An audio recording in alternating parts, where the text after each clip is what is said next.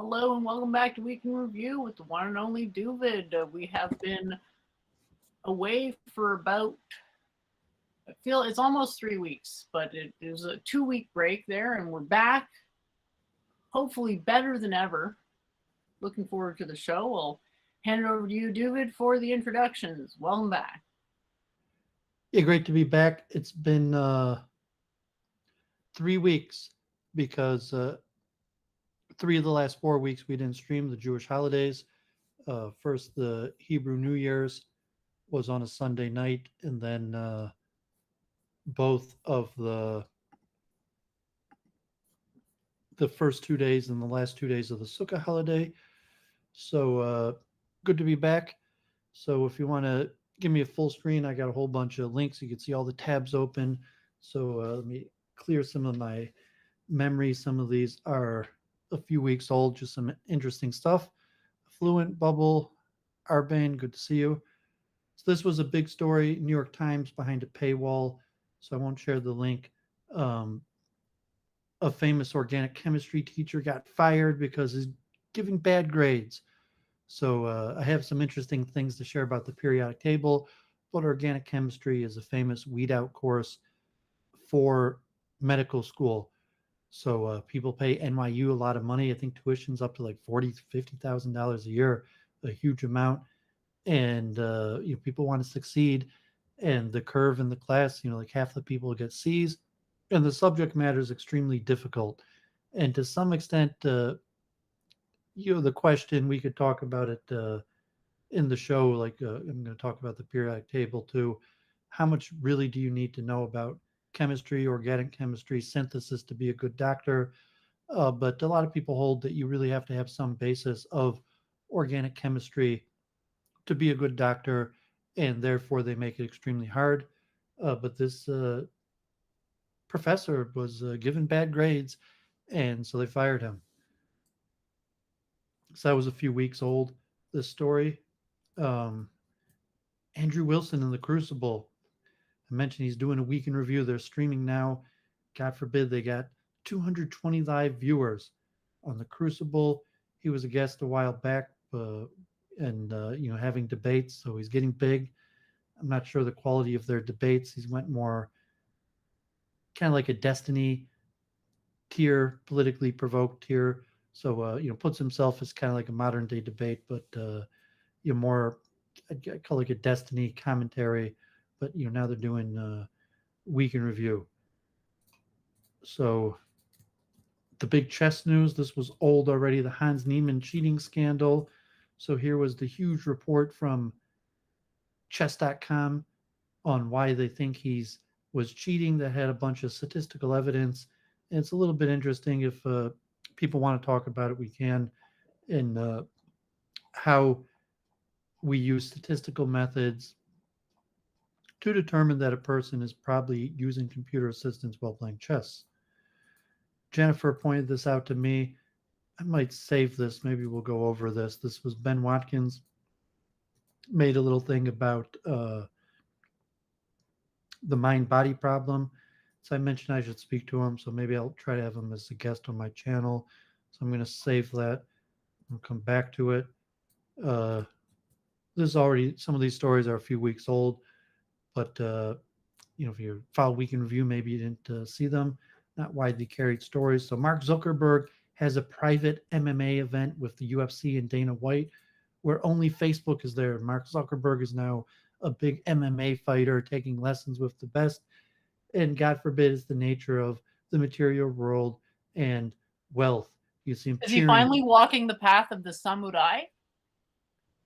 Well, I mean, God forbid, I took myself off the chess server. I'm going to talk about that too, because I want to take life more seriously.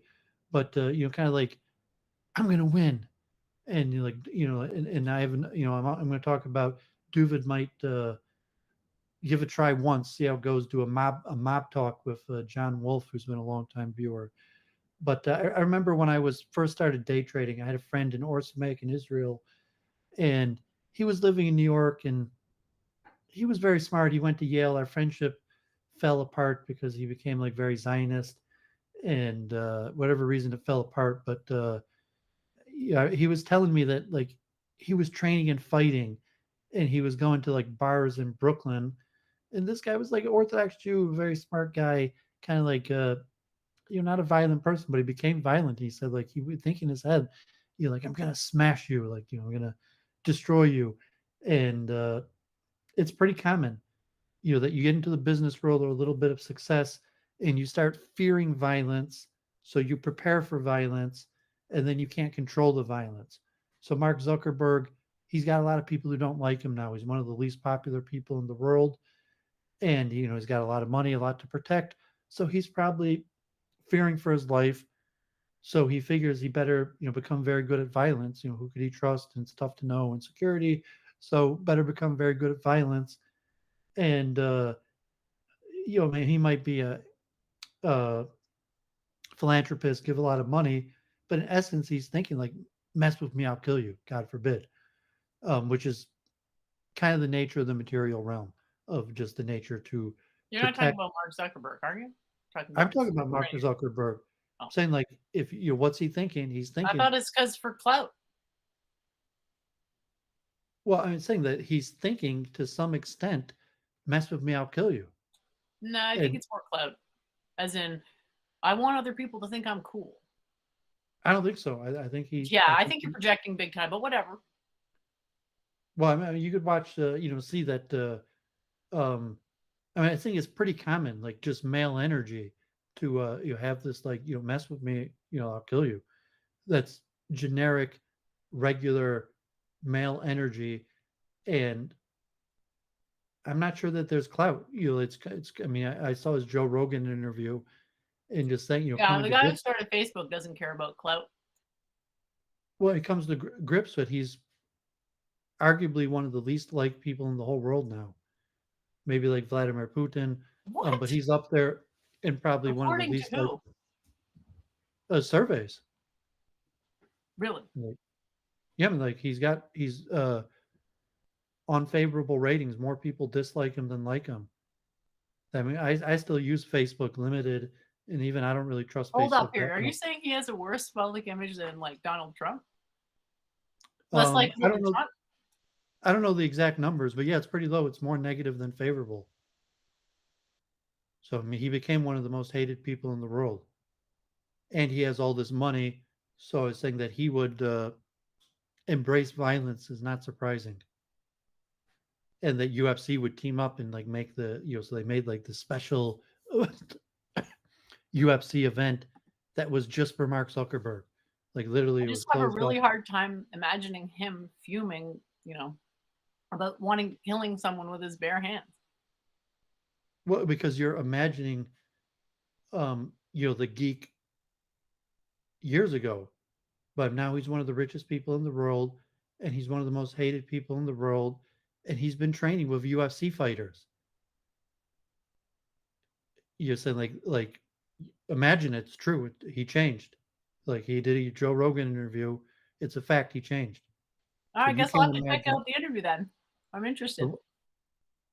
Well, Joe Rogan's on Spotify now, but it's a fact. He changed, and you could look at a lot of nerds become bullies, and they don't want to be bullied, but once they become strong to protect themselves against the bully, but then they become the bully, and saying you're working out in order to protect himself, but in reality he's the bully.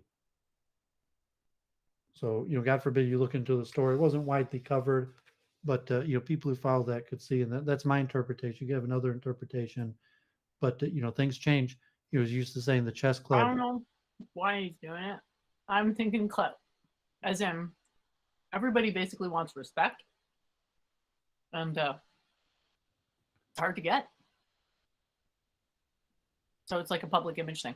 I mean, Yeah, I mean he's already one of the most well-known, richest people in the world, and learning how to fight is going to get him clout. I think it's because he wants to be good at violence. And perhaps he probably, wants to be seen to be competent for clout. I don't think he wants to be seen. I think he wants to be good at violence. I don't know what you think. Like it's not a perception thing. In fact, this wasn't covered in the news. Like Doovid is showing you this on Week in Review. It wasn't a news story. I Okay, mean, you well, might be able to look it fair up. enough. I mean, it wasn't like he's not his name. He's been a little bit on the. He posted a video, but no, I mean, it's pretty clear He he wants posted to a be video on his Facebook or what? on his. He I don't follow like Instagram or whatever it is. I mean, it's not about clout. He wants to be good at violence, and it's not something that he Could it really possibly be thought about. slightly about clout?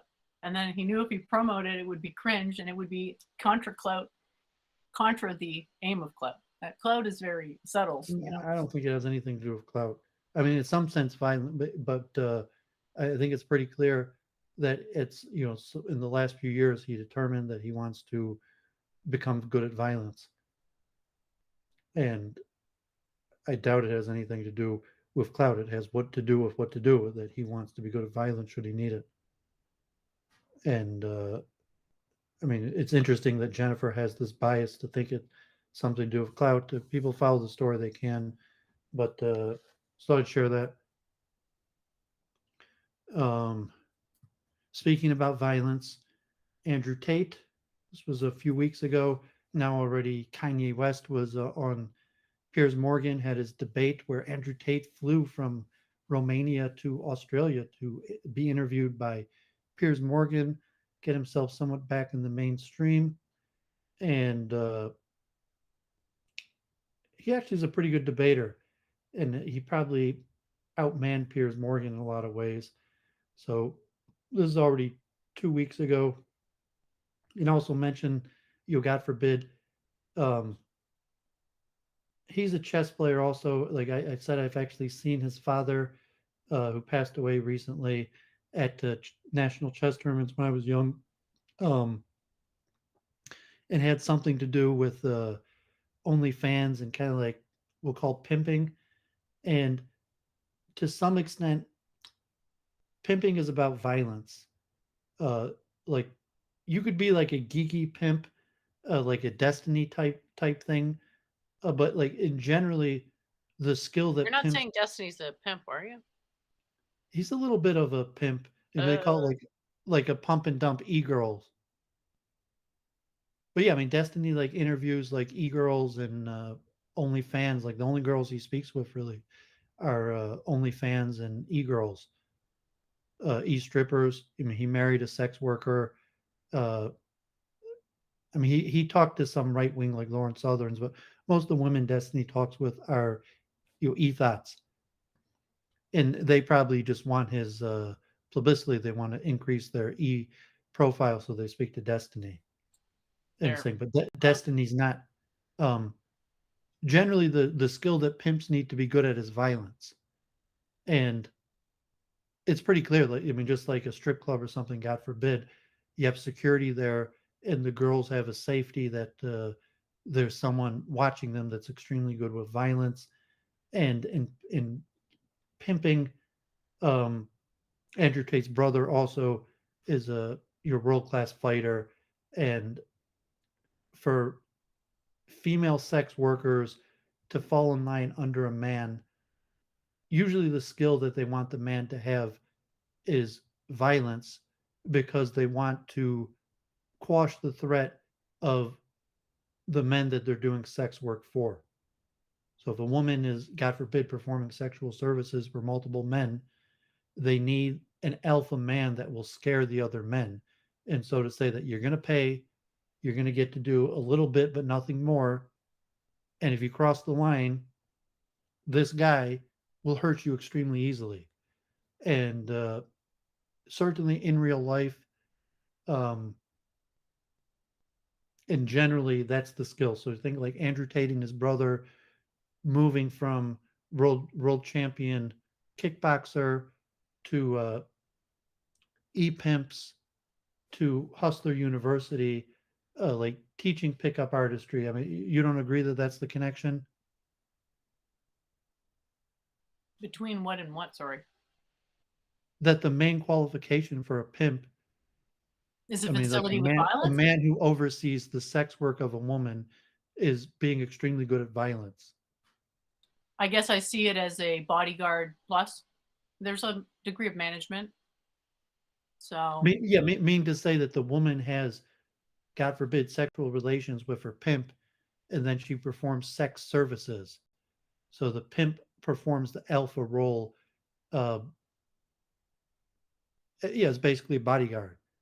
So in order to be a bodyguard, the pimp has to be able to physically intimidate any of the other men that have being performed sexual services for.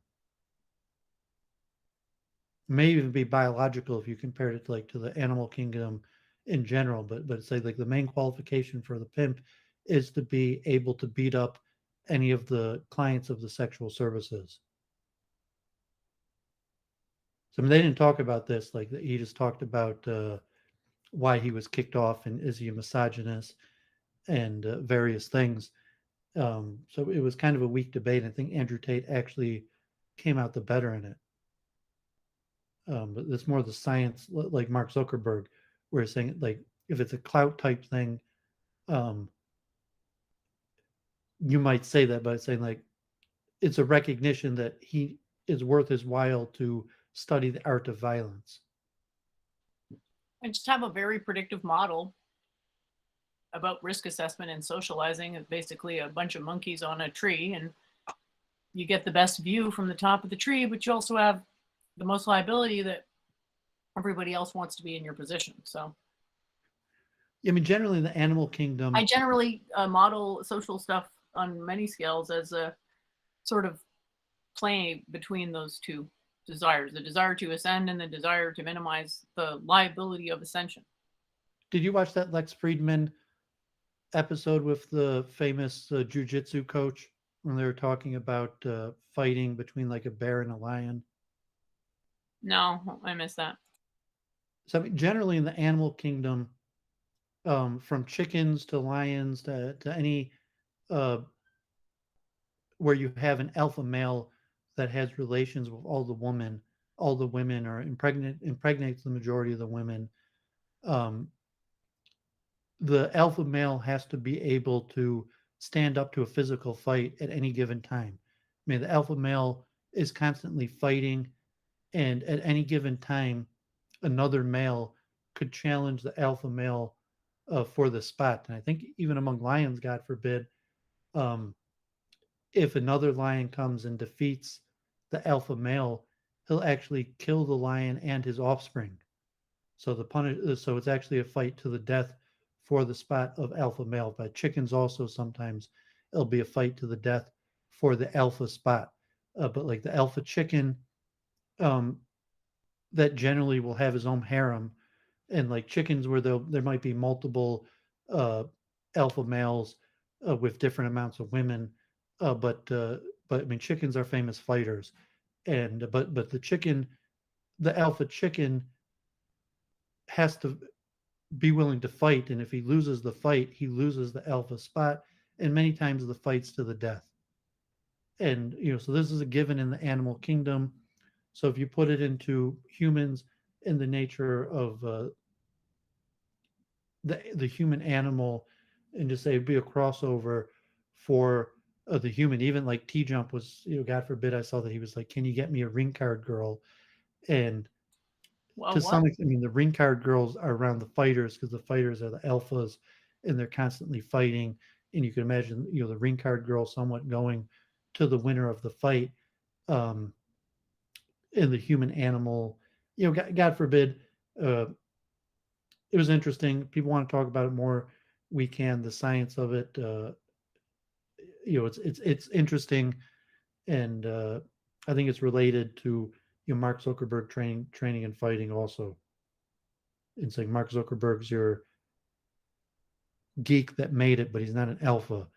And so at some point he's like, well, I'm smart. Maybe you could figure out to be an alpha, but he probably can't.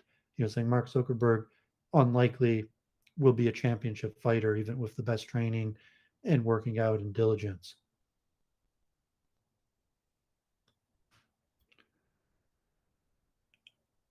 Theology Unleashed back. Matt Dillahunty was on the other day with not that great of a debate, kind of like a junior theist. This one got cut off. It was interesting because I have this guy's books, and I didn't realize that Joshua Green was Brian Green's brother. So I have some of Joshua Green's book. He's a Hare Krishna devotee, and he was speaking to Matt Dillahany about discovering, the Hare Krishna. And Matt Dillahany asked him, says, so you're Brian Green's brother? And he said, yes. So I didn't realize it. And I checked on Wikipedia. So it's interesting. I don't watch that much Brian Green. I have one of his books. I read one of his books. He's definitely, I did actually, the World Science Festival. I actually did. I watched like 30 Brian Green videos on the equations. I think I even shared them on Week in Review over a year ago with Brian Keating, Neil deGrasse Tyson, Les Smolin. He's probably one of the big five names in popular physics. So it's ironic that Brian Green's brother, Joshua Green, is a Hare Krishna. And also interesting that Joshua Green went on to become a professor of Holocaust studies. So hopefully they'll reschedule it. Arjun said he had a power outage, so they only had the first 20 minutes of the conversation. You heard of Joshua Green before? I'm not sure. I don't Are think you so. surprised that Brian Green's brother is a Hare Krishna? Not really, no. A lot of people convert. Yeah, I mean, I guess this is older brother, and I guess Brian Green is more atheistic. So hopefully they'll be able to reschedule it. God forbid, ironic, Christopher von Jerkness has now his own theory of consciousness, time, space, matter, and energy Oh dear God. that he tries to demonstrate by like cracking some eggs. But he's out there. Doovid, one of my big debates, Christopher von Jerkness on No More News, Adam Green, my biggest biggest post show on my channel, still one of my highest viewed videos. My highest view is the post No More News after I debated Christopher von Jerkness, but he wrote like the book on Einstein, and he claims he's a descendant from the Jerkness, a famous physicist. But people are into him. You can check out his theory of time, consciousness, space, matter, and energy. Brian Keating. I'm just had, reminded of Luke saying, "Stay in your lane."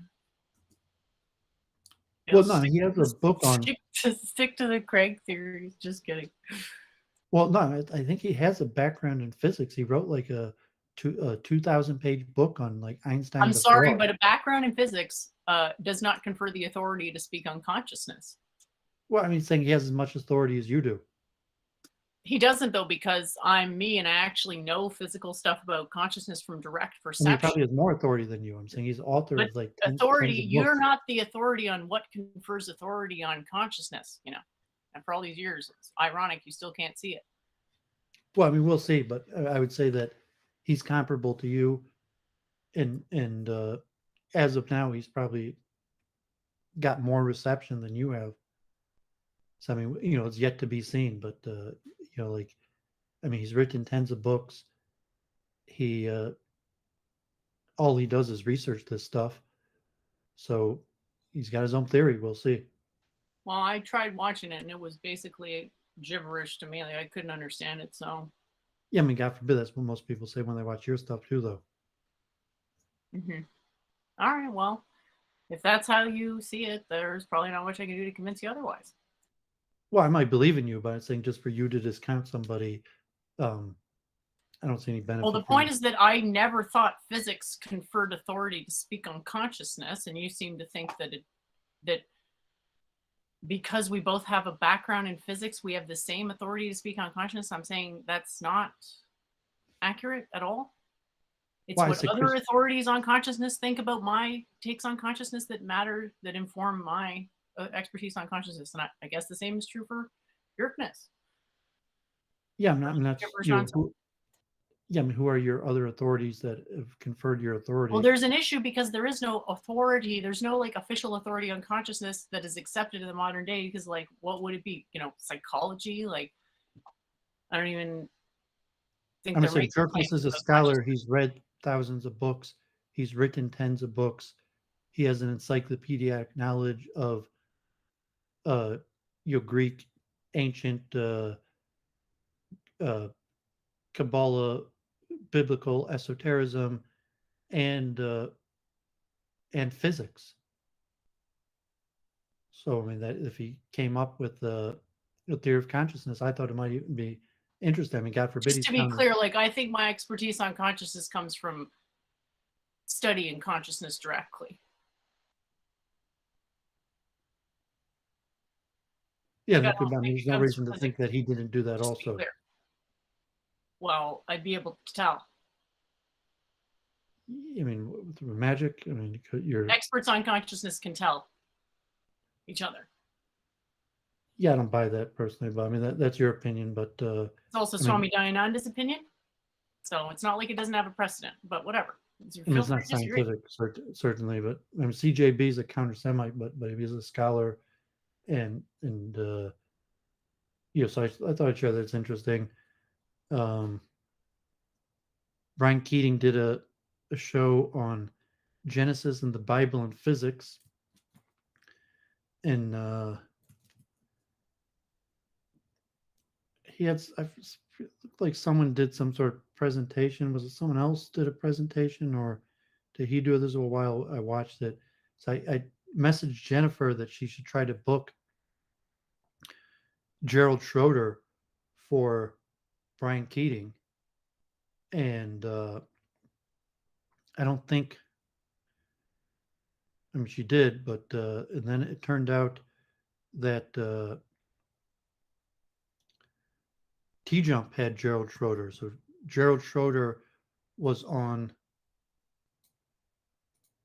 Root and Branch with Lowell Gallen and Les Glassman, and I Gerald Schroeder's the author of Genesis and the Big Bang, and so when we were working together with Lowell, he was one of the guests, and we talked about that at length on Week in Review. So I'm not sure who booked Gerald Schroeder for T Jump, but he was on T Jump, and they had a interesting talk. It was kind of low energy.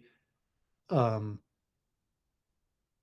but I messaged Jennifer that she should try to book Gerald Schroeder for Brian Keating, because Brian Keating was talking about getting into his roots and studying more Judaism.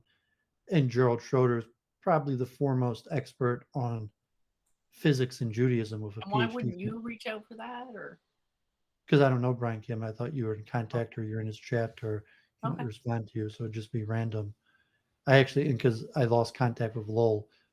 So, or I haven't been speaking with Lowell. So just if, I mean, if she wanted to take it upon herself, she could have emailed Lowell to see if he would email Gerald and try to book Gerald Schroeder for Brian Keating. So I don't know how T Jump came in contact with him. But I messaged Jennifer on Facebook after the Brian Keating that if she wanted to take some initiative, that she could consider doing that. She still could, but Brian Keating taking an interest in his Jewish heritage. Gerald Schroeder is probably the foremost biblical physicist with the popular books, The Science of God, and I forget the name of his other book, but on Genesis and the Big Bang.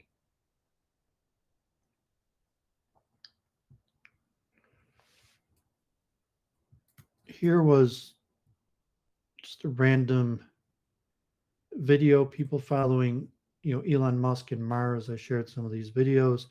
So here's the National Museum of Mathematics talking about mission to Mars, human mission challenges, and the math addressing them, about some of the mathematics behind space travel and calculations that would be used to go to Mars, get a rocket to Mars.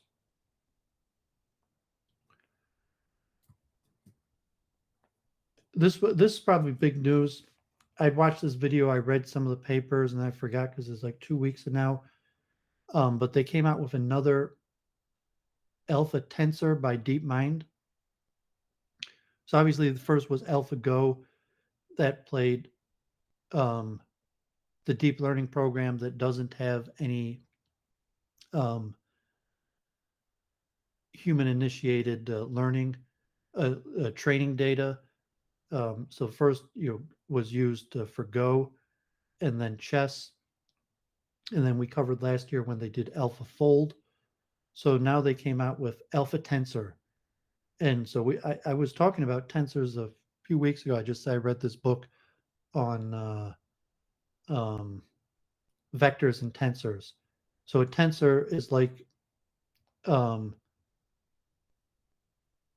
really vectors are a form of tensor, but I guess a tensor is not just a three-dimensional vector, but like a It's like three by a tensor is to a matrix what a matrix is to a vector. yeah. But and technically, I think vectors are a form of tensor, but advanced mathematics, physics The uses smaller tensors. dimensional ones are always a special case of the larger dimensional ones. So like a vector is a tensor. Yeah, so tensors are matrix multiplication, the most used mathematical operation in all of science and engineering. Speeding this up has massive consequences. Thus, over the years, the operation has become more and more optimized. A fascinating discovery was made when it was shown that one can actually needs less than the n3 multiplication operations to multiply n by n matrices.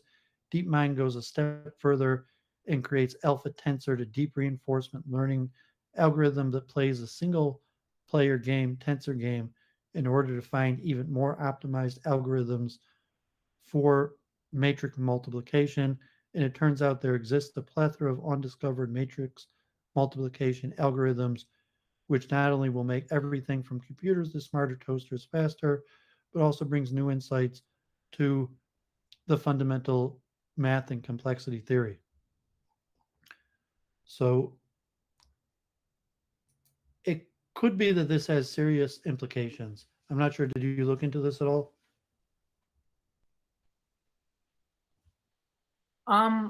Is it the same thing as machine learning's new math, new number formats, and basic computations emerge to speed up AI training? Is it anything to that effect? Because I did have an article from IEEE on that. Sort of blanking It's the as to famous whether I DeepMind actually sent Alpha. that to you.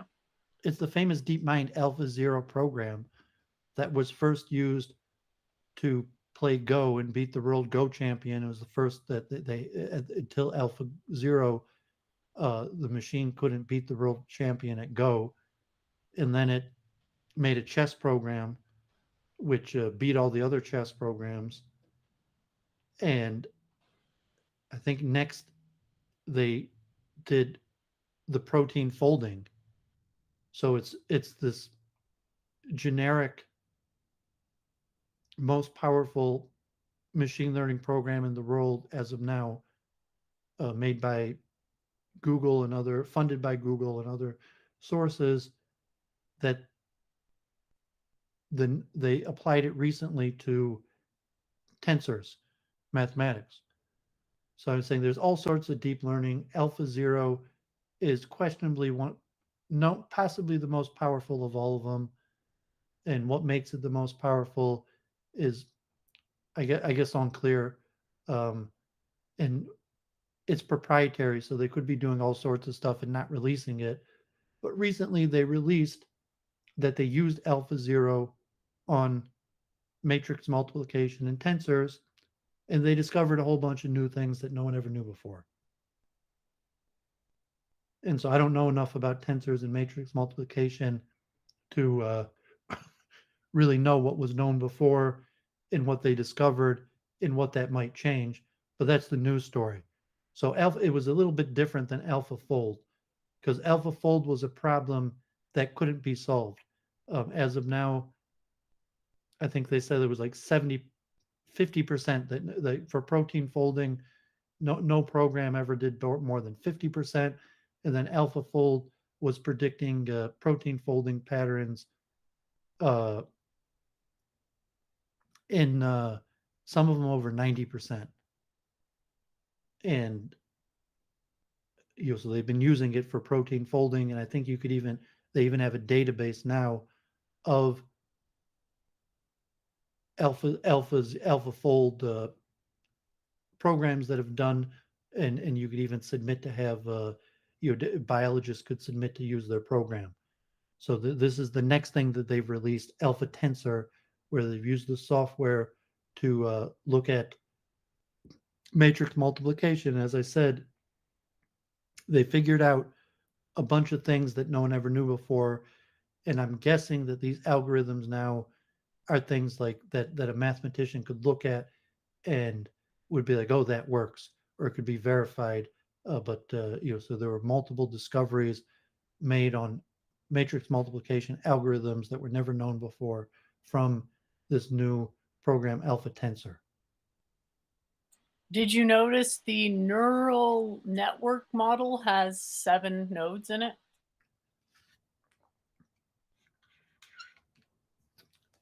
The neural that's network. Yeah, in the video there, it says neural network and there's a diagram for it and it looks like, yeah, it's got 7 nodes. And I was just thinking about the 7 different things that you can think of at once, the chunking theory, how it connected to that. But I guess it'll be interesting to follow. And I'm still not sure if it's the same as what I what I discovered, because it does seem there's a bit of an explosion. Seems to be a bit of an explosion in this tech.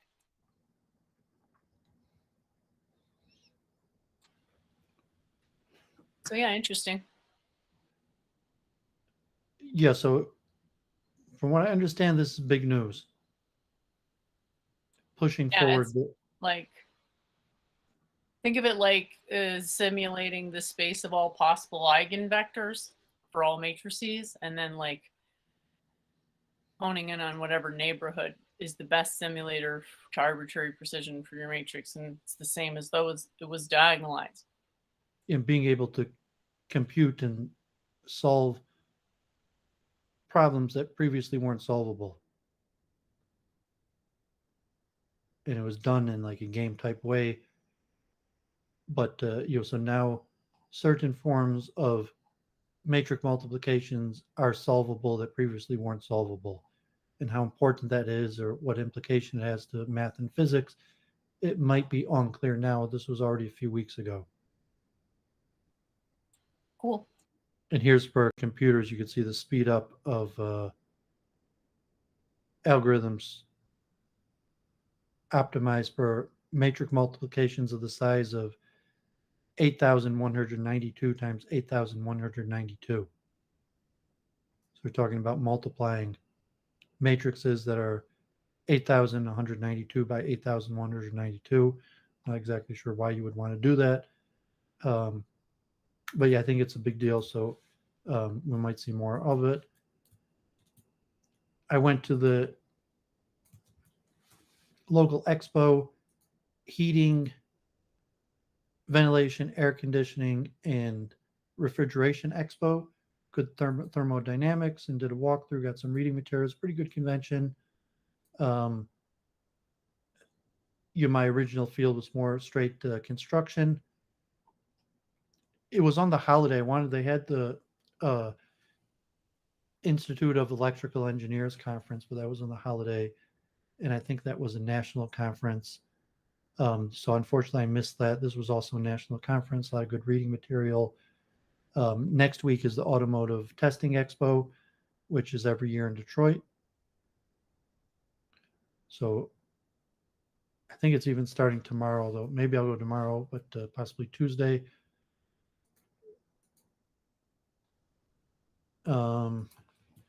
Here's a new channel I found, Arvin Ash. It's an interesting physics and math explanation. So here was the trouble with gravity. Why can't quantum mechanics explain it? So nice overview on the mystery of gravity and the failures of quantum mechanics to properly explain gravity. Here is the Royal Society. 2 weeks ago, the science of laughter. So Doooovid hopes to do a deep dive soon on the science of laughter. So it wasn't kind of generic, but you see the. So I take that to mean you've never done therapeutic laughter? I mean, to like see a professional or through a group? No, I mean, Rebbe Nachman talks about. Like when you try to laugh till the point where you get tired in order to trigger some sort of relaxation in muscles. I mean, through like a therapist or just as a technique that to try? You're assuming therapeutic, like would be through a therapist or Not through a therapist, no. And I don't like really do this very much. Sometimes it just sort of happens. Rebbe Nachman actually talks about that in Breslov Casitas. There's such a concept also. But anyway, we can talk about it later in the deep dive. Yeah, I haven't got into it. In the next few months, I'll be doing a deep dive into laughter. So just it's showing the Royal Society. I watched this. People are following the news, the U.S. and China trade wars and the chips. So I've been following this channel, Asiametry, that deals a lot with chips. So here was a course, Navid Asadi, on microchips and packaging. So a pretty good course on microchips. I actually already watched the whole thing. So just find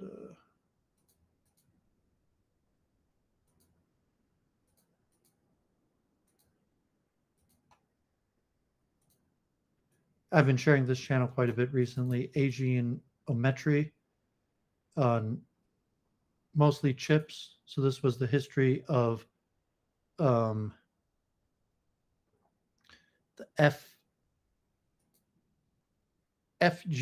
FPGA, which I forgot already what that stands for. Some sort of circuit. It has a nice history of microchips and circuitry. So in the U.S., the big news is President Biden has imposed some sort of chip ban. Didn't Trump start this? I haven't looked into this at all, but I feel like this exact same claim was made about Trump. And it was a nothing burger, but now I guess it's actually happening. Well, I mean, Trump threatened tariffs because China has trade barriers. So Trump policy was to impose tariffs on Chinese products, and I think he just threatened to and didn't end up doing it, and that was enough to get China to lower some of their or change some of their economic policy. Biden did something different. He forbade U.S. giving chip technology to China. So it's actually a different nature and somewhat more serious than what Trump did, and in like the microchip wars. So it's actually more serious, and no longer sharing technology. And it's unclear what's going to happen because probably the technology is probably better in China, Korea than in the U.S. So I'm not fully sure exactly what the state of it or what's going on. It's different than Trump was doing regarding taxes and tariffs and trade. Biden is talking about technology transfer. So it's of a different nature, possibly more serious. So I think I've shared this channel before. Useful charts. They have interesting things, mostly like genealogies of like royal families, some biblical stuff. So he did a survey of like 17,000 people, atheists, and found some interesting information. And he talks about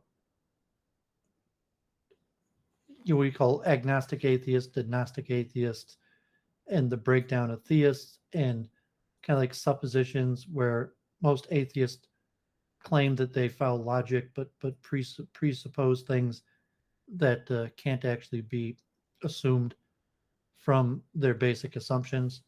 Like atheists most believe that the physical material world is all that exists. The universe is self-existing, and science and reason are the only ways to obtain knowledge.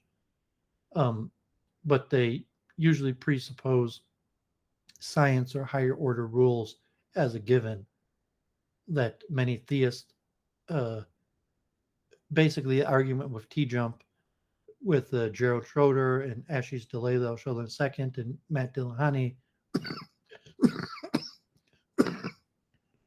pardon me, is that you need God to have higher order rules just exist. So atheists like to just take as a given that higher order rules can exist in a materialistic framework. So he points that out. He has a whole bunch of interesting data, and even has the Myers-Briggs. So this was part one. I'm not sure if he's done part two yet. So I was looking through, and it was interesting. He also is promoting his own periodic table. So I noticed that his periodic table is the same substructure as Jennifer's in at I was least just saying, like, it's a matter fork. well, so if you look at the periodic table, it's saying the this periodic table is the most useful because of the periodic trends. And as a No, student, I think that it's most useful because this is how we think. We think in a flat two-dimensional sense.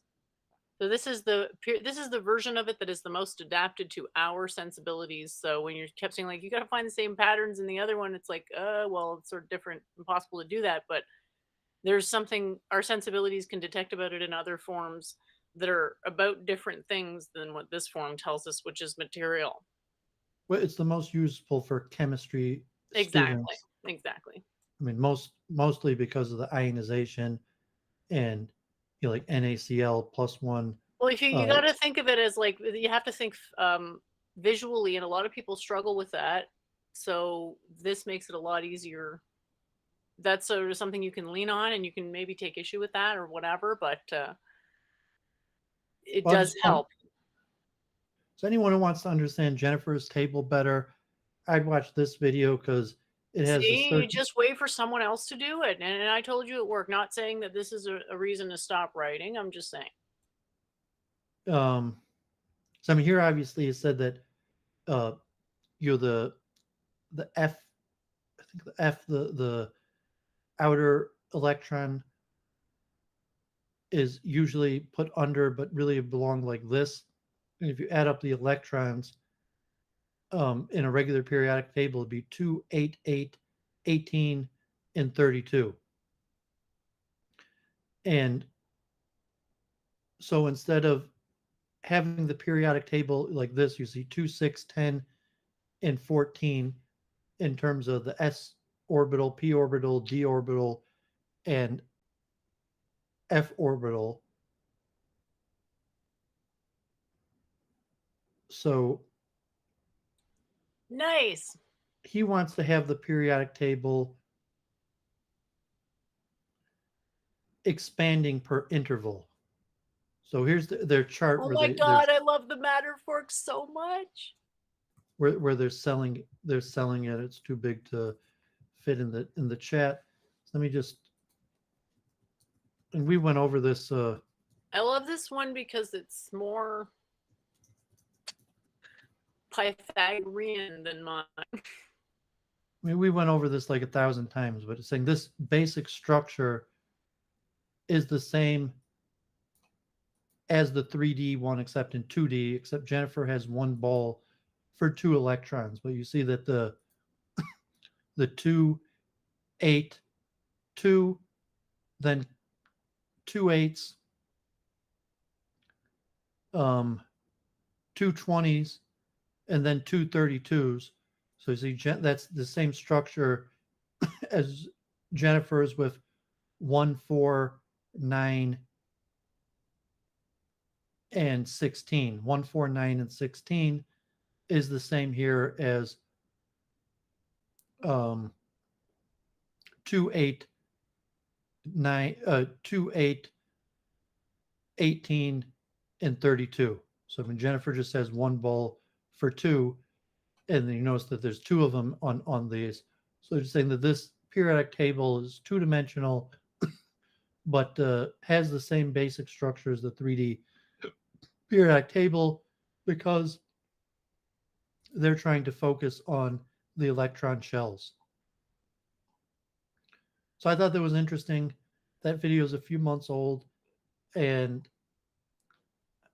I mean, you could probably contact him or whatever, but it was just interesting. And, it's that the geometric structure is the same. Cool. So people who watch this who want, a little bit of an understanding of, the structure of that video is pretty good. And, Jennifer ever wrote a paper about it. I thought that might be, a little bit of inspiration to how to word things, because their explanation of the basic structure would be the same for at least an element of hers. Jennifer messaged me about metaphor, simile, and analogy. And so I was mentioning that they're slightly different, that they're analogous, that, they're synonyms, but they're slightly different. And, so generally a simile is just whenever you say something is like something else. Just if you use the word like, it's a simile. A metaphor is often poetic, saying something is something else.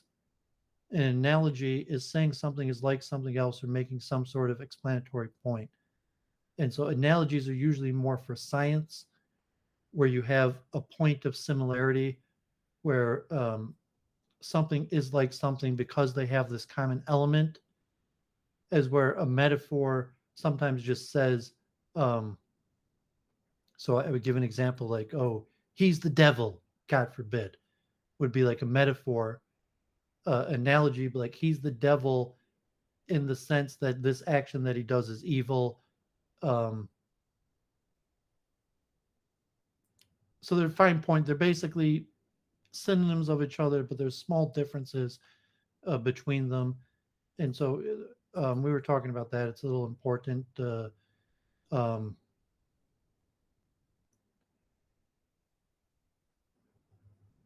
Here's Yeah, I realized it actually is really important in the storytelling modality, because for the longest time I was like, how could it possibly matter? But then when I was thinking I would read this Raja Yoga book by Vivekananda and just break down the form of it, so be like, subject, object, whatever, and then just replace that information with my information or something, which isn't plagiarism somehow. And then, yeah, it does seem to make a difference in the storytelling motif, because there were metaphors followed by similes, followed by analogies, woven through, all sorts of stuff. And that was just the introduction, really.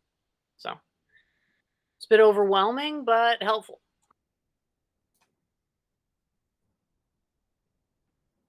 Yeah, it's just interesting. Metaphor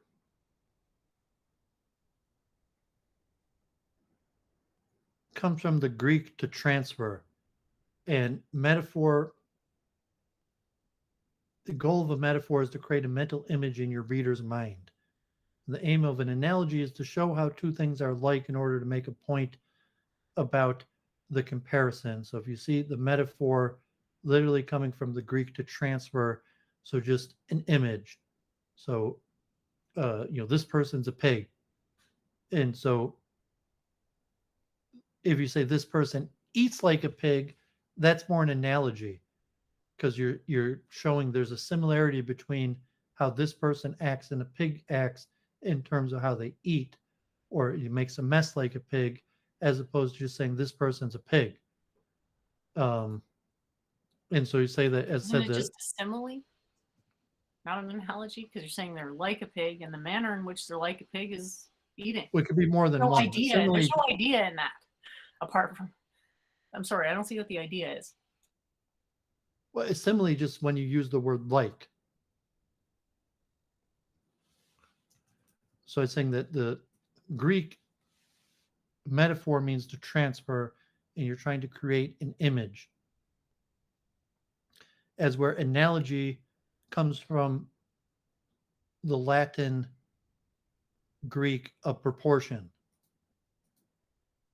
So when you do a metaphor, you're just trying to transfer an image for whatever reason of a similarity between one object to the other. It doesn't even have to be a similar, it's just a metaphor where whatever reason you want the person to relate this image to that idea, as opposed to an analogy, literally from the word proportion, is showing the similarity. So here the example is, you're a pig, as opposed to the analogy, you make a mess like a pig. So the metaphor is just transferring an image, as where the analogy is showing a proportionality of the similarity of it. And so the simile is just the word when you use the word like. So there are differences between them, although they're all very similar. But the functionality in this particular chapter did seem to, they were different in the storytelling process. An analogy is the most precise. Analogy has a scientific logical structure. A metaphor is usually more an artistic device.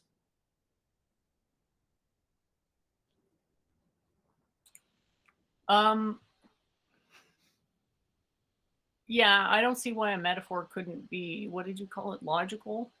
They could be both. I'm saying a metaphor. To me, what makes a metaphor is that it's not at all what's going on. It's They're not something exclusive. separate. It doesn't have to be that Something all. totally separate, and you're saying like You're saying totally something separate thing unnecessary. okay. It doesn't have to be that all.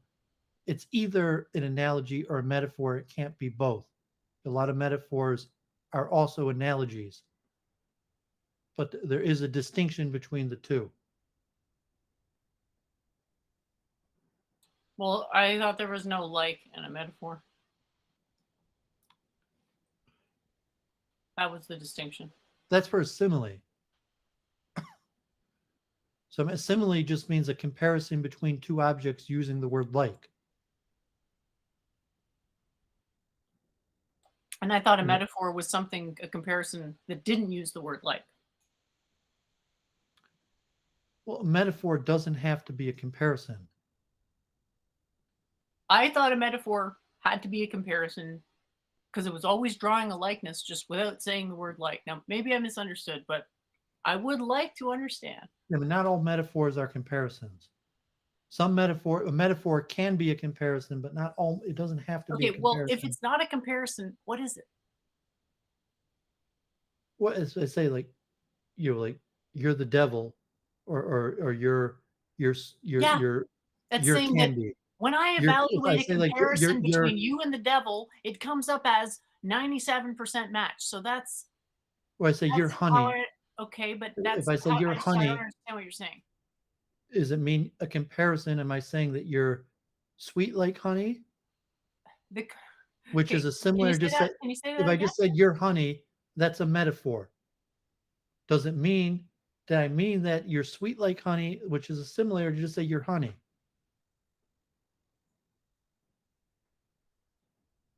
So it's a metaphor because it's transferring. Well, it's not a metaphor because a metaphor has to be coherent, and just saying you're honey. No, it doesn't have to be quite coherent. Rising to the level of recognizability in terms of meaning. No, a metaphor doesn't have to be coherent. I guess that's. You're saying a metaphor. It could be like black whiteness. You're black whiteness. To me, a poor metaphor. Or you're a squared circle. Here's why: a poor metaphor is not incoherent necessarily; it's just inappropriate. Well, I'm saying metaphor is just the transfer structure. So I've said you're a squared circle. It doesn't rise to the level of metaphor because it doesn't actually, because like saying you're honey, you're not actually making that connection. You haven't quite made a metaphor to say you're honey. You've made an incoherent assertion. Yeah, I mean, you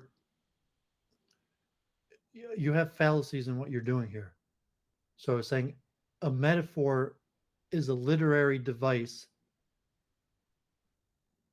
that just creates a mental image. Right. You're a square. You're a square circle. You're white darkness. Well, take for example, it's just a literary device that it could have a logical structure, but it's not necessarily a comparison. Saying Uh, it's similar to a comparison, but it doesn't have to be a comparison I don't get how it can't be. because it's a literary device. It's not a logical device. A literary device that is that goal of which is comparison. No, I the just goal of don't a get it. metaphor is not comparison. The goal of a metaphor is to attach a Here's the way I mental understand a image. metaphor, okay? I look at the situation, I think of something that the situation reminds me of, and then I talk about the thing the situation reminds me of. That's a metaphor to pump my intuition about something into No, something that isn't the thing. So to me, a no. metaphor is necessarily like I don't know something where'd else. you get this idea of that's what a metaphor is. Well, it puts an idea in your head. Where do you think the idea comes from? From an image, from some sort of way to make an idea from words. I mean, literally, metaphor means transfer. In modern usage, it's meant to attach an image, to create an image in a person's head related to an idea. Related to an idea in Not any necessarily way a other than a comparison. likeness? Well, likeness is just one form. I just don't see what other possible forms there could possibly be. Can you give me an example of a metaphor that isn't drawing a likeness? Because I mean, Is even the if saying you're the definition devil, of take for likeness? example, you're the devil. What that means is that when I look at you, I see the devil, aka you possess the properties of the devil. That's what's implied by a metaphor. Correct Well, I me if mean, I'm God wrong. forbid, if you debate with say God forbid, like he's Hitler. It's not like no, he's literally Hitler. Not like, oh, he's has ideas that are similar to Hitler. So like, no, he's literally Hitler. I don't mean he has ideas that's like Hitler, or he is saying things that are like similar to what the Nazis said, saying like he's literally Hitler. In terms that's Oh, again, metaphorical. I'm not saying he's like Hitler. I'm saying he is Hitler. because presumably he's like him quite a bit. He's so much like him that you're drawing the equivalence. I mean, that's what the presumption is. I don't want to No, argue it's a this anymore. literary device I still that understand metaphors as it's a being about literary connecting device that ideas. does not necessarily intend to comply to logic. It's meant to be a poetic or artistic voice to attach a picture. I don't want you to think The he's like logic is that the Hitler in the picture is idea that he. accurate. The logic is that the picture is accurate. Yeah, so a metaphor doesn't have to be accurate. It It's a can be a poetic poor device. metaphor, that's true. But if it's a good metaphor, it's accurate because it draws a likeness No, through I'm its saying because imagery. it's a poetic device. Because it draws a likeness through its imagery. That's why it's a poetic device. A metaphor can be Good an poetry analogy, but isn't good poetry because it's logical. logic, I wasn't saying that. A metaphor, okay, so someone in chat, I don't know how to pronounce that, sorry.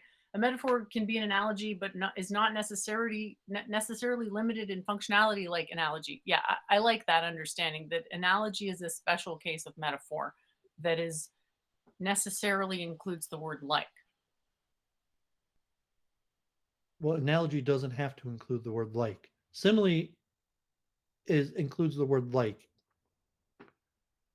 Analogy means that there's a comparable element between the two, and the analogy is specifying what the comparable element between the two is. A metaphor does not have to have a comparable element between the two. You could do a metaphor between two items that have no comparable element. Can you give an example? Why is it light darkness or a squared circle? Good evil. Okay, what's that supposed to mean? It's a metaphor. It's a rhetorical literary device. Doesn't have to mean something logical. It's a poetic device. So a square circle, that's a metaphor. If I say you're a square circle, or I mean that square circle itself is an item. It's saying when it's added in reference to something else, then it becomes a metaphor. So just squared circle. I mean, maybe squared circle in itself is a metaphor, but it was saying you're a squared circle. I was saying you're a square, you're a circle. And so I was saying you're a squared circle. I just made it up like that because it's logically contradictory. I mean, it's still a metaphor, just like, Yeah, no Chinese. exactly. And the logic of the metaphor is that there's some trait in common between me No, the and the logic squared of an circle. analogy. An No, there's analogy the has a same trait logic in common. operates. It's just A implicit in the metaphor does metaphor. not It's necessitate having implicit a in the common. metaphor. There's correspondence to the idea. That's the point of the metaphor. No, that's the fine difference between a metaphor and an analogy. The difference is the word like. It's not No, whether. it's not the difference. Like, it's the logical structure of it. An analogy necessitates a similar element between the two that's being compared. A metaphor is a purely poetic literary device of putting an image in the person's head in relation of one object to another. That relation of doesn't one object necessarily to have another. to be a similarity. You could put an image in the person's head of something that has no similarity. I mean, you say there's some point of similarity between all objects. I'm just But sort of that's the confused. fine distinction between an analogy. Is analogy, the purpose of the analogy is the shared similarity. It's A just that metaphor nobody would is agree that you're a squared circle is even a metaphor. Nobody would agree with that. that is It's literally not what a a metaphor. metaphor is. No,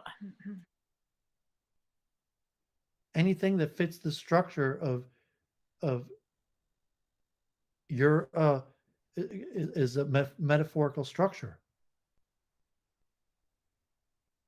Just like your like anything is structured is a simile metaphor. structure, analogy is a subsection of metaphors that it focuses on the similar element. Even saying that's what I said. The word literally means proportion. That there should be some portion of similarity between the two things being compared, as where the metaphor doesn't necessitate the proportion of similarity between the two. It's a poetic device meant to transfer an image into the reader's head. It says here, Wiki, it's a figure of speech for rhetorical effect directly refers to one thing by mentioning another. There's no mention of similarity. It's for rhetorical effect, not logical effect. Analogy is logically based. Metaphors do not have to be logically based. Jennifer asked this question. I tried to clarify, and I guess she's still not clear on it. It's fine. I guess I have trouble understanding this subtlety, and I'm glad we can go into it. It actually gets. I still have quite a few of these things to share. All right, go ahead. This was random because the last article, why Michigan is such a big state for ghosts, and one of the ghost experts claimed it's because of the water, but Michigan has a lot of paranormal activity, and one person claimed that it's because water. Here was an interview with Stuart Hameroff and his student Justin Riddle. I've been sharing Justin Riddle for a while. I was sharing Justin Riddle when he was only getting tens of views. Now he's getting over 1,000 views, and he's got the man himself for an interview on his channel.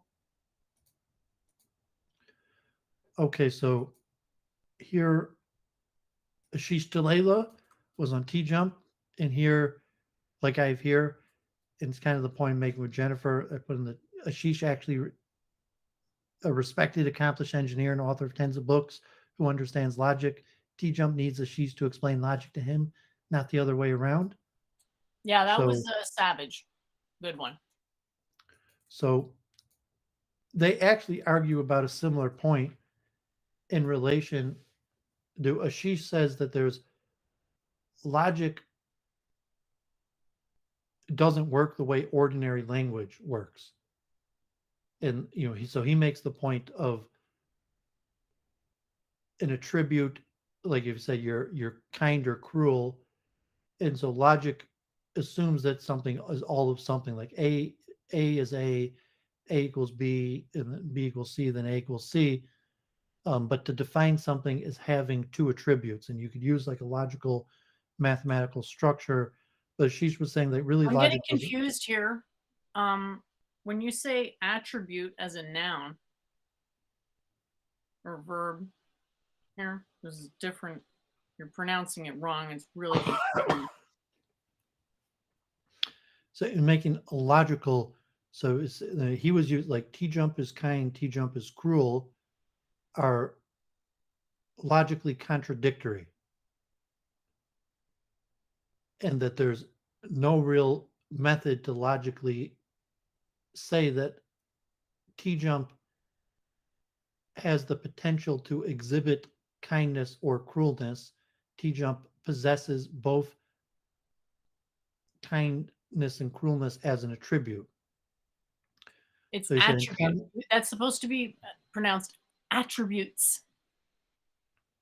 T-Jump possesses the attributes of kindness and cruelty.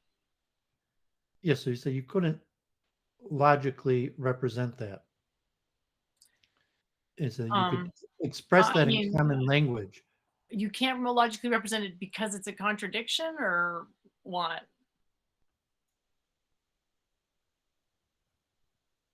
Is that why? Because it's self-reflex, because it's even to say someone has dual attributes. Attributes. I'll look that up. You're probably Attributes right. is verb tense. Attributes is noun.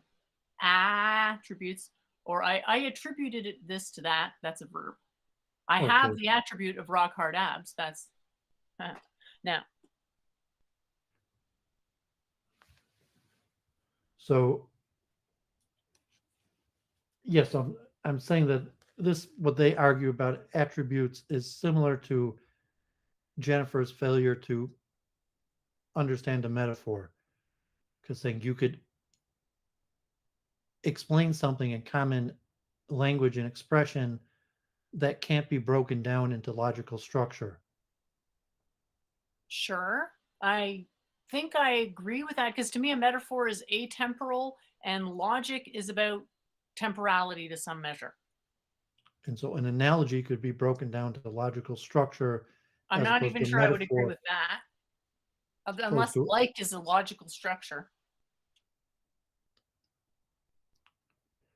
Well, it could be in pure logic that they're the similar doesn't even that's also that's saying there may not be a similar function in pure logic. It has to be equal. Similar isn't actually a logical function. If you say contains, like in some form of set logic, where the set of attributes that one object contains a similar attribute as what you're comparing it to, as opposed to a metaphor does not necessarily. For an analogy, the analogy is saying that the set of attributes, one attribute is like the other one object is like the other object, in that the set of attributes of this object contains a similar attribute to what you're comparing it to. And that's the analogy. Yeah, as opposed to yeah, a so metaphor. I wouldn't describe that as logical. I'd say that's higher precision, because it's actually saying what is it about it that's similar, rather than just painting a tableau or say, okay, here's this image to connect to this idea with the metaphor. So in pure logic, I guess it's not really clear that you could do such a thing and break an object down into a set of attributes. But if assuming that you could, the analogy would have that similar attribute between two objects, as opposed to a metaphor does not necessitate there being a similar attribute between the two objects. But Ashish basically gives the same argument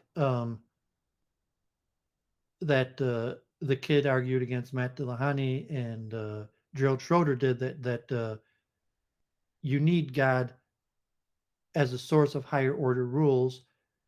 And T-Jumps were like, no, I mean, just logic.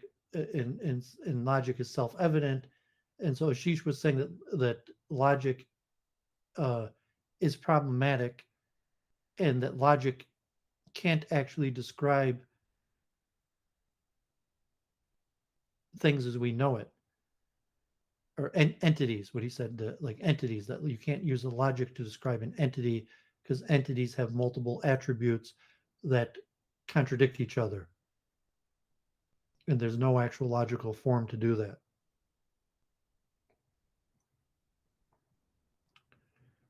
And they kind of talk like half of the episode about that. They got tiered. So I saw this thing with the Israelites. So T Jump's kind of like bait and switch.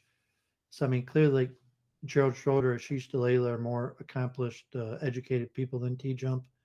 So like they don't need T Jump's like lessons in basic logic or philosophy.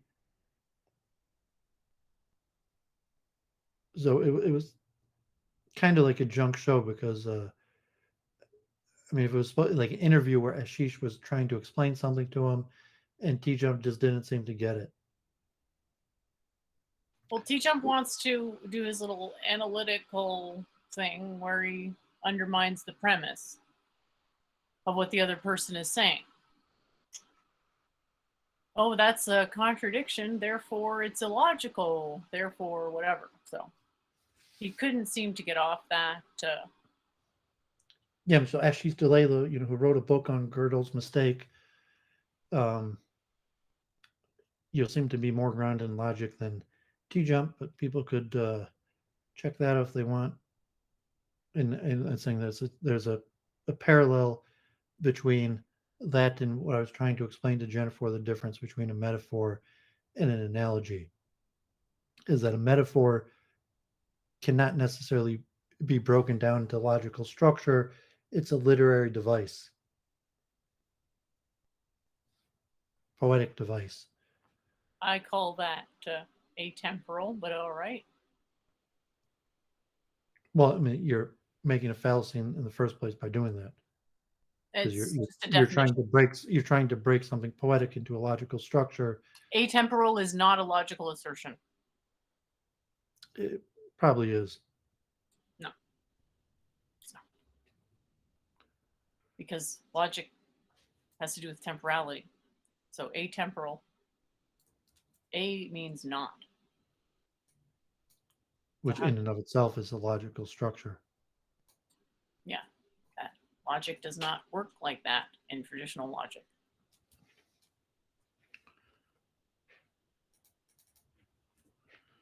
This one's too big to share. So this was interesting. This was on the last day of the holiday. They had a big chanting session, and the rabbi stops him in the middle of the chanting. He's like, stop, you can't chant this song. It's the wrong day. Like, this song should only be chanted on the high holy day, the New Year, or the day on the New Year, and should not be chanted on this one day. And they argued about it with the other rabbi, and the other rabbi agreed, as, oh, you're right, you shouldn't, it's the wrong day to chant this song.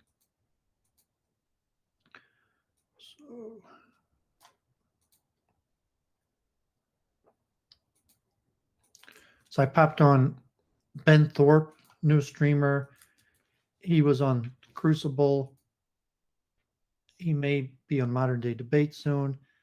And he's been streaming with his daughter like all the time, like 5 days a week for hours. And he debated E. Michael Jones on the Book of John. And I think he's some sort of like Catholic school teacher. And so it's interesting. He's getting into streaming, and he's got his wife and his kids. And so I popped on. We talked for like an hour. Might be working together with him. So he's up to 280 subs. He had 230 subs the other day. You'd see it Mom Mondays, where Grace and her mother stream on Mondays, and then Tuesday through Thursday, Grace and her father stream, and then Fridays, their mother streams again, and then Saturday they're trying to have debates. So check a new streamer out, Ben Thorpe.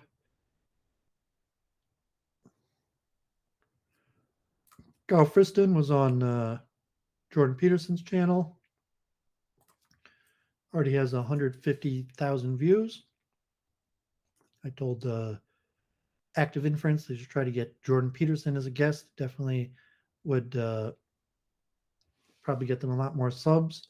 So it's a bigger, maybe Carl Friston's biggest interview. Just see if that's so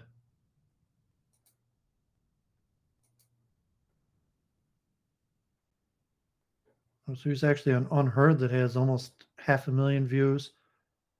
I never heard Unheard, this podcast. Freddie Sayers has so many views, but so it's his second most viewed podcast. So good for Carl Friston. Active Inference getting some exposure there. So Hans Niemann, the big chess cheating scandal, is now suing. Doubling down on the asshole quote. 100, yeah, and so he's saying he did not cheat, and he's suing for defamation of $100 million to chess.com, Magnus, Play Magnus, and Ikora Nakamura. So be interesting. So the Hans Niemann chess cheating scandal remains the biggest story in chess, probably the biggest story in chess in decades even. So see how that goes. I closed down my Lee Chess account, even though I had my popular blog. I just thought I was wasting too much time playing chess, and chess kind of leads to bad character because it's competitive in nature. So I wasn't finding any productive conversation. It's all kind of like, I won, and got to be the best. So, although the chess program in Detroit coach texted me actually just a few hours ago, said this Friday at the Detroit Institute of Art, chess is back. And so I'll be coaching chess again in Detroit this Friday. Sabina Hassenfelder pumping out her videos in the news. This came out just yesterday. What if effect comes before causes? Basic explanations, physics without the gobbledygook, her Einsteinian action at a distance, various things. So what is Einsteinian action at a distance? I forget her exact quote. Where Einstein, I'm not even sure, but there's some quote that she says all the time in the last few videos, and I'm not sure if Einstein said action doesn't happen at a distance or quantum effect. So I've been watching her, I guess, in 2-speed, not enough to know her quotes or a few of them. So they've announced the next Science of Consciousness conference. They're now collecting abstracts, which I guess technically me or Jennifer could probably submit to become a member, and you do that through submitting a paper, and then there's a period for the papers to be reviewed. And that's now. So I thought as a possible goal, it'd probably be expensive, that maybe me and Jennifer would meet and eventually meet in person at the Science of Consciousness conference in Sicily, Italy at the end of May in 2023. So it'd probably be expensive. Yeah, you get to see us posing next to the old statues in the traditional Roman fashion. It'd be like muscles oiled to perfection. Just kidding. A mile, halfway around the world, not halfway, a quarter way around the world, and a week in hotels. Probably it'd probably be a good few $1,000s each. But you make it a goal. I'm going to try to start streaming more, take my business more seriously, and I'm thinking maybe I'll go to the Science of Consciousness conference in Sicily next year. Does that mean your midlife crisis is over? Well, no, until my identity crisis remains. I'll talk about that, but it doesn't mean that I won't go to the Science of Consciousness conference just because I have or haven't resolved my identity crisis. But that I would be willing to spend, I have to imagine it'd be at least like $3,000. I mean, besides for like the $400 or $500 for the conference, and probably like $1,000 for the airplane, and then to take a hotel for like a week. So maybe if Week in Review grows, um, we will meet up, a few of us, in Sicily, Italy next May. So it's a good 10 months away, or 8 months away. So put that for a goal. Leave it out there. Royal I saw that. Institute. Yeah, nice. Nice. Always good to have a goal.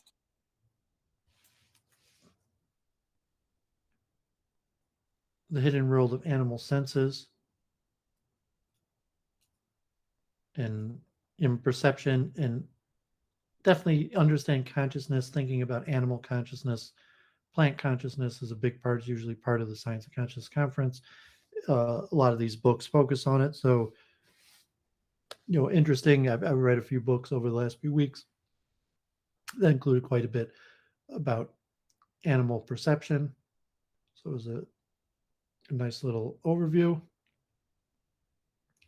Luke Ford shared this video, and God forbid, I've been talking about Jennifer and the hero's journey and the narrative arc, and I've been on Luke's quite a few times. We've been talking like on average once or twice a week now for a few months, and so he shared this. Turkish professor wrote a book. I actually ordered her book.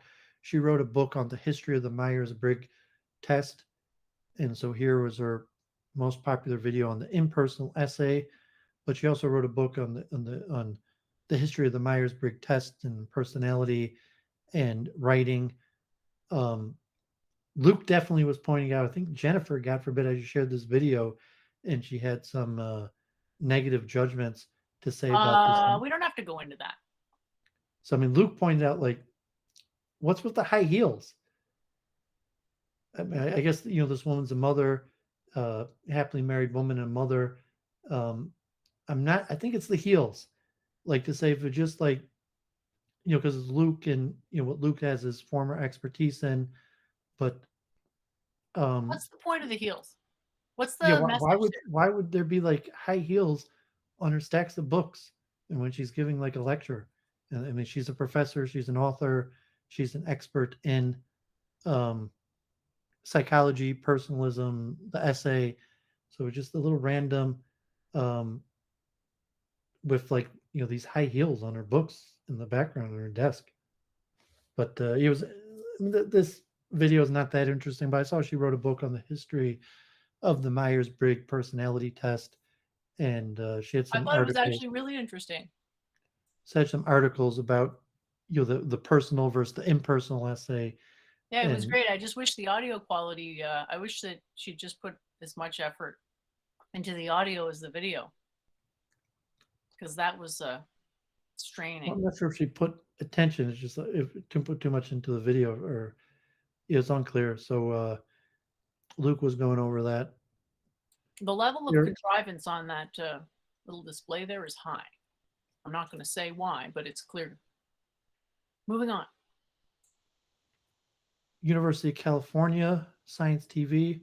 So they had a recent thing on post COVID-19. Why are people acting so weird? Social disturbances, stress, substance abuse during the pandemic, and just looking at statistical data of social disturbances, substance abuse, stress, and basic thing, just saying under stress people act more erratic, and so you have data relating to homicides, gun injuries, as a like from a medical perspective, and basic, as I said, the risk reward calculation changes, where God forbid, if there's a horrible disease that it's taking people's lives, it changes the basic risk reward people calculation that people may have, and it may likely cause people to be willing to assume higher levels of risk than they would have beforehand. If the basic, like, okay, likelihood I'm going to live 70, 80 years old, various expectancies that I would be able to design my life around, that that may have changed. Life expectancy may have gone down. There might be possibility like, oh, I can't do this anymore, or just like gathering in public increases the chances that I may have sickness or death, and therefore we see things like higher homicide rates and social disturbances. So this was from a more statistical, scientific point of view. So God forbid, John Wolfe, I think he found me through Luke Ford. He's been following my content for years. He's got a little channel in the Luke chat. I think he's buddies with High Testosterone, and he's been doing mob talk for a while, kind of like videos. I mentioned like the Angel Gotti. Jennifer said she saw that show, like the Growing Up Gotti reality TV. So he likes following the mafia, and he follows the shows, and he's in the chat. And so I was talking to Luke, and we were talking, saying how becoming an Orthodox Jew is kind of like joining the mafia, and to some extent, becoming an Orthodox Jew literally is joining the mafia, because Orthodox Jews uh, are basically mafia connected. And so we talked about that with Luke, and John's a big Luke Ford fan and a big mafia fan. And Luke Ford also, God forbid, the pornography industry is also mafia controlled. A lot of it is, Jewish and Italian. And Luke Ford actually has a lot of mafia connections and has written on that. And so I thought I would do a mob talk, give it a try, mob talk with Doovid. So I'm not sure what day it's going to be. And I'm not going to be talking about crime. I'll be talking about the larger Jewish Italian networks and maybe the science of violence, where you have organized, mafia just means extended family and networks. The word a lot of times is used like mob, referring to crime and violence, but the mafia in general doesn't mean crime and violence. It's the extended family network, usually Italian, related to Catholics, uh, that includes violence. So we'll talk about some of that in business networks and partnerships, specifically in New York City, like law firms and businesses, police contracts, construction business, and also the connection to violence. So we'll see how that goes. Um, I'm not sure what day that could even be tomorrow. I told him I was free basically any day, Monday through Thursday. We could probably find a time, so it might even be tomorrow. I'll probably share it on Twitter. We'll see how it goes. If maybe we'll do a regular mob talk, or he'll book me for regular mob talk. So actually, there's a popular mob talk guy that I went to high school with. One of the more popular mob talk guys, Scott Bernstein. We went to the same high school that you're supposed to have over 130 IQ to get in. So smart guy. See the Original Gangster podcast, uh, hosted by Scott Bernstein and Jim Buccellato. And Scott Bernstein is like the grandnephew of the Purple Gang, who was Detroit's Jewish mafia that was connected with famous American Jewish mobsters like Bugsy Siegel and Meyer Lansky and more. So he's written books on. He was 2 years older than me. I remember him from high school. Um, we weren't close or friends or anything, but he's on the internet. He's a popular guy in Detroit and among our high school alumni. And I don't think he's mafia. He does books and podcasting about it. So I didn't reach out to him, but I mentioned that. So maybe it'd be a new venue of mob talk. Okay, so I went to the symphony orchestra this week. So here, my parents have season tickets to the symphony orchestra, and my dad wasn't able to go today, so he gave me the tickets. I invited my friend Deshaun, who actually, hopefully, I'll have Deshaun in my house next week, and we'll stream another political talk about Israeli elections and American elections. So probably the week after next, I'll have Deshaun IRL in my house, and we'll do a stream, but he's an artist, political science. He it was involved in music, so he's big on the scene in Detroit. So I invited him, and he showed up to the symphony, and they played Mendelssohn's Violin Concerto and Beethoven's Third Symphony uh, Heroic, and so that was a good time. And generally I don't do information, I don't do entertainment, um, but it was a good time at the symphony. Um, I streamed this week also on 13 books that changed my life, and next week I plan on doing another from my series on um, book recommendations. I said Jai David was in the chat. I said I was probably going to do Hindu. So probably Wednesday I'm going to do 10 Hindu books or something like that. And I did this one chronologically from, said we'll mention books that influenced the direction of my life and epitomize at least a segment of my life and forever changed my thinking and interaction with the world, covered in chronological order. So not necessarily great books, but books that changed my life of note. So I streamed with Ben Thorpe. I mentioned that. I was like, where do I know the name Thorpe? I was like, oh, Ed Thorpe, Beat the Dealer, Ed Thorpe. Have you ever heard of the book Beat the Dealer by Ed Thorpe? I'm afraid I haven't. Have you ever heard of card counting at blackjack? Absolutely. You saw the movie like Rain Man, or there was a recent movie with Kevin Spacey where he's an MIT professor.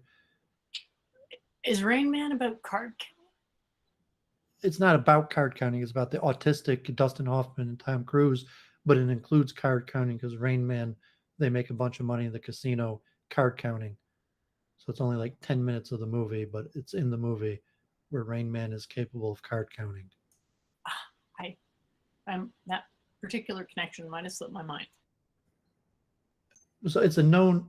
So I read this book in high school, and this was in the 90s, the mid 90s, and this book came out in 1962, and Ed Thorpe's still alive in his 80s, and he was a mathematician professor, and he discovered card counting. He created card counting, and equity. Most games, you have a negative equity, meaning that if you bet $1, your expected return is like 98 cents, 97 cents, some less, if you make the best possible play. Does that something to do with card counting, Tom Holland? No, this is about who's going to play you in the eventual Hollywood screenplay or screen adaptation of your life, possibly method acted by Jared Leto. I've never heard of him, but I pulled him up there. Born in 1996, so this would have to be young Doovid, at most, God forbid. And God forbid, like Goy Face. You have a non-Jew play Doovid.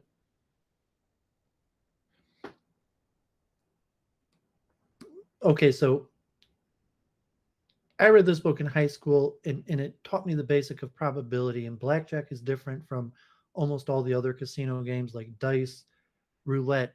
The odds are the same every time, and they favor the house by like 51 to 60%, depending on the game, if you make the best plays. Where so you have negative equity for every dollar that you bet. You get back like 80 to 90 some cents.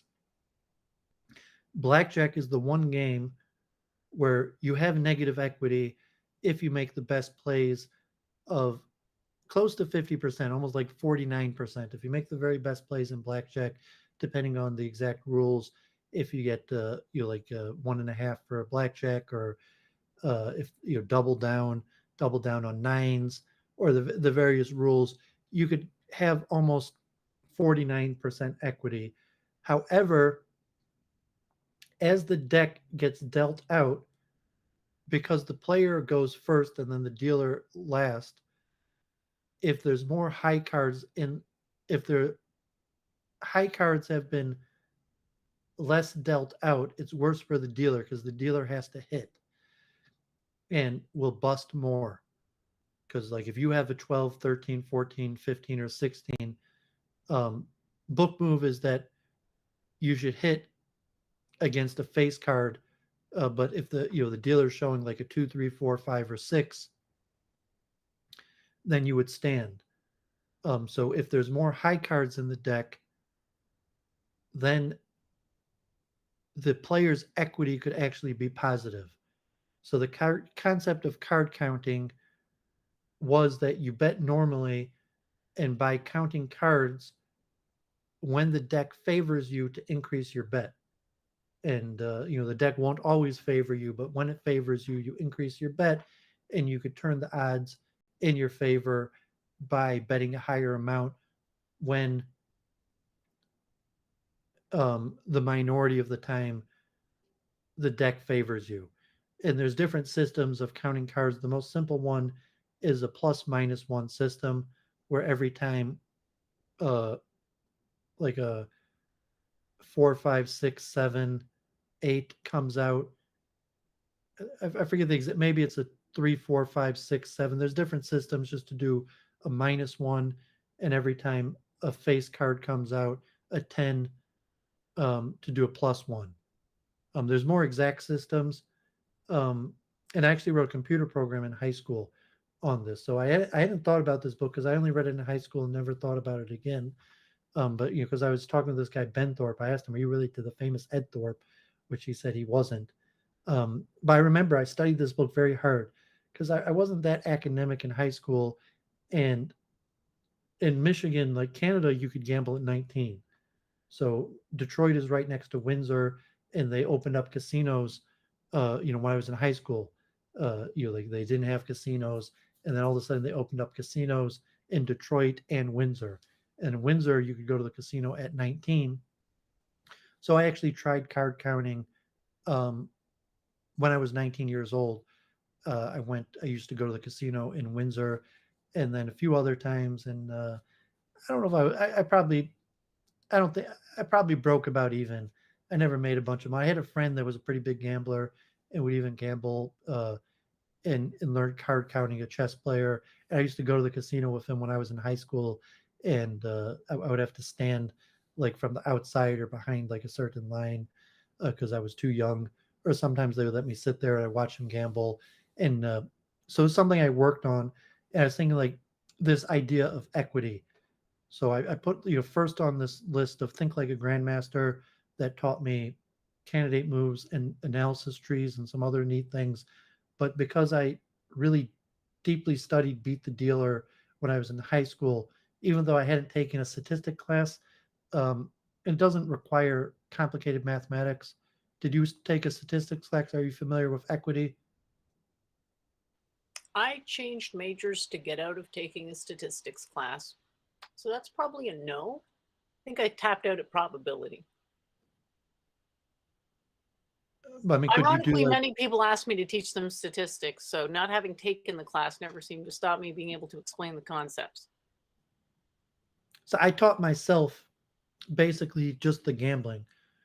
So, I mean, if you had like basic questions of probability, like craps, where if you roll a 7 the first time you win, a 7 or 11 the first time you win. If you roll double ones, you lose, and if you roll another number, then you have to roll it again to win. And then if you roll a 7 or 11 or a double one, you lose, and you have a basic probability. And I played backgammon also. My brother became a pretty good competitive backgammon. I played competitive backgammon too, and like in the end of backgammon, there's basic uh, you know dice games, card games, where you could calculate your exact equity, and then you could determine a bet on it, which just means your equity is the odds of you winning times the dollar amount. So if you're betting $10 and you have a 49% chance of winning, your equity would be $9.80, which means you're expected, you're going to win 49 out of 100 times, lose 51 out of 100 times, So if you did the bet 100 times, um, so I mean your equity on any given time of doing it, I mean you're going to win or lose. So on the given bet, you'll win all or lose all, but your equity before the bet will be uh, a percentage of the bet. So if you have positive equity, if you're betting $10 and your 75% chance to win, your equity is $15. If your 25% chance to win, your equity is $5. I mean, basic calculations, statistics, and so blackjack is more complicated, especially something like card counting, and you actually have to do like a computer. I actually wrote a computer program to do it. It's not complicated mathematics. It's basically at most algebra. But so I included that book because it taught me to think in this, the way that you have chances and you could increase your chances or bet higher. I did some of the Jewish books, ones I did streams on. I mentioned why day traded this book, Reminiscence of a Stock Operator, which they handed out to day traders, which was a fictionalized account of the life of Jesse Livermore. Um, I also mentioned cultural critique. I think it changed my life a little bit how I see things, looking at group strategy, group conflict, the journey home. Radhanath Swami, I put that like kind of what got me into the Hare Krishna was I read Radhanath Swami's The Journey Home. I put Morals and Dogma, Albert Pike, Freemasonry. Interesting in this, I put Gurdjieff. I've mentioned Gurdjieff on Week in Review a few times. You have memory. You know who Gurdjieff is? Yep. So, I mean, Gurdjieff set up cults actually across America and the U.S., and he recruited famous people, and he created these compounds, and he had these like dances, and it was somewhat based on You're talking about Sufism. George Gurdjieff, is that right? Yeah. Okay, just checking.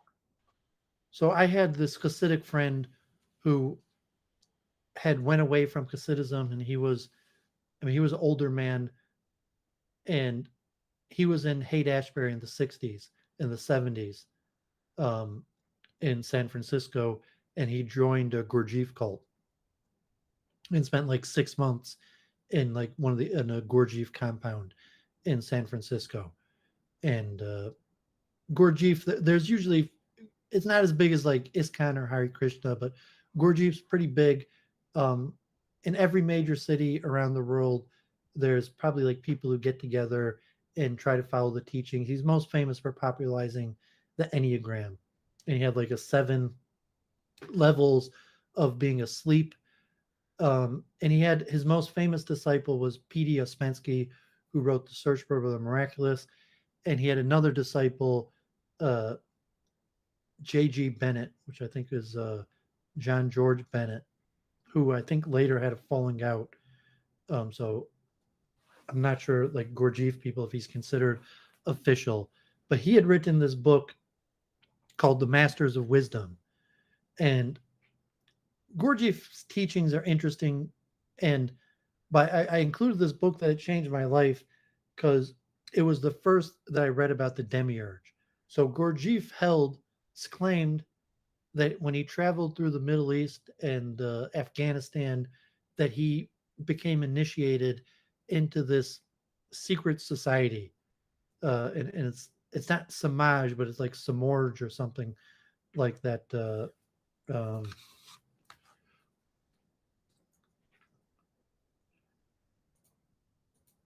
I forget the name of the society. It's slipping me, but he claimed that there's this secret society of people that progress life forward, and they taught him like these dance moves, and I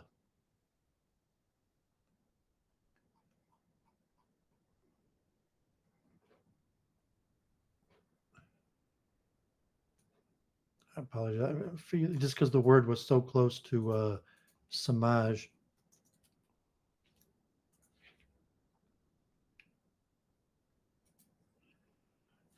But the first few chapters, he talks about the demiurge.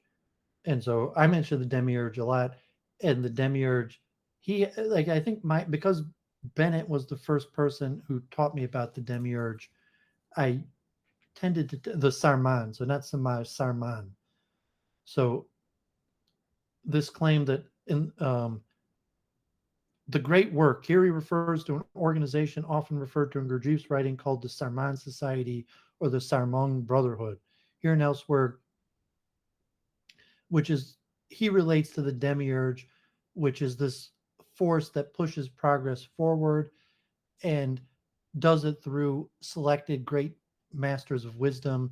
And each generation, there's a few people that have the spiritual wisdom and work on behalf of the demiurge, pushing progress forward. And Gurdjieff claims to be part of this hidden Sarmoric society, of which Bennett is.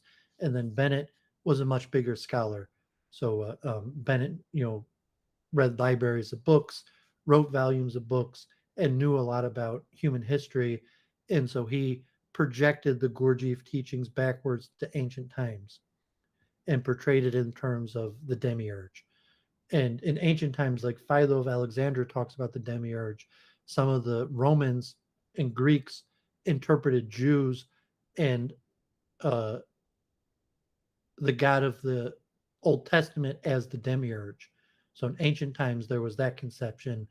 And a lot, Christopher M. Jerkness and the Greeks talk about the demiurge. Plato talks about the demiurge. Um, and sometimes it's considered a pejorative. So Bennett considered the demiurge a positive force that teaches wisdom to humanity through a select few great masters of each generation. And whether he's accurate or his conception of it, but that laying out stuck in my mind, and till today I think in terms. So I'm not necessarily a follower of Bennett, or nor I necessarily agree with Bennett's understanding of the unfolding of the demiurge and the great masters, but the concept that I first came in reading his book about the masters of wisdom and the demiurge definitely changed my life. Does it mean anything to you? No, sorry. I mean, maybe even Jennifer in and of itself, you could look at, like, Jennifer is, a master teacher, a representative of the demiurge, one of the few people in the generation that somehow has been given access to secret wisdom, and with that secret wisdom could push progress forward, and in the term of a positive force in the demiurge. So Bennett largely lays out the demiurge as a positive force. So I don't know if Jennifer would. Well, Maya to me is the closest connection to that, but then you have this almost nihilistic seeming aesthetic of that is a bad intention behind the demiurge's dominion over this realm. Whereas Maya, I understand, is kind of neutral relative to that. So I hadn't read the Greeks enough when I was young. Now I know a lot Thanks. more about the demiurge. I have a few books just on the demiurge.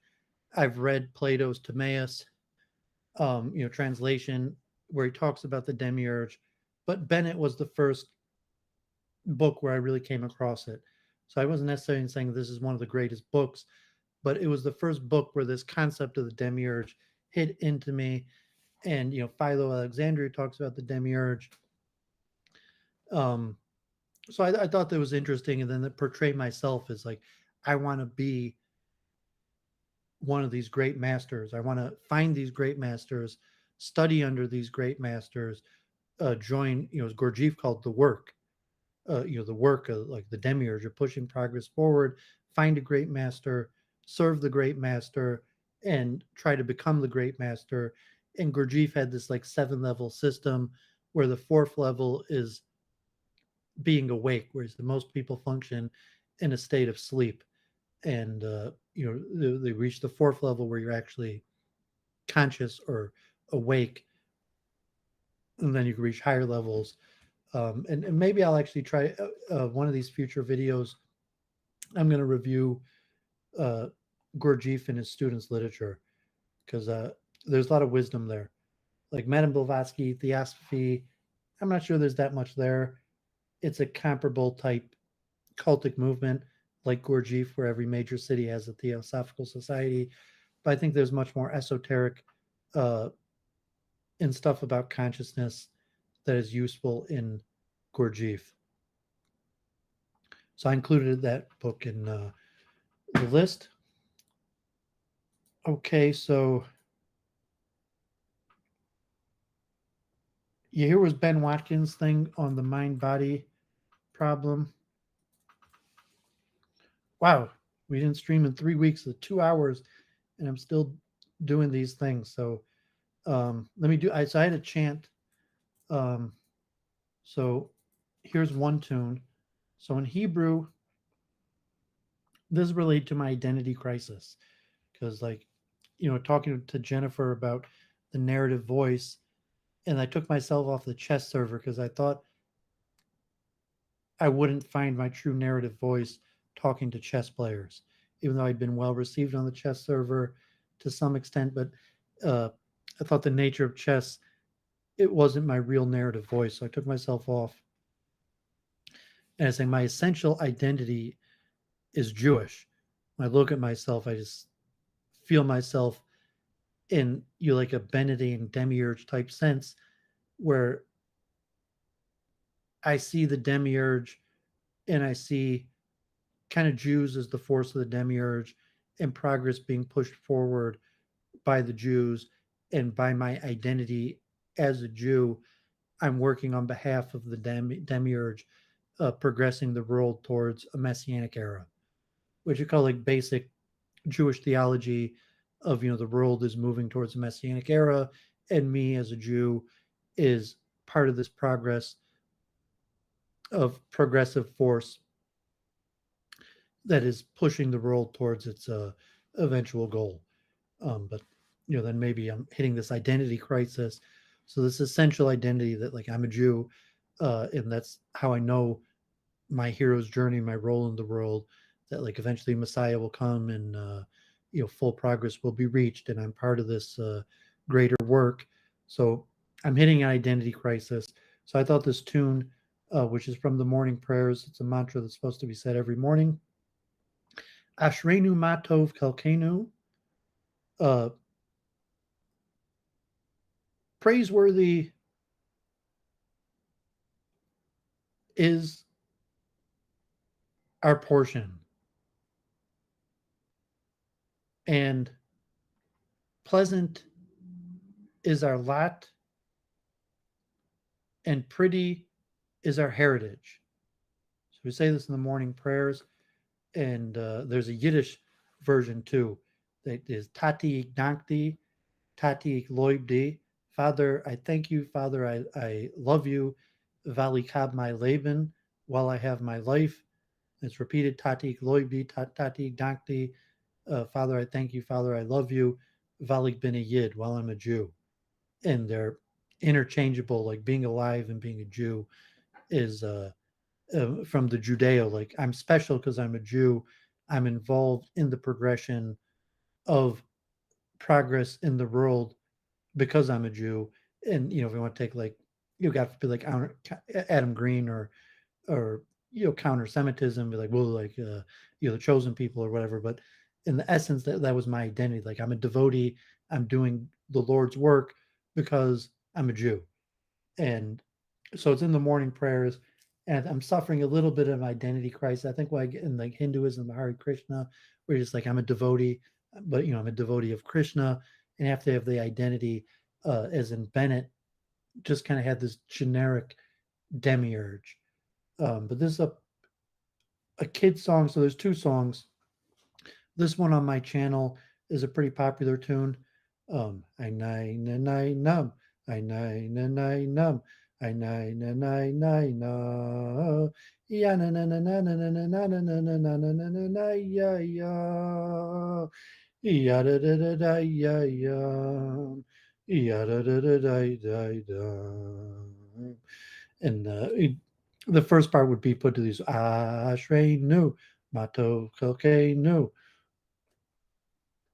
So that's a popular tune. Switch to words. It was a Gudis Roll tune from like 60 years ago. I have a nice version on my channel. This was a kid's tune that has the Yiddish. And it said that because this mantra is at the beginning of the prayer service. It's one of the first mantras that's taught to kids. And so it even has like a Yiddish refrain. Um, Tatik, tatik, tatik, loyde, vavalik my leven. Tatik, tatik, tatik, loyde, vavalik bin ye. Oi, avavashreinu, mato chelkeinu, umama yafa yushaseinu. Uma yuppa yuppa, you should say no. So that would be a type song that like a mother would sing to a kid because one of the very first mantras that is taught to kids. It's in the daily prayers and the morning prayers. Um, you're saying, so this identity crisis that I'm going through, related, putting in like a demiurgic type terms. So let me read real quick this thing that Ben Watkins wrote, and they'll finally conclude my 2-hour opening to Week in Review. So it's been only one stream in the last month, so it took a while. Epic. What is the mind body problem? The mind body problem is a question about the relationship between our mental lives and the physical world. Problems arise when we draw a sharp distinction between mind and body. A, the mind is a non physical thing. B, the body is a physical thing. C, the mind and the body interact. And D, physical and non physical things cannot interact. All four of these claims cannot be true. And he did this kind of on slides when I talked with him on Theology Unleashed. Dualism insists on a fundamental distinction between mind and body. So we are more than merely material. Cartesian or substance dualism is the view that minds and bodies are distinct substances. Because this view insists minds are non-physical substances, it is hard to understand how non-physical minds can casually interact with physical bodies. This is the interaction problem. It is also hard to understand why non-physical mind cannot causally interact with some other physical body. This is the pairing problem. Monism. Monism denies the stark distinction between mind and body and instead insists on a simpler view of a single substance. Materialism or physicalism is the view that a fundamental reality is physical. Because this view insists fundamental reality is entirely physical, it's hard to understand the irreducible nature of minds. We could know all the physical facts about the brain, but we would not know what it's like. Here uses bat to be a bat. We cannot explain the mind in third person terms. This is the hard problem of consciousness. So where should we start? Minds are real and irreducible.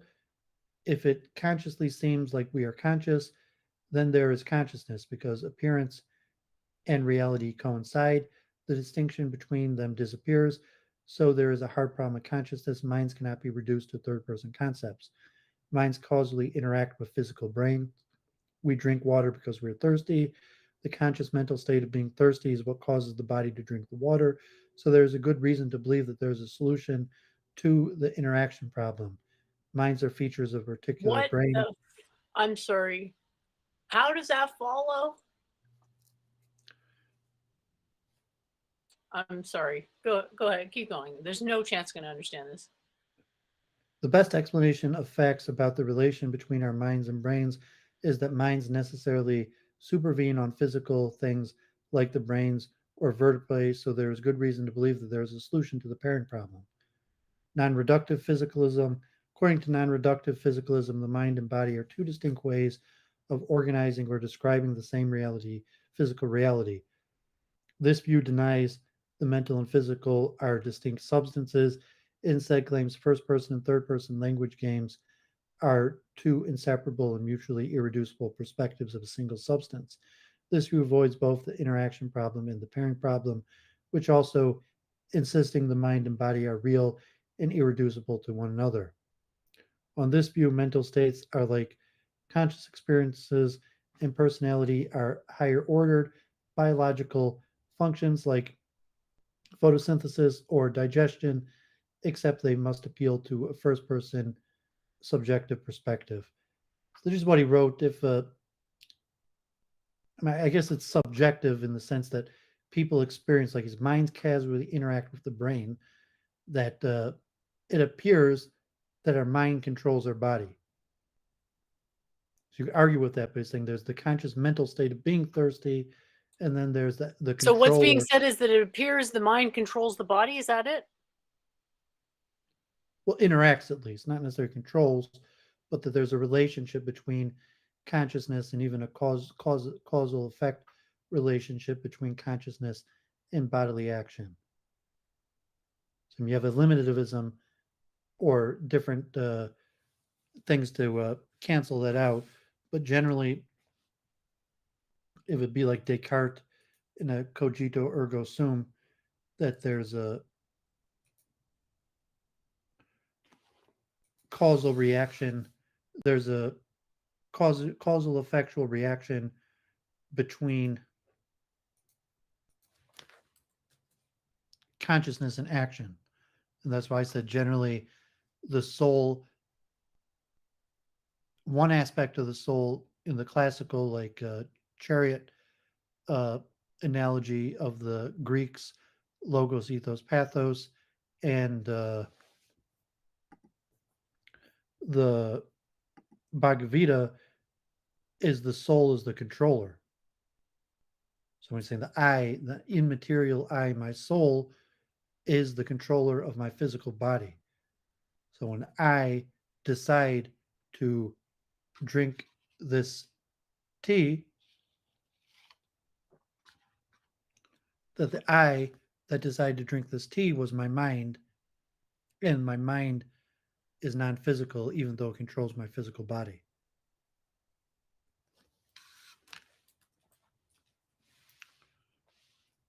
Which leads to the interaction in the pairing problem. Is if my mind is non-physical, how does it interact with my physical body? And then the pairing, if my mind is non-physical, why is my mind specifically paired with my specific body?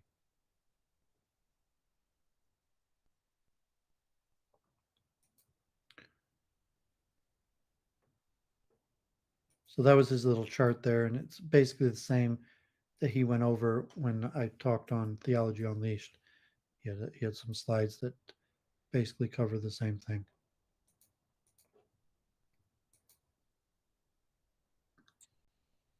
Overall, did you find it useful? Well, when I was reading it, I saw it's really the exact same thing he did when we covered when we were on Theology Unleashed. But yeah, it's kind of useful, and I've been using that terminology. So the interaction problem, and to try to use the technical, Western terminology. So if you've noticed, since that first time I talked to Ben Watkins, I've been using that term, and maybe now I'll start adding in the pairing problem. People sometimes use like Cartesian substance dualism, and Yeah. I'm not sure if I call myself a Cartesian, although sometimes I don't call myself a substance dualist, because there are some monistic interpretations of Kabbalah. So it's definitely a topic that we will be it's the main topic of Week in Review. As I mentioned, I've set a goal to go to the Science of Consciousness conference, and maybe Jennifer will be able to join us there, and maybe other people who watch Week in Review, and we'll meet up next year in May, at the end of May in Sicily, to the Science of Consciousness conference, and then we would be spectators to be participants. Like I said, like there's a process. So me and Jennifer, we have blogs, but we're not published in a way that we would have submitted a I paper. thought you got rid of your blog. Well, I still have it on review, and I still have my papers. I just took it off the chess server, but it's All still right. up there on review on my Twitter. Um, but I'm saying that I'm not going to. But I mean, I could have submitted one of my papers to the Science of Consciousness conference and tried to be a presenter. I don't think I have what to present, and that one of my articles would be up there to be a presenter. But maybe next year, this time, if we went to Sicily, that the following year, I don't even think you have to go there. You could present through Zoom. That the following year, I would present, I would submit a paper, and if they accepted my paper, I would be one of the presenters.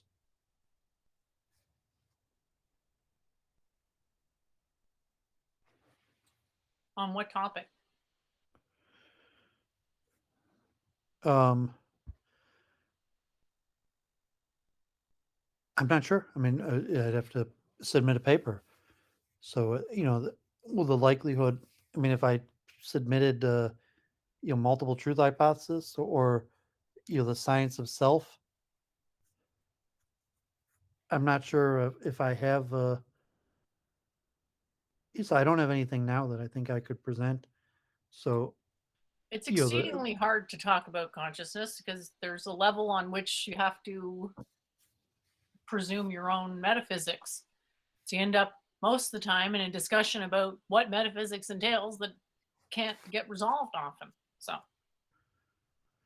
when people are presenting, if people are doing research, if they're with a university and they're doing sure. research and they're going to present their research, And you remember we went to the last conference, they were all saying, "Oh, I don't even want to try to define consciousness. I'm just going to say that it's awareness," which is unironically like my joke alluding to the meaninglessness of these terms if they're unqualified.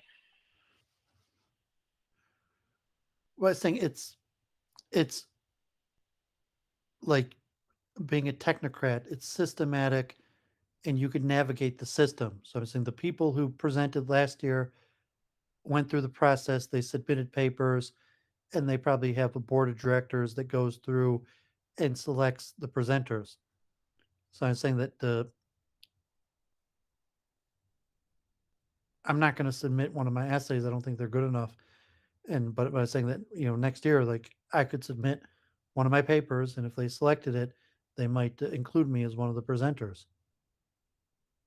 So I assume that there's a little circles of people who study consciousness, and they might have recommended them to submit, or there might have been random people that just submitted their presentations. I mean, submitted papers and were selected. So I mean, like Jennifer, you could submit one of your one of your things, and it's probably not the quality that they would look at your thing and then include you as one of the presenters. You'd have to, we have to work on our writing more. Holy shit. Holy shit. It's like the problem isn't on that level. The problem is on the level of getting people to accept the metaphysics in the first place and not knowing how to make that argument in a formal way because it's an exceedingly hard concept to explain. At least that's how I see the problem. For Or you me, have to navigate the system and I understood those presentations as being derivative from data, i.e., from experiments to be, in testable falsifiable hypotheses. Like, I don't think we have access to that kind of data. you could submit a paper. I mean, you could. I might put the link in. I mean, you could submit one of your papers now if you wanted. I feel But like yeah, you're not understanding what I keep saying, why it's so hard to present a paper. yeah. So that's what I was saying. I think that it's possible that not next year, I mean the one in Sicily, the year after, that I would be a presenter. That I would have a year from now a paper of the quality that I could submit, and it would be interesting enough that they would choose me to present at the conference. And like a lot of the presenters have like 15-minute time slots, so it wouldn't be like a keynote, or could be on like one of the breakout sessions that they might include me as uh and it could even be historical, like not even necessarily like data or research, but a historical review of the um, cognitive revolution. Something that I would write a paper on um, the significance of the cognitive revolution to consciousness, and then I would present that at the conference. That it would be, that something like that that's conceivable, that would be interesting enough, and if I did a high enough quality report on the cognitive revolution significance to consciousness studies, that would be something that they would include in a presentation, and that people there would choose to hear my presentation, that go to the conference. Like, oh, that sounds interesting. Doovid is doing a presentation on the cognitive revolution's significance to consciousness studies.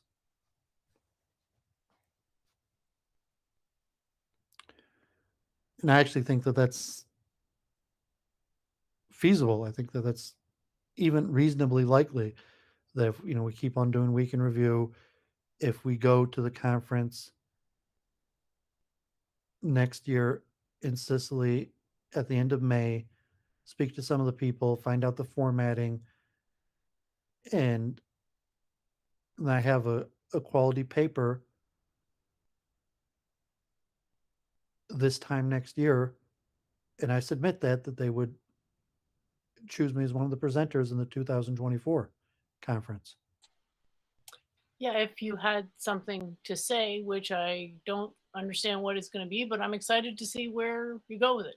Well, I give an example. I think something that would be possible, saying that like a um, not necessarily breaking like new research, but it's saying a historical review of the cognitive revolution and the creation of the field of consciousness studies.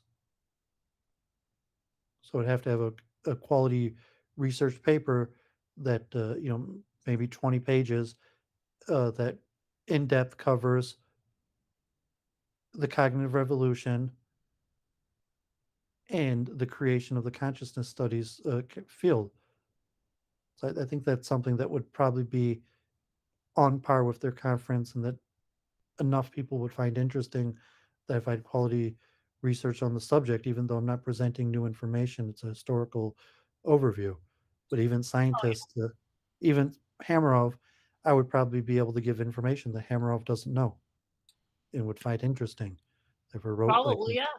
I mean, even on my paper that I already wrote, there's probably stuff that Hamarov doesn't know.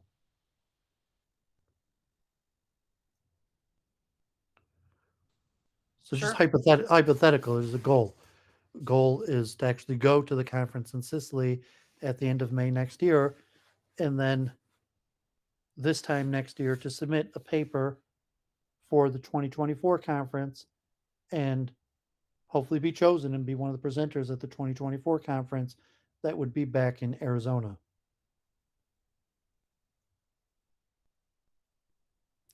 So it's Samir in the chat. It was on your ghost chat. Oh, yeah. That was a good one. Samir still. I actually just read a book on Riemann zeros today.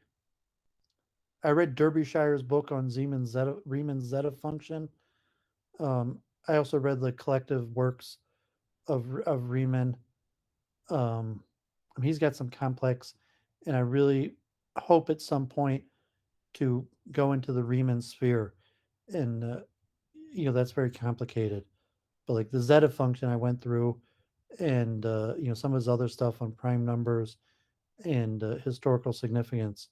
And Riemann also, like Gauss, took low birth. So I was reading that Riemann was a keynote speaker one year at the Royal Society in Berlin when Gauss was still a member. And even though Riemann had taken low birth, um, and he talked about non Euclidean geometry. So, at the time, the concept of non Euclidean geometry was relatively new. Riemann was one of the most promising mathematicians. And even though he had taken low birth, he had enough accomplishments that he was the keynote speaker at the Berlin Royal Society in, I guess, the early 1800s when Gauss was still alive and in the audience.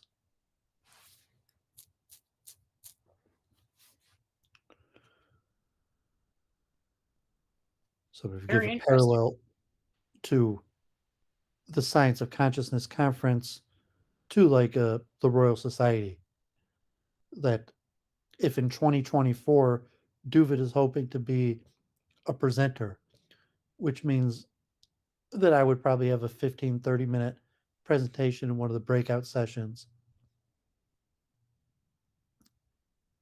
which usually there's like four of, and people choose which one they go to, as opposed to the keynote. So usually there's one keynote each day that the whole conference listens to. So that Yeah, point, you'd be great Riemann. for a keynote speaker as Well, long I as you mean, truncated at a reasonable length that people weren't falling asleep in their seats. You got to cut it off before it stops being interesting to you. God willing, so I'm saying I could see reasonably to be a presenter, um, 2 years from now. Like a keynote, might be 5 years from now if I made a lot of progress. So Bernard Riemann had enough achievement that he was a keynote in, I think, his 30s already. He was the keynote presenter at the Royal Society, and the Royal Society. So like Hilbert in the Royal Society, I think it was in, I forget if he was in London or Berlin. Um, every week they would get together and there would be a presentation, and Hilbert was the regular presenter. So, once a week, the Royal Society would get together and someone would present something. And if there wasn't a special presentation, the weekly presenter was Hilbert. And that's where Hilbert had his problems and would just go over, some important thing in mathematics.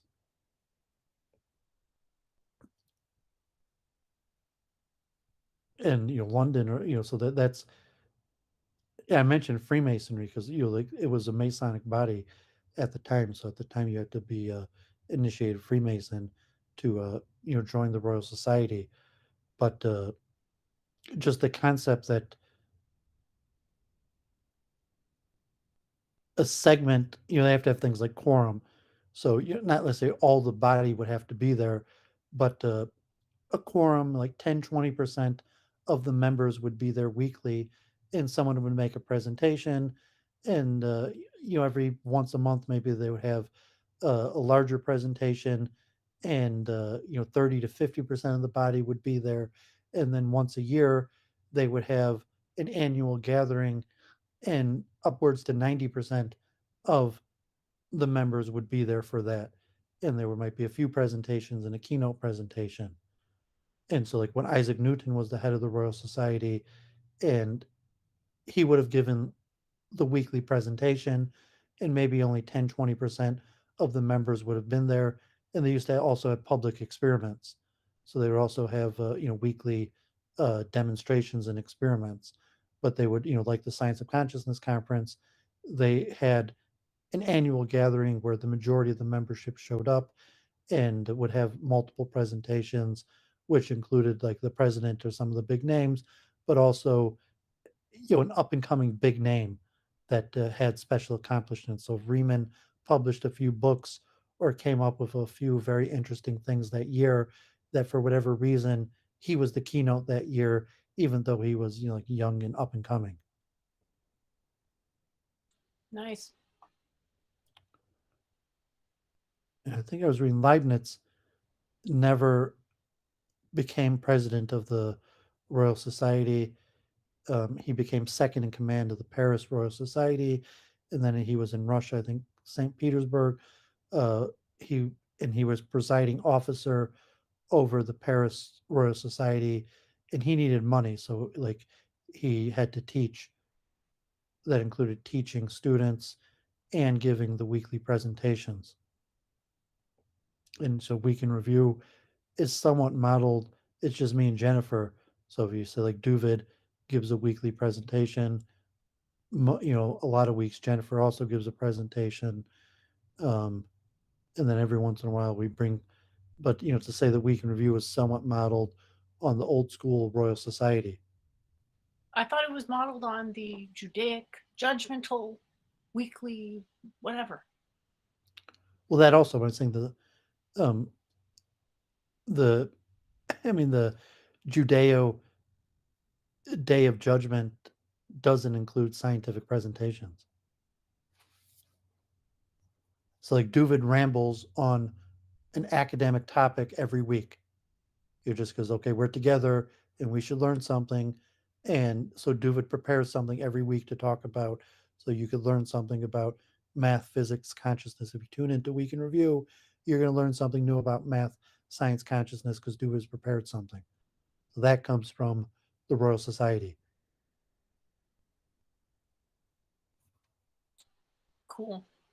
That's not from the Judeo, repentance or review. I was more. You said judgment, but okay. Yeah. So is that that's probably more Greek. I don't think there's such a concept from the Judeo thing. That I don't think it derives from Judeo. That there might be an ancient Greek concept where like the Socrates and the Academy. I mean, the Judeo also, you had your yeshiva and people would do a presentation, but it wouldn't have been like on science. That would have came from the Greeks and through the royal societies. So 2.5 hours. So now, Jennifer, you got a Week in Sure. Review, 3 weeks. You got links to share, research to update. Not really much links, to be honest. I can go through the links now. So I guess I was thinking, oh, I might try to stream, but then I sort of got kind of tired and everything's going on. It's just a bit exhausting. So, and you can hear my voice might be a little bit tired also. So I figured, okay, I'll just, give myself a bit of a break. So, Well, not to interrupt you because you yeah, streamed well, the yeah. last time. I've been organizing my dad's library, and I saw he had a semi fancy copy of the 5 Books of Rings or that Japanese book, and so I just noticed that because that's the Jennifer decided to stream and read from that, and I was organizing my dad's library, so I had a copy of that.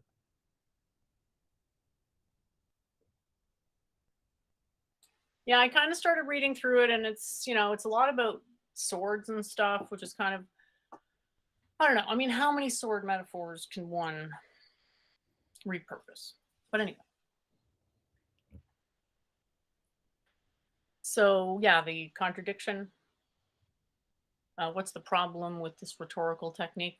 Working on a short form explanation. So studying the entry. I really enjoy plato.stanford.edu, especially since they included the Shankara entry. So I'm not just sitting out here like a complete, I don't know.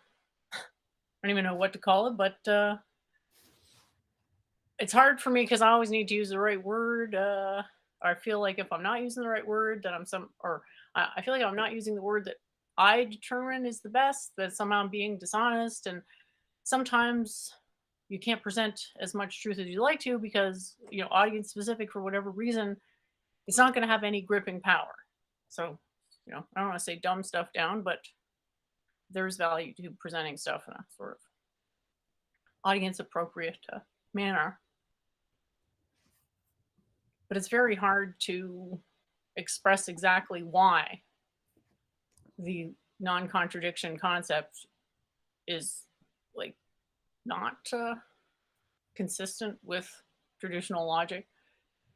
And I'm at a point, I'm working on this just earlier today, where I'm thinking it's axiomatic. The non-contradiction is axiomatic in the Aristotelian model, and whereas it's a conclusion in traditional logic. So something being a contradiction would be something that would concluded as a result of a metaphysical principle exercised over a domain of interpretation, a reasonable sort of set of interpretation frameworks that allow you to make reasonable inferences about a situation. So that sense, insofar as a conclusion is incompatible with an axiom, then and I've seen this other problem with cogito, like I can derive a cogito-esque entity in my worldview, which starts from physics, to get cogito, but it's like not real in the same sense that the substrate that generates it is real. So if you're starting from cogito as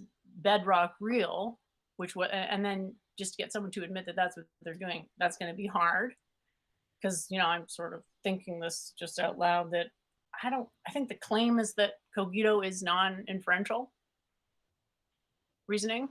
So it's a good question, whether there is such a thing as non-inferential reasoning. And I think that's a bit connected to the question or convo we had earlier with metaphors, where the fuzziness and meaning eventually comes out in language, and it's like popping a pimple. Like you can get it right, or you can really F it up. So that's where the finesse, the practice comes in and all.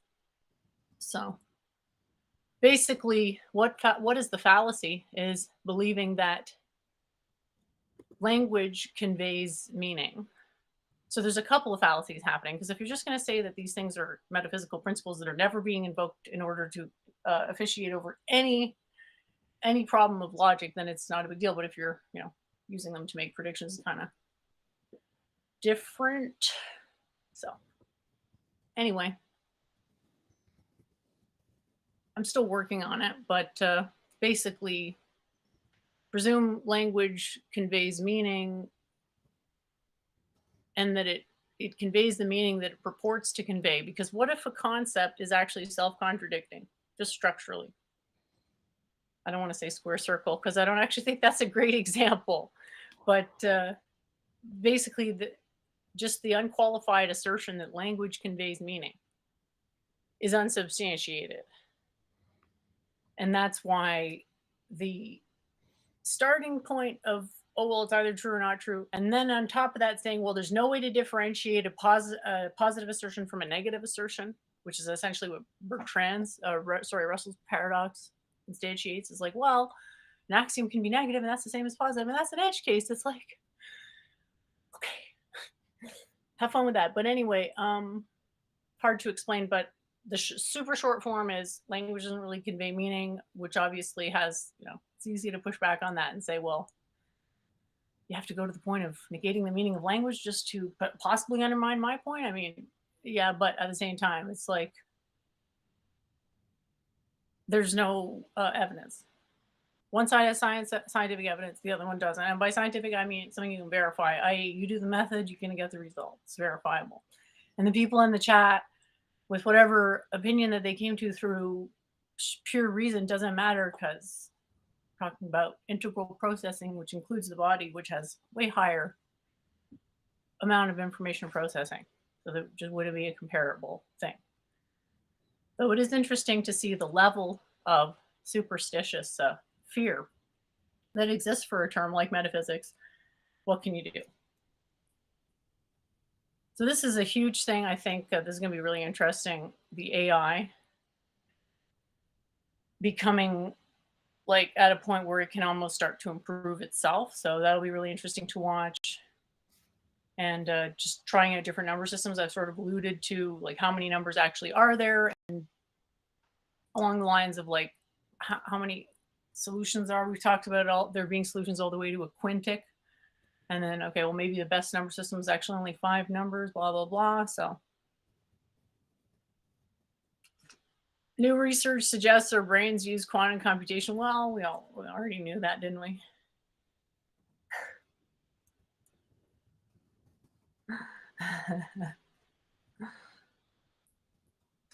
All right, so monumental math proof solves triple bubble problem and more. Just sort of keeping an eye on this stuff. You never know if it's like clickbait, but it is super interesting to see where the power of AI is being applied. Problems that haven't been solved in a really long time are getting solved. Question in the chat about metaphysics versus physics. This is because information transcends the metaphysical and physical border. So 7 or 3 plus 1 are numbers that are like on the boundary of the physical and the metaphysical. And we consider the mind to be a necessary condition for coherence. So we're saying, yeah, we thought about all the ways of thinking and we narrowed it down to the simplest one, and we decided a mind was one of the things we needed in that.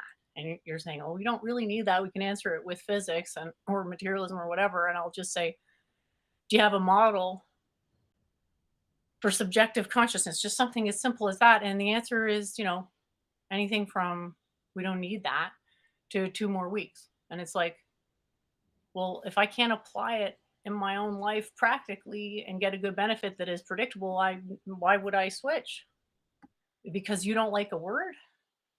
That seems odd, given that I've been saying, quantum mechanics, quantum mechanics, quantum mechanics is the process of thinking, and that you model it with the mind as a quantum computer. I've been saying that for a while, and now the brain does have quantum processes, and it is eventually going to get accepted because words actually do have some correspondence to reality.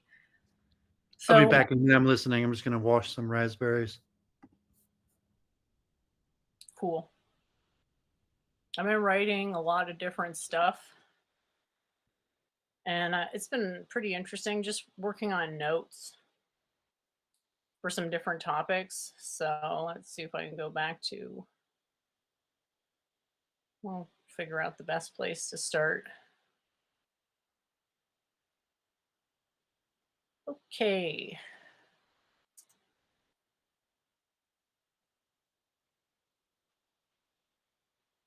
I'll just here. Maybe speed this up a little bit. Okay, so Gödel's theorem is a math theorem, and math realism is not a thing in my thing. So I can, using my system, prove to you why math cannot possibly bear correspondence to reality. And that's, so to say, well, Gödel's theorem, it's like, well, essentially, so what? The presumption there is that it is an accurate model of reality, and it isn't. And I've proven this already, but it presumes that there's an arbitrary amount of truth statements, and there aren't. There's a finite number of statements that could be truth-like, because there's another argument to be made that absoluteness is something that's precluded by finiteness. But recognition is something necessitated by subjectivity, which is also possibly finite. So we have it just seems exceedingly rude to come into someone's particular domain and start what appears to be dictating norms of language. I think anything more than trying to understand why I chose that word is pretty darn offensive. It assumes you know more about consciousness than me. Now remember, you can look this up. Expert on consciousness, we can tell. We can tell when someone's an expert on consciousness. The more realized you are, the more you can tell how other people's consciousness is.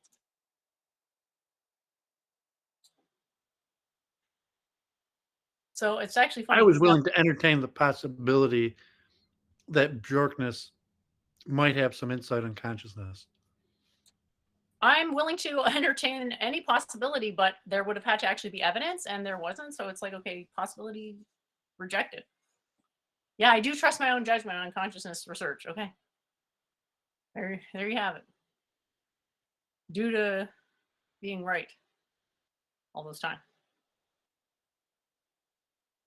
And I mean, it's something you can do yourself. You can, I don't want to say you can ask God, but that's kind of what it is. All right, so should I read my notes? I don't know. I've got like tons of papers. I can try to summarize them. Screen share them or just read them.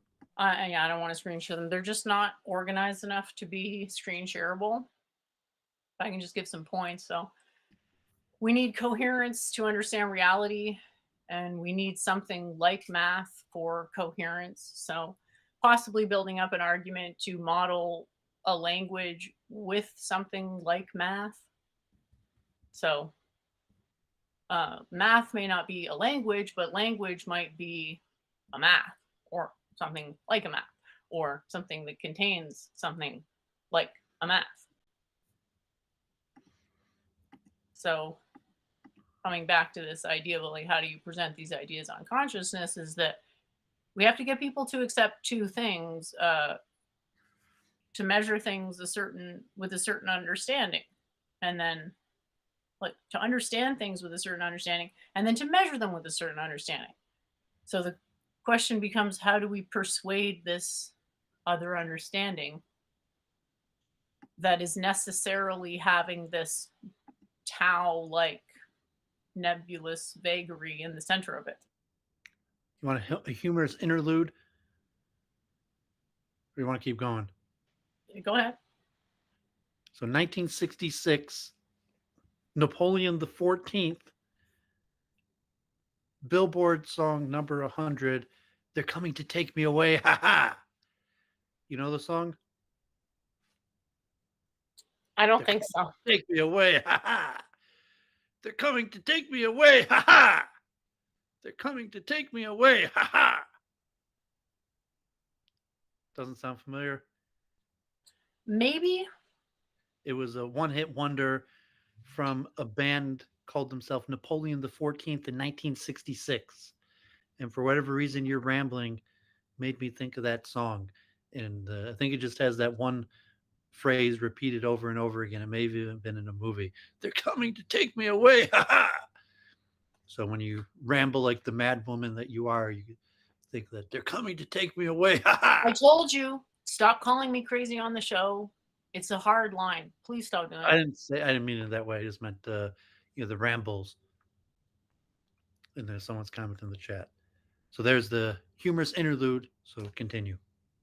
Napoleon the 14th. They're coming to take me away. Ha ha. 1966.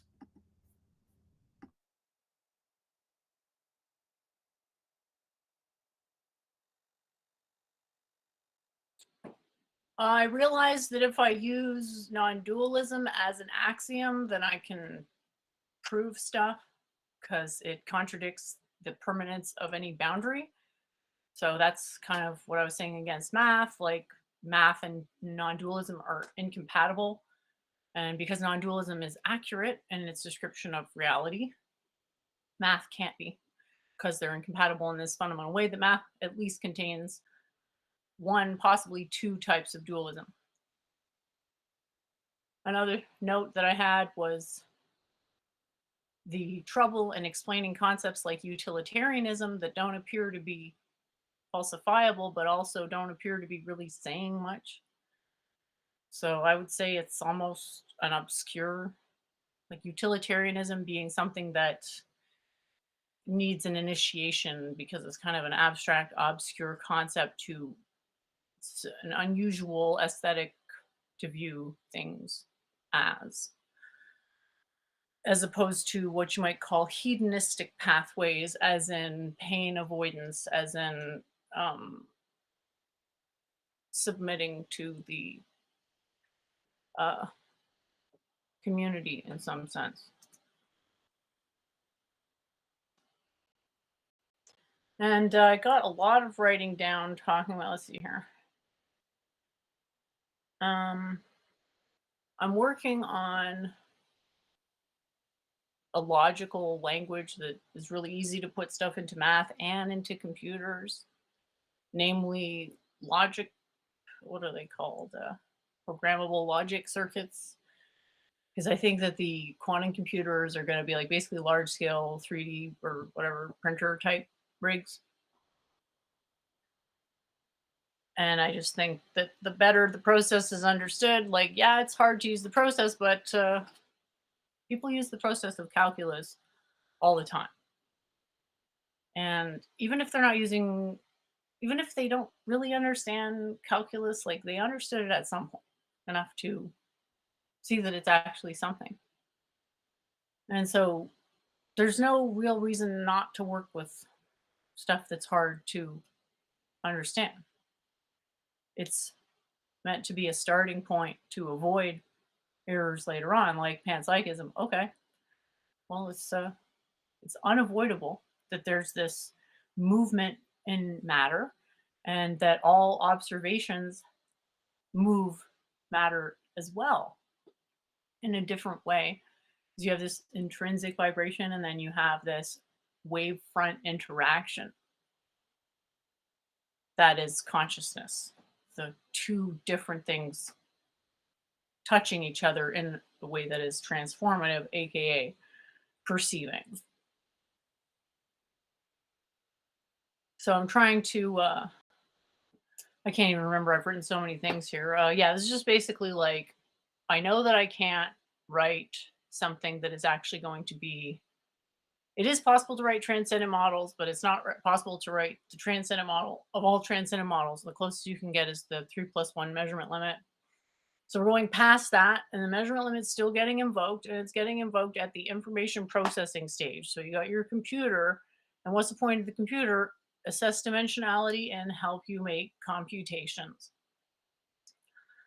So yeah, anyway, language is to help translate to other natural languages, obviously. So I got to get terms like substance, property, boundary, and stuff like that, and also make sure the ideas are right. So it's got to go through this process of like answering these questions, like what is the thing that what is the word that describes your subjectivity? You know, something Cogito asks. So it's a super long process. And then also to try to write out the steps always helps, but can't really be done super effectively due to the induction problem. But I do have a 5-step process wherein one would estimate the dimensionality of the system naively. So that'll be something to look forward to.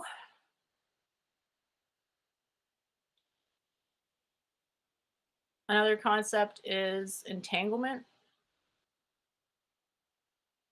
So that's just something that keeps coming up over and over. At some point, I just want to have a diagram that just sort of conveys the whole thing. And I've been waiting a little bit because I'm not totally sure what the right terms are. Like how I'm trying to figure out every single word that already relates to entanglement without obviously directly relating to it. So I'm still sort of putting those together. What's going on in the chat?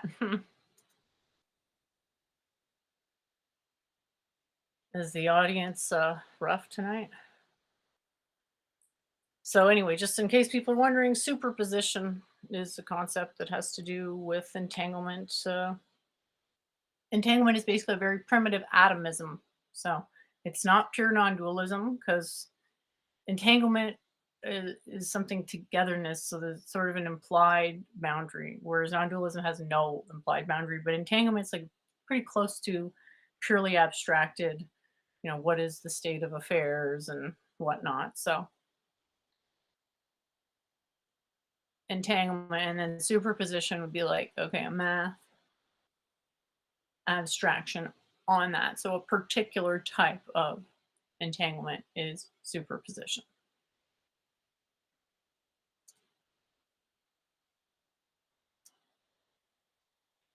And then I did more notes on breaking down process consciousness into substance, property, boundary. And then on top of that, have something called a symbol, which is a shorthand that you can use as a connections between these things that is representative or not of process consciousness.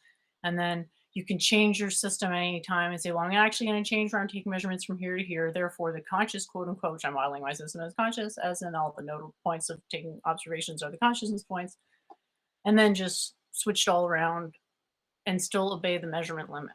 So I want to be able to switch up what's being measured, good quality measurements, still within the bounds of what you might like call it causal bounds. It basically, we don't want to be taking more than 3+1 measurements per volume, where 3+1 measurements are meant to can possibly exist, for example. And so I was thinking, like, if I could just find the words in language that most closely relate to a purely process consciousness approach, because the issues like with English is completely substance. What would you call it? Like substance relative, or perhaps identity relative. That most of the meaning in English is in nouns. I don't know if you'd agree with that.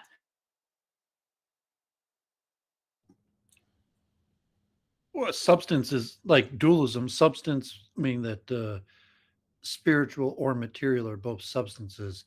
So if you have a scientific definition or a philosophical, but I think substance dualism is implying that there's material substance and non-material substance. So that substance, like an idea, uh, a motivation, something non-physical could be substance also, which in like a chemical scientific understanding, substance is uniquely material. So I don't know if you're what Well, isn't the soul understood as a substance? Like, not to disagree with you here, but isn't that kind of a philosophical view? well, it's saying that Cartesian dualism is called substance dualism. Okay. That why I usually don't use the term substance dualism, but it's saying that substance does not material. Okay. I mean, substance like substantiated.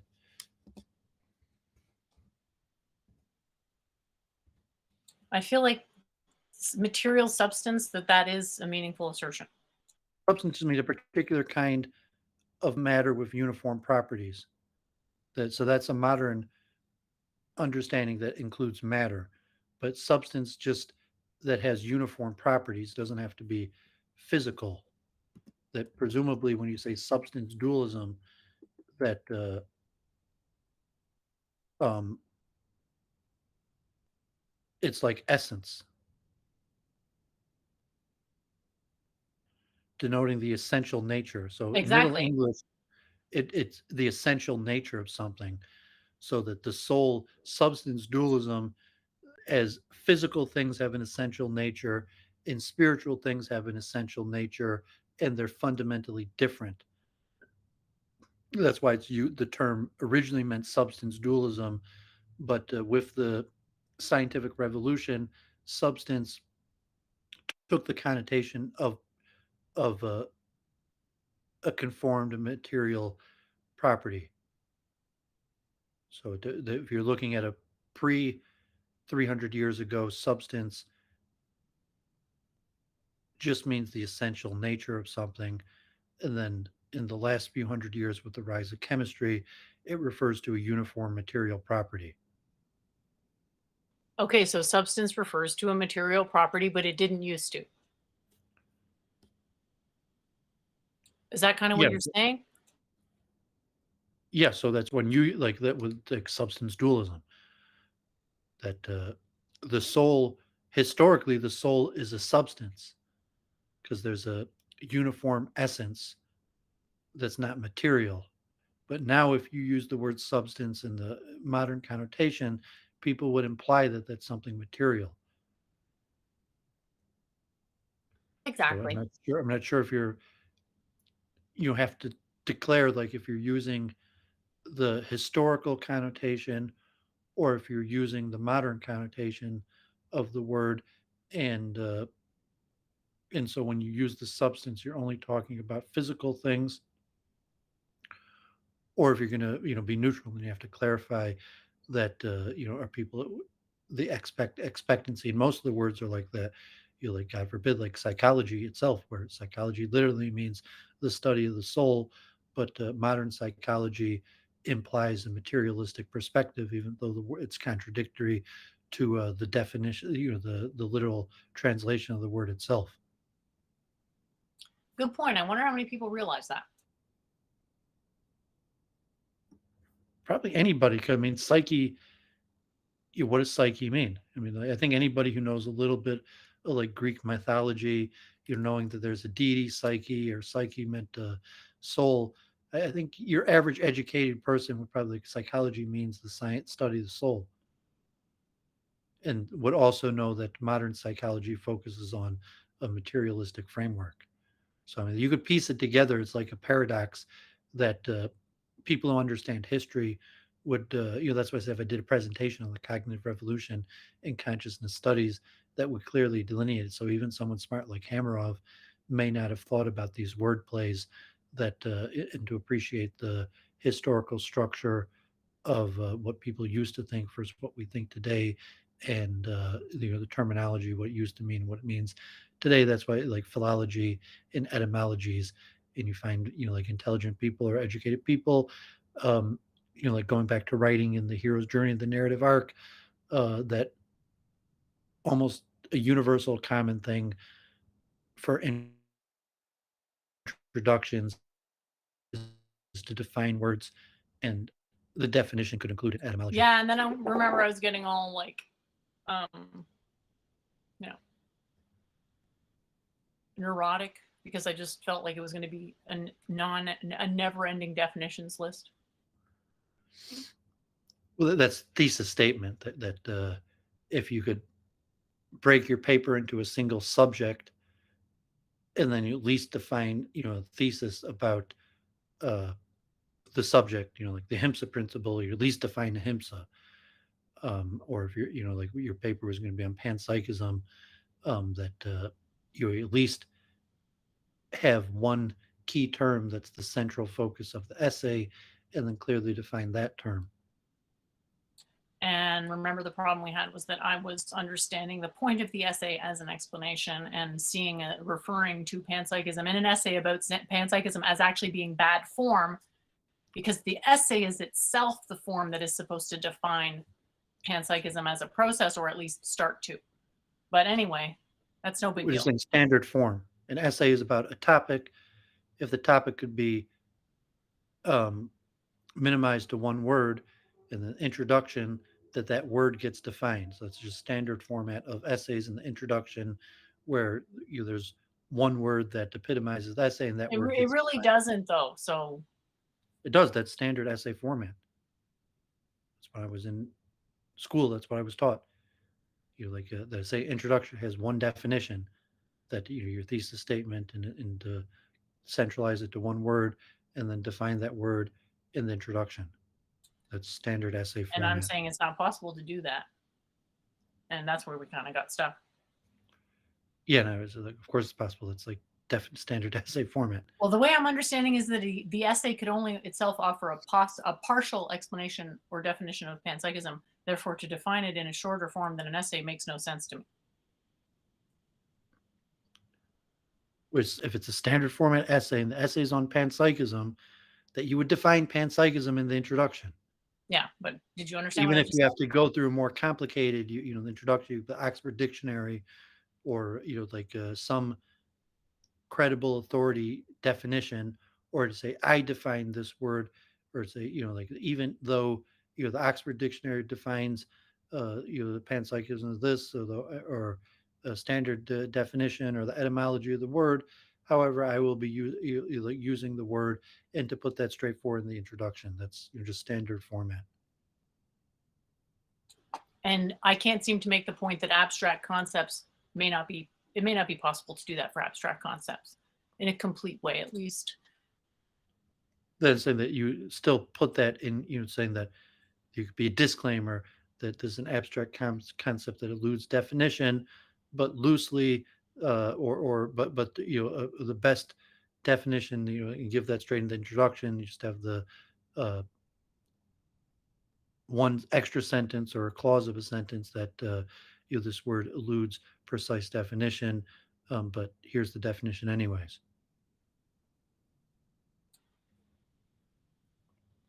And that's still, you haven't got your essay down. Like, we worked on it. Who knows what the progress is? We could still work on it. But you're just saying that and you did have that. You did do an introduction. You did do it because. Well, I'd like to talk about something people will understand.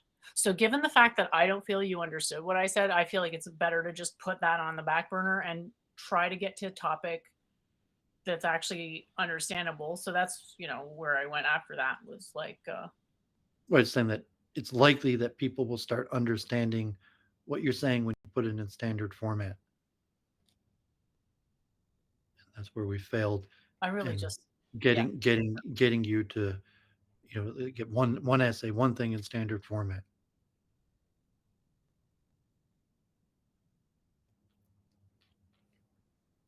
So, I mean, people could gain and have understanding of sort of say your rambles, but you'll have something presentable when it's in standard format, and you'll have to work and struggle to mold or box in, or even if it's limiting in a negative way what you're trying to say to box it into a standard format.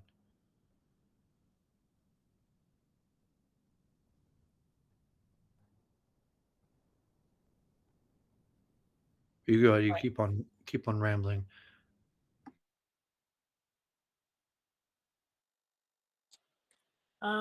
Just trying to find the actual document there.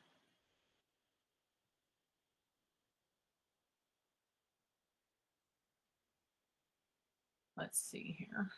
Sorry about the break. Trying to. Maybe I'll next week's week in review. I'll do the 1966 Napoleon the 14th. I find it ironic because my whole sense of humor is basically designed around self-deprecating humor about me being a madman. Even the game of chess I played was called Crazy House, and I would say probably half of my humor is like self-deprecating humor about me being a madman. And Jennifer has a block or whatever, irritating. That's fine. I don't want to That's the irritate thing about her. self-deprecation is that when you do it to other people, it's not self-deprecation anymore. Well, I guess it's more common among chess players that, I mean, self-deprecating, but saying that it's common among people joking each other being mad.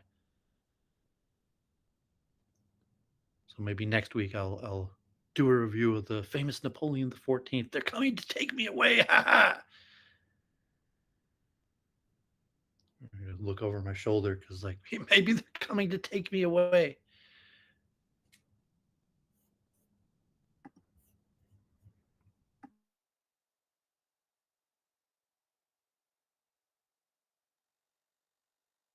All right, so I thought that instead of talking about this principle of,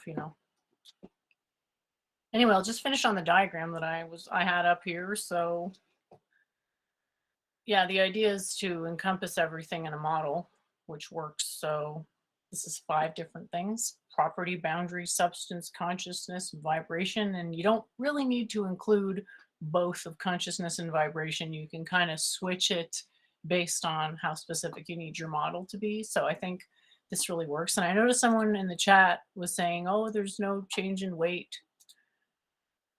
upon death, and that means that it's not a substance. Okay, well, that's implying that a substance has a mass, and the whole thing we were just going over there is that substances are historically understood as not material things, like the soul being a substance. So there's no implication that it has to be massive, even if it controls mass.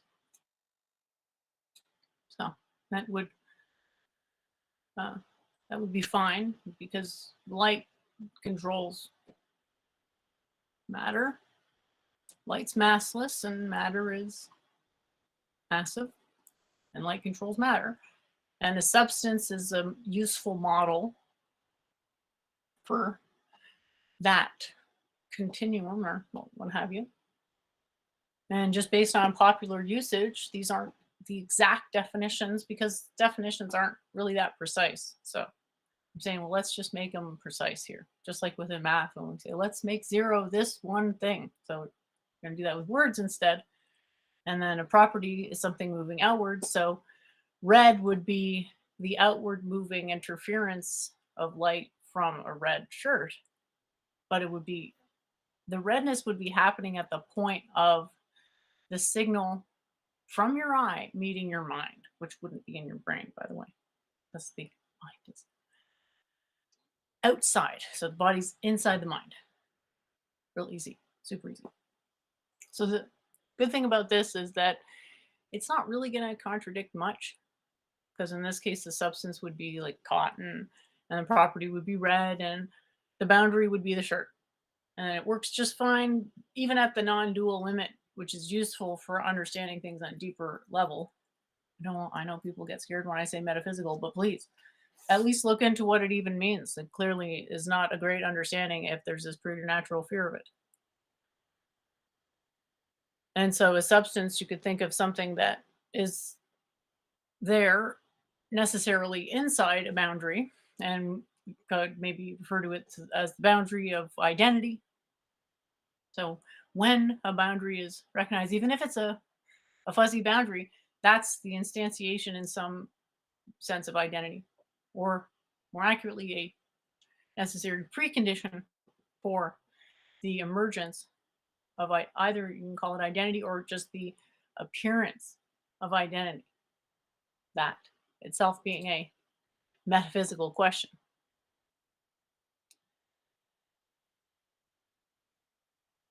So I did finally find my article, and I got, well, it's not an article, it's more a list. So I was thinking this would be comprehensible if I went through a list of 14 distinct states of mind, and people could compare them with the Buddhist jhanas. Like, have you ever read about those?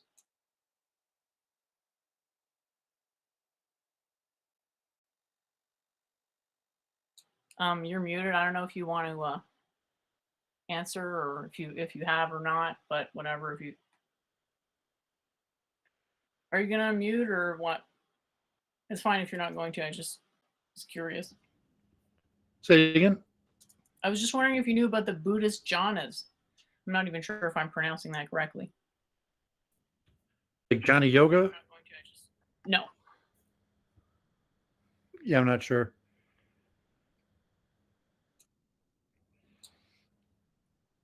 Let's say. I mean, John in Sanskrit meaning knowledge. Like, I mean, No. you were mentioning Vivekananda in his Raja Yoga, and I believe he also wrote a book, Jnana Yoga. Skyworks, no, the boundaries aren't where it melds. The melding only happens when the entire shape lines up and you can have resonance. Boundaries, clearly have something to do with interference. But we need to somehow include their ephemeral nature into our formalism, or it is just going to, it's just not going to be generalizable enough. Yeah, so I don't know much about this. Let's see. It's apparently just a bunch of states of consciousness where you're more, I don't know, more or less. So it's spelled Jhanas.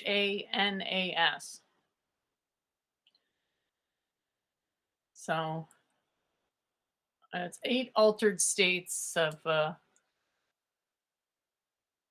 let's see here. 8 altered states of consciousness brought on via concentration, each yielding a more concentration than the previous. As you pass through the jhanas, you step your way to deeper and deeper levels of concentration. That is, you become less and less likely to become distracted. Upon emerging from the jhanas, preferably the 4th or higher, you begin doing an insight practice with your jhanically concentrated, indistractable mind. This is the heart of the method the Buddha discovered. These states are not an end in of themselves. Da, da, da. I'm going to assume it's the same word as Jnana Yoga. It's not. I mean, it's referring to It's something not. different. It's not the same word. I mean, it usually translated as like knowledge. But Not even the if same it's word. not like, I've probably even read like 10 books on Buddhism, but it's definitely like, if Judaism, Christianity, Islam, Hinduism, Buddhism, I probably even know more about Jainism than Buddhism. But I'm not ignorant on Buddhism. I've taken a few courses on it, and I've probably read maybe even 10, 20 books on it, but I don't really know that much about it to know, and I haven't studied it or practiced it.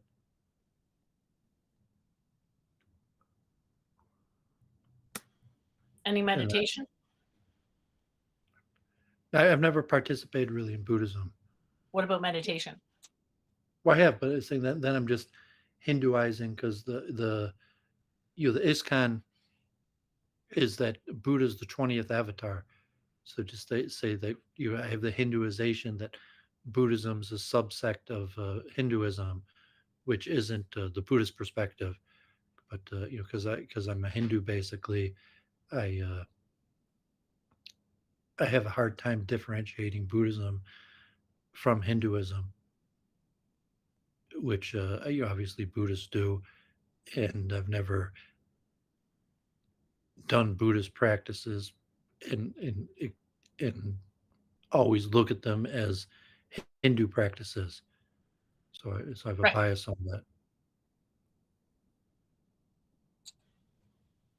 So clearly, jhanas and jnana yoga cannot be the same thing, as they don't reference the same concepts at all.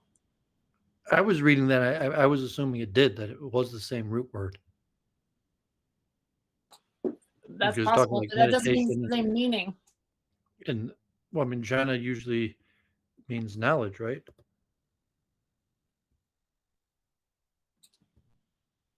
I'm aware of that. That doesn't make the meaning the same. So anyway, I've got 14 levels of different mental I states guess of it's awareness. jhana usually jnana, um, wisdom, and be spelled JNANA as opposed to JH.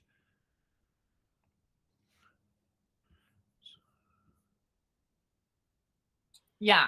So anyway, that aside, I've got 14 different levels. So the first level is self-study before any initiation. And I'm not talking about initiation by a person. I'm talking about initiation by a guru, which means you submit yourself fully to the process associated with learning from that particular guru. I was looking up. It said jhana just means meditation. So I mean, if the Buddhists are using the Sanskrit, the technical term for these states or levels, but if it has a simple meaning of meditation, and then is it with a D or or a J? That if it's Dhyana or Jhana, that Jhana things as It's a J for jnana and for the Buddhist one. And then there's dhyana, which is one of the 8 limbs of yoga. yeah. So it's like substance, where it meant something different a few hundred years ago than it means today. That the Buddhism, the same word means something different in Hinduism than Buddhism. So it's confusing because you say like, well, I understand the term from Hinduism, but it means something, a variation on the same theme, but it means something else within Buddhism than it does in Hinduism. And then I guess that just be a progression because the word uh, historically, the words were used in Hinduism, and then Buddhism took the same words and created a theme on the variation for a new meaning.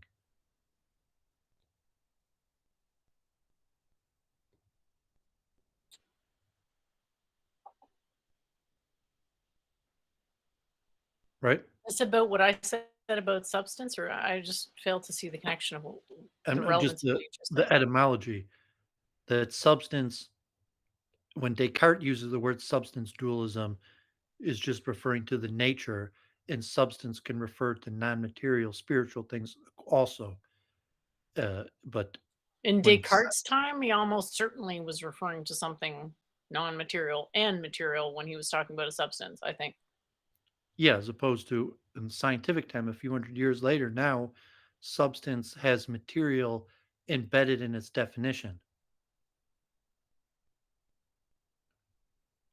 So I'm just saying it's similar with Yeah, I think Hindu just Hindu can you Hindu repeat terms. that? Can you repeat that? It's implicit.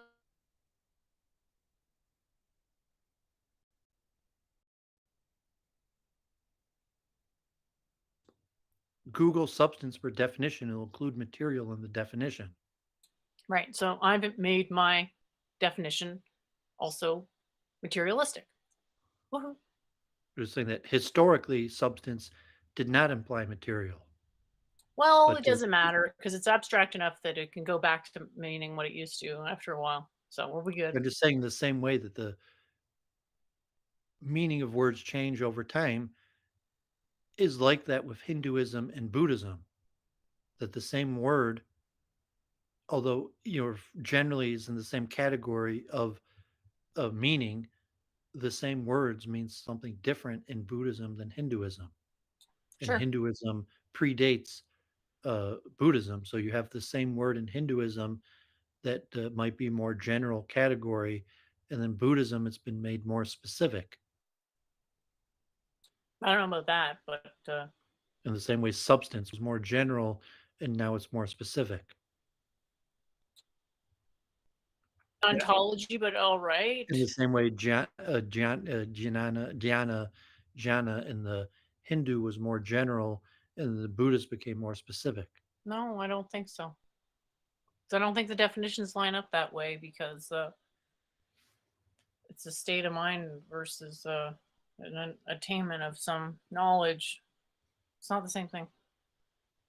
We're saying that I don't even think that the people who are doing this Buddhist jhanas would agree that the definition is the same as jnana yoga, which is specific definition of knowledge being the way to it's a enlightenment. different word. No, I said that jnana is different than jhana or dhyana, but I'm saying that but dhyana is a word also, and just if it means generalized meditation, and then so in Buddhism has specified it to a specific progression of meditation and realizations, as opposed to your general meditation.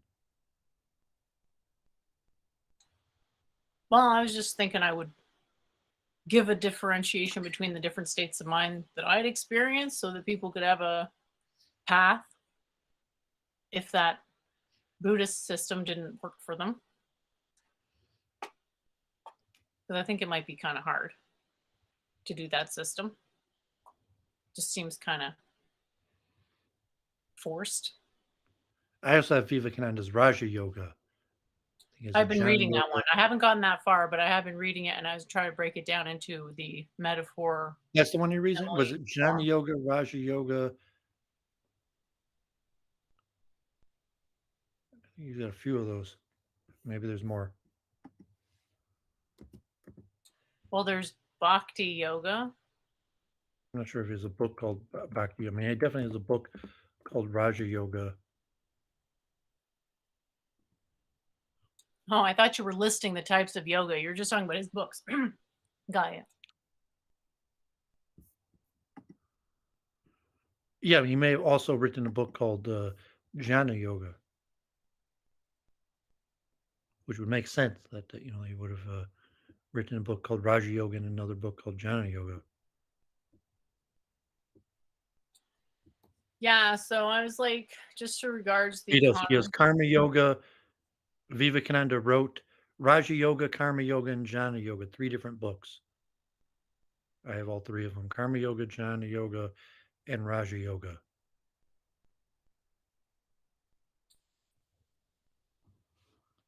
Cool. Yeah, because I was thinking like vibration.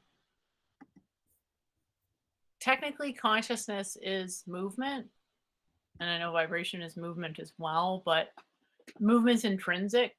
So you're essentially always talking about movement somehow when you're referencing physicality in any way.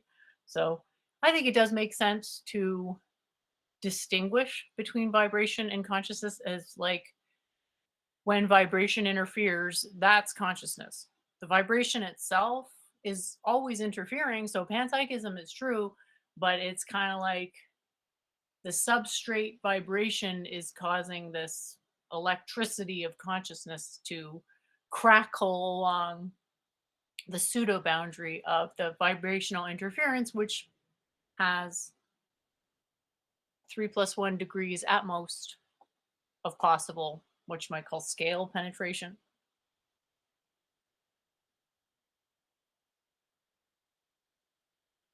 So yeah, that's what I've been working on, and I like the directionality in this model because if you apply this to a 3-dimensional surface, you're in the measurement limit territory. So it extrapolates really nicely. Did you? Yeah, go ahead. So here's Swami Vivekananda's Raja Yoga, conquering the internal nature. Here is Vivekananda's Jnana Yoga. Each soul is potentially divine. The goal is to manifest this divinity within by conquering nature, external and internal. Do this either by work or worship or psychic control or philosophy, by one or more or by all of these, and be free. And then I have Karma Yoga and Bhakti Yoga. And I'm not sure if these are two titles in one book or if he wrote.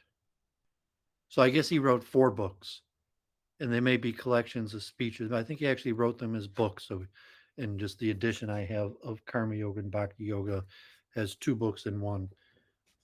So obviously, Vivekananda wrote a bunch of books, and 4 of them have pretty simple titles: Raja Yoga, Jnana Yoga, Karma Yoga, and Bhakti Yoga. Raja Yoga is not in the Bhagavad Gita. The Bhagavad Gita generally is divided into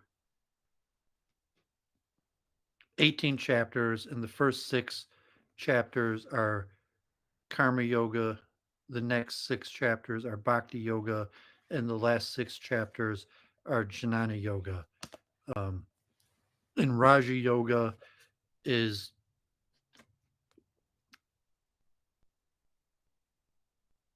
Raja could also mean like royal. So I'm forgetting. I haven't read this for a long time on the Raja Yoga, but I think Raja is more sublime if it's related to this like samadhi or super consciousness that isn't an essential part of Bhagavad Gita, or it's like considered a higher level than the 3 main ones of Jnana, Bhakti, and Karma, where Raja is like a more sublime, higher level.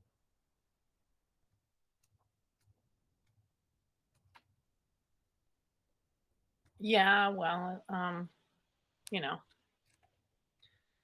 can look at I read the these all like over 5 years ago. I haven't picked them up in over 5 years.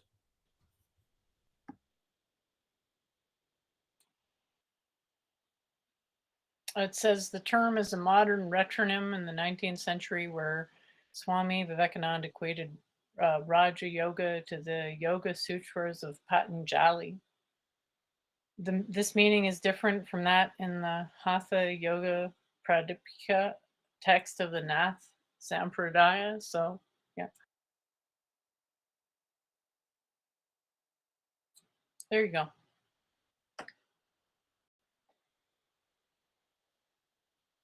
So, yeah.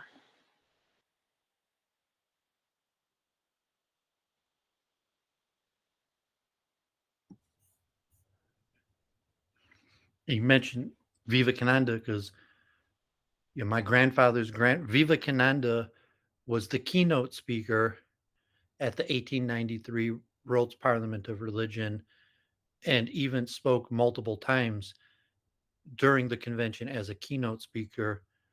My grandfather's grandfather spoke at a breakout session.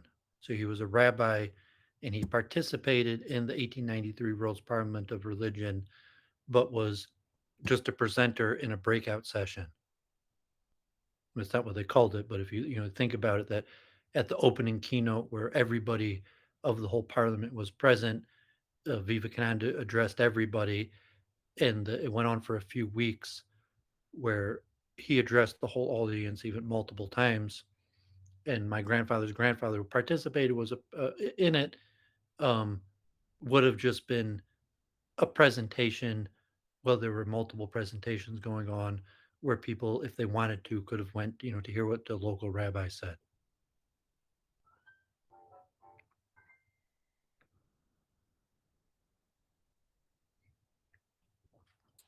So, do you want me to go through my 14 stages of enlightenment?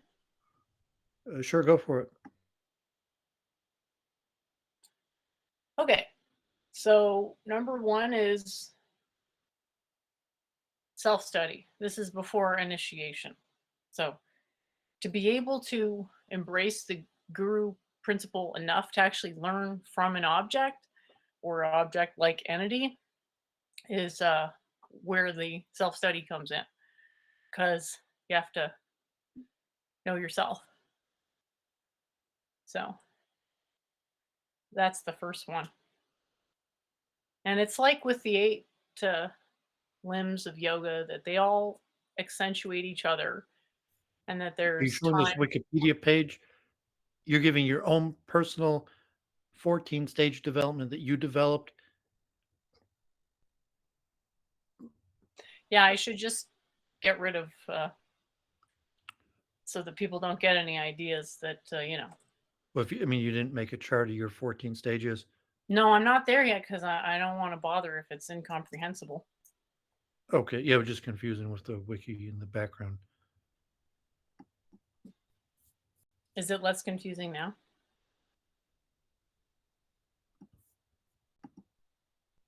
I'm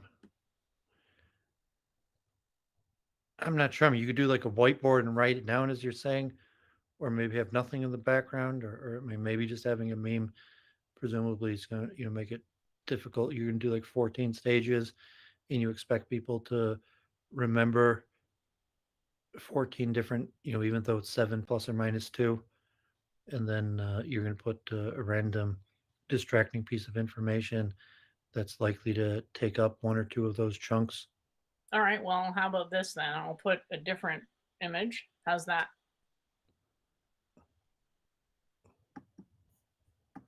All right. Yeah, 14 is just a tentative number. I didn't pre-plan it, so I thought it was interesting that it was 7 times 2, because I was thinking like maybe that's connected to something, but whatever. That's just a side project. Numerology is a silly thing, and believing in numerology makes it harder to see universal numerology. So it's more of a hobby. I was just talking about chunking. If you're talking about a Of course, 14 I stage of understand that. progression, I understand that. But the fact is that if there's 14 distinct stages, I need to talk about those stages. It's just however many I could count. I'm saying if you have no visual and then you have another visual that's distracting, so the person's at most going to be able to keep 4 or 5 in their head.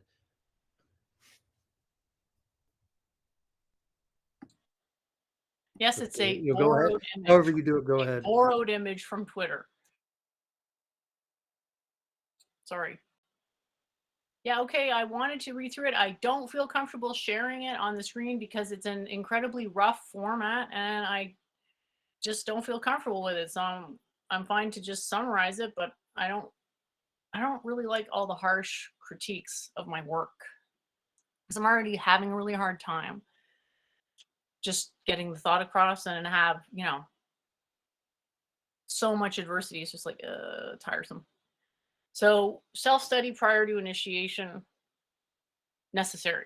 Now, taking initiation doesn't mean you're taking initiation from a person. It means you're in a state of mind where you can learn based on the principle of a guru. So a guru could be something like a bee, and then you could learn from the bee how to act beishly. Obviously, it wouldn't be sufficient guru to teach you everything that there was to know about everything, but it's piece of the puzzle, perhaps. The point is that the bee guru no more consents to teaching you than you solicit teachings from the bee. It's just you that solicit yourself to be ready to receive those teachings. And it's more a matter of understanding that we've all submitted to the guru principle to some extent, either through our parents when we let them tell us whatever they tell us about reality and how we understand it, and various other things, books, people, movements, what have you. Fill in the blank of any word, but it's a principle that has to be understood and internalized as part of the practice. So I put initiation seats perceptions as such that perceptions can be experienced as arising from beliefs. And then I put a little side note. This is why perhaps it's called revealing the seat, or that's some sort of like a thingy. So step 2 is having received. Are you copying like Joseph Insight. Campbell? I mean, are you? I wish you could just believe me that I can pluck this stuff out of my head. Well, I mean, it sounds kind of like Joseph Campbell's hero's journey. Just, I mean, you're only on the first stage, but just listening to it, it sounds like Campbellish. Well, I'm easily suggestible, so I don't know. Number three. So, okay, number three is the mind's control of the role the body plays in the rendering of the mind's experience is directly experienced. And transformed perception is experienced as emerging from beliefs. So, this is really important that there is, it doesn't have to be unimpeded at this stage, but you see the entire thought process as one object or object like entity. Because obviously, when you're into non dualism, you're not visualizing objects, you're talking about information processes. So, prior to stage three, there's this kind of monkey on your back about your ego of like, oh God, I'm liable to just say and do something dumb as hell. Whereas in stage three, it's like I'm saying and doing something dumb as hell, but I realize it as I'm doing it. Holy shit. Am I ever dumb? Okay, that's stage three. And then stage four is where that awareness becomes unimpeded because it's clunky at first. To be seated on full awareness of your ego is like, and then you kind of get more comfortable with it. That's stage four. And then stage five would be the body transformed by the mind. So this is where the way the body works changes. And that's connected to changing the beliefs because deconditioning the ego from unnecessary beliefs allows the release of a bunch of energy, but then also higher awareness is probably going to make people want to eat less meat if they go down this path. So bunch new source of energy from ego no longer being so heavy mixed with less of a willingness to eat that which gives you energy. So in the end, you kind of recover um, obviously higher and better overall digestive capacity, but just eating less. All right, so this can take a really long time, stage five. That's a really long one. So that would be just like strap in at that point. Because if you can even get to stage five, you're freaking lucky. Because most people can't get past stage two. Because to know how to think about the ego and then to actually get into a practice where you're doing it every day and then even every thought, ideally, is just more than most people want to commit to. So no problem. So stage six would be mind bootstraps the body. So mind is transformed. So now that the body has been transformed by the mind is transformed by the body because now the energetic needs are different. So this transformation happens, which is sort of unfathomable to the uninitiated. It's like a double change. Like, what are you talking about? So yeah, it's pretty, there's a obviously it's happening in a feedback loop at this point, but this is where it becomes really this you cannot really describe these states unless somebody's already in the neighborhood or relate to these states unless they're already kind of trying to get to them because a lot of people just don't believe them. Oh, it's not possible to have non-local awareness or whatever, blah blah. There's no point. So stage seven, I put body cushifies mind, obviously subject to um updating it. So body's lower energetic needs are allow the mind more operator input control over the manifested range of unity of the elements. So lowered energetic needs of the ego means the mind can access greater ranges. So what is it like to go from an 8-bit picture to, whatever, the higher one, something. And then at stage 8, I thought, this is probably where it makes sense to get another initiation just to make sure you're on the right track. And so the next 7 stages basically the same thing, but with another initiation on top of this already enlightened flesh. So see more it's more about the mind moving through itself and what that looks like. So that's what I'm working on. I won't, read the whole ones. I just that's where I'm at so far. It's basically the exact same as the first 7, except you just replace body with mind. And that's why I needed 14. So I don't know. What do you think?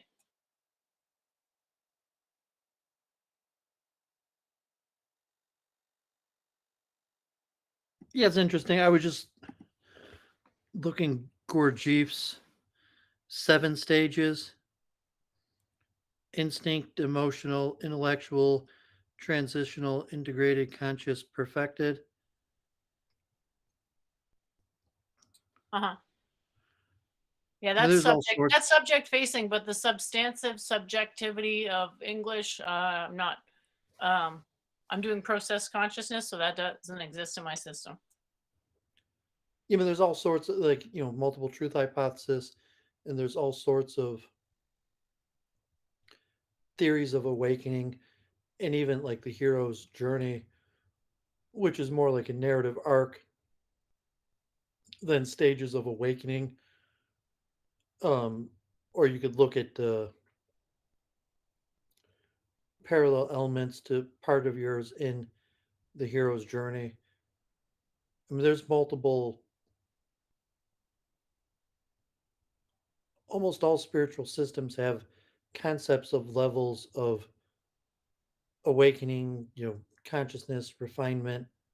My Path of the Just book, has the level to um, one trait leading to another trait, attribute. Uh, some of these progressions, and whether they're true progressions or in reality they happen simultaneously, or they're, say it's a true progression where one step necessitates the next step. But yeah, I mean, they're good heuristics. And then if you're actually, I went to the symphony earlier today, and yeah, I took myself off the chess server. But expertise, if you're measuring chess strength, because it's relatively easily measurable by performance, or musical ability, where you have something that defines expertise as opposed to consciousness or awakening, it's harder to measure expertise. And if you have okay, there's a progression of stages and steps, and there's certain outcomes that as you pass through the progression of steps, like this will be a sign that you've progressed to, you've met the challenge of the one level and progressed to the next level. um some it's related to, the what I'm interested in, but it's becoming very difficult, the science of expertise. So I'm not sure if you've thought about that in terms of, if you could reformulate it into like acquisition of expertise.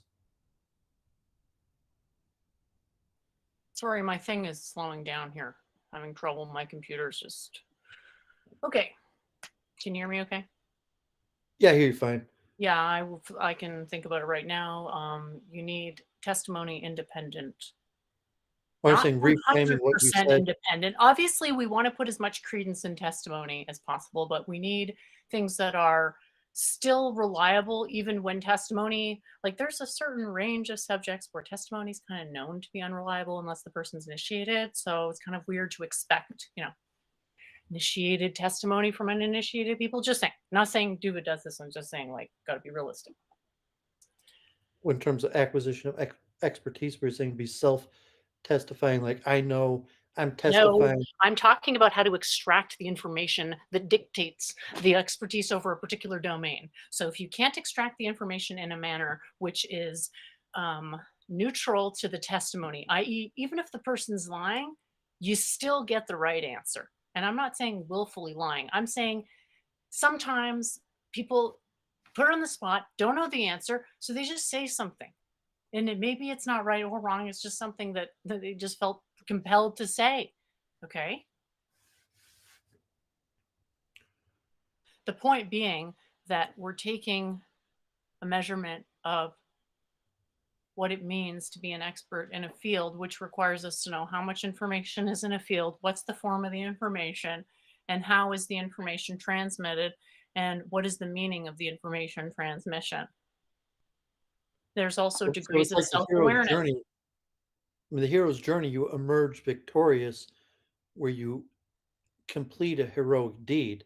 So I mean, you could have got lucky and say, okay, it's just a random person. They got lucky and they completed the heroic deed, getting lucky. But the point of the hero's journey is they went through the journey and became a hero, and therefore were able to do the heroic deed.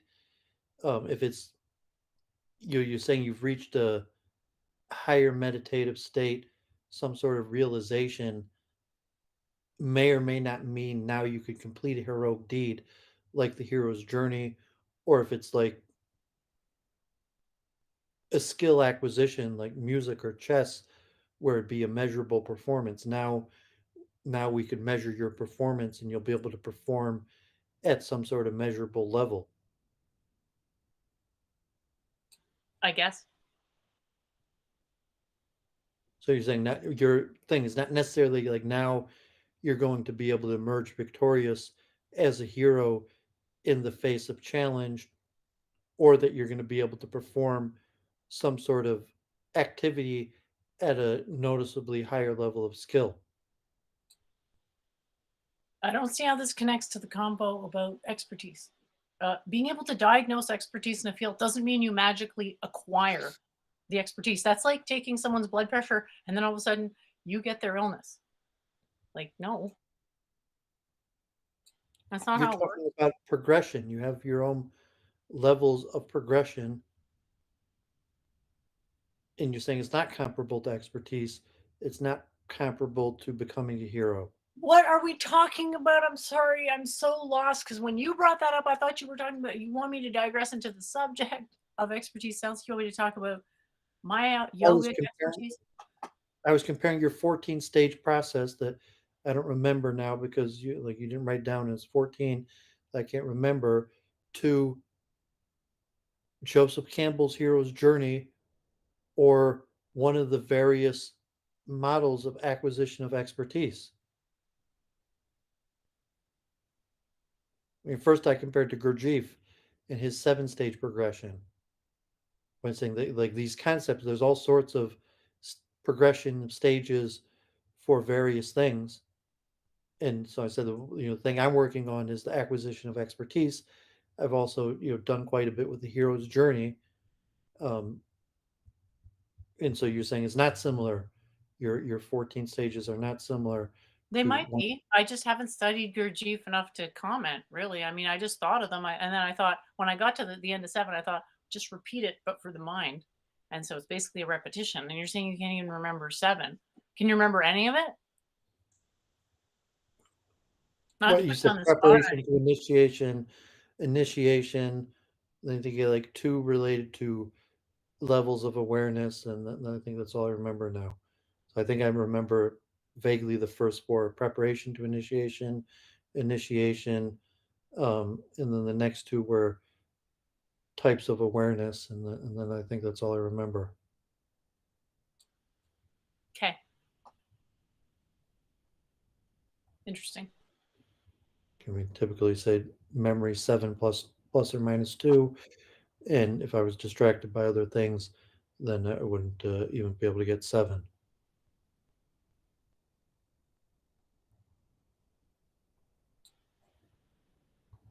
Good to know. Well, the idea is that the first 7 are always happening, but once you get a huge amount of attainment and the 7th stage and the mind and the body, when you still have mind body attachments, or when you're just getting past mind body attachments, it's good to take another initiation just to make sure you're on the right track. Because how do you know? Maybe you made a mistake. So that's why it's always the mind. Okay, but the first 7, it's the mind with the body, and then the second, it's more just the mind in itself, and the body's just kind of there because you've already done so much work on the body that it's now, I guess, effortless. So you don't really need the 14. You can just stick with 7 and say, well, you're just going to repeat the 7 again, and just sort of with like a little asterisk that is the same exact thing, except now you just replace body with mind. And it's probably good to get another initiation at that point as a calibration. Just a reminder that, like, it's easy to make With the mistakes. first 7 bodily or mind? Now, the first one is the calibration of the body and the mind relative to each other. The next 7 is the mind relative to itself.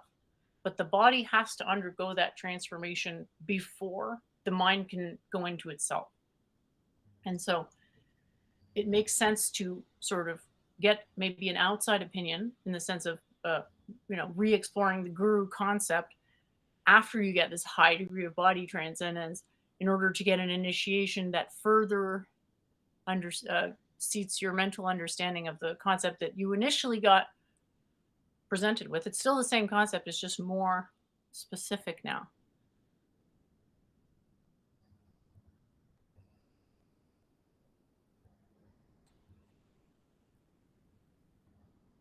So probably for, beginners, it makes sense to think of it in terms of 7. And if 7 doesn't make sense, then just 2. The first stage is before you understand the guru concept, and the second stage is after. That's a different perspective of what it means to learn something, because there's like standards for what it means to have a disciplic knowledge of something. So it's verifiable. And that's why I get so stuck to these concepts like science and empirical, because it's like, I want to use the right word. And if it is possible to verify the stuff through your senses, then am I not using the right word? So yeah, that's where I'm super happy. I was I have to review my notes for my hopefully eventual essay on self, and so one of the things I would review the major theories of development. So Erik Erikson has the main theory of the development of self, but there's a whole bunch of various theories of development that include the formation of self, and there's 2 schools of theories, and a lot of these are about childhood stages of development, and I forget the technical terminology, but some of them hold that you can't start the next stage till the one stage is completed, and some hold that the stages occur concurrently, that you could start be in the process of multiple stages at once without completing one stages, and most of the modern theory leans towards concurrently, that you don't need to complete one stage to move on to the next one. I think maybe it was Piaget. Uh, I forget the one. Some of the earlier theories that they wanted to hold that it was. I have to look at my notes. I forget the technical term. Yeah, in my But system, if you fail, it's because you didn't go through this slowly enough. Because if you're too much in the mind before your body's ready, you can get a Vatican imbalance, which can have very bad effects on your body. So it's all readily predictable that this is very easy to happen. Higher probability if the proper preparations aren't made. I mean, Campbell's hero's journey is generally one stage has to be completed before moving to the next one. Developmental theories is similar to like you're going to become an adult, and even if you don't complete, Yeah, I'm thinking this whole hero's journey is like Hercules, as in you have 12 tasks. And then my thing is like, you could be in probably any state of mind to do a task. So they're not really correlated. Is that what you're kind of the saying? hero's journey is specific to the Joseph Campbell that includes initiation. But I mean, you could look at like the Herculean, and I'm saying these ideas of progressions are all over. Like obviously, like Hercules or any form of most traditions have multiple stories or wisdoms of progressions. And so I'm making a point that not just in scientific theories, psychological theories of development, but yeah, probably all throughout, like Vedic, spiritual, historic, is the dispute whether stages are progressive and you have to complete one stage to move on to the next, or they're occur concurrently where you have a certain level of progress in multiple stages, even if you haven't completed, or that at some point you start with the first stage and maybe 20% or maybe 90% completion, you're progressing in some of the other states, even the highest states, that even if you're still in the first stage, that you still have made some sort of progress in the higher stages. So What are we talking about here? Me or just generally the hero's journey? this is a dispute among in psychology, modern Yes, psychology, and whether it's theories. linear or all at the same time. Yeah, and I forget the precise terminology that psychology uses for that, but I'm saying this dispute in modern developmental psychology is actually a dispute in all systems of progression, like ancient or spiritual, of whether it's linear or concurrent. Sure. And most people, I'd say, in the modern, I mean, one in Kabbalistically, that like the Arizal's Kabbalah in the shattering of the vessels and the repair of the world is saying that the original attempt was that be linear, but the vessel shattered, and when it was remade the second time, it was intermittent, where there were elements of all of the other elements within each element. So even in like the Arizal's Kabbalah, it has that concept of linear or intermittent.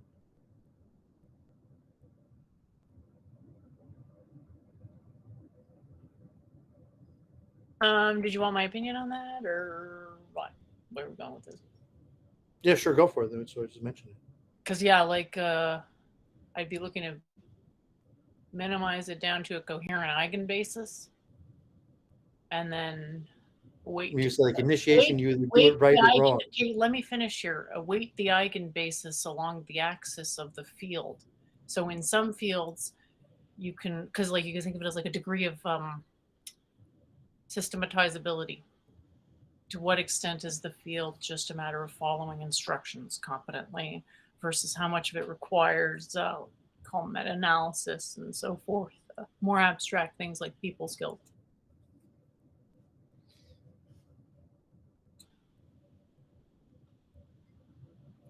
Even within the system of Point being that I think that's the best way to understand expertise, because if you're going to be able to make any assertions about expertise, you're going to have to substantiate that by going into an expertise domain and accurately assessing it based on your methodology in a manner that the people in the field are going to say, yeah, that sounds about right. Or if they disagree, you're going to be able to say, haha, you're only disagreeing because my model predicted you disagree, because cognitive dissonance, because this is my model predicts, blah, blah, blah, blah. And not that you want to have to come to that point, obviously. Well, expertise you would have, because expertise is performanceable measure, but you might have gaps in increased in performance, where if a person's steadily practicing and improving, that the improvement comes in spurts. So even so the person has improved, but it hasn't resulted in performance improvement, and then the performance improvement might happen in spurts or at a level. So if you're going to say a person's doing regular practice in various fields for a few months with no performance increase, and then all of a sudden they have a performance increase, is it like a stage, or do you have an explanation why there was like a threshold where the person was improving, but there was some sort of threshold till they actually received a performance increase? And then The theory predicts that the but transition. you might also have a gradual, you might have a steady performance increase where the person is having steady increments of performance increase, or Right, so sometimes it comes. if they're just applying knowledge that they already have, they're going to be able to linearly increase their performance if it's applied knowledge that they already possess, right? But then there's knowledge, which is learning something that one is unaware of. That's different.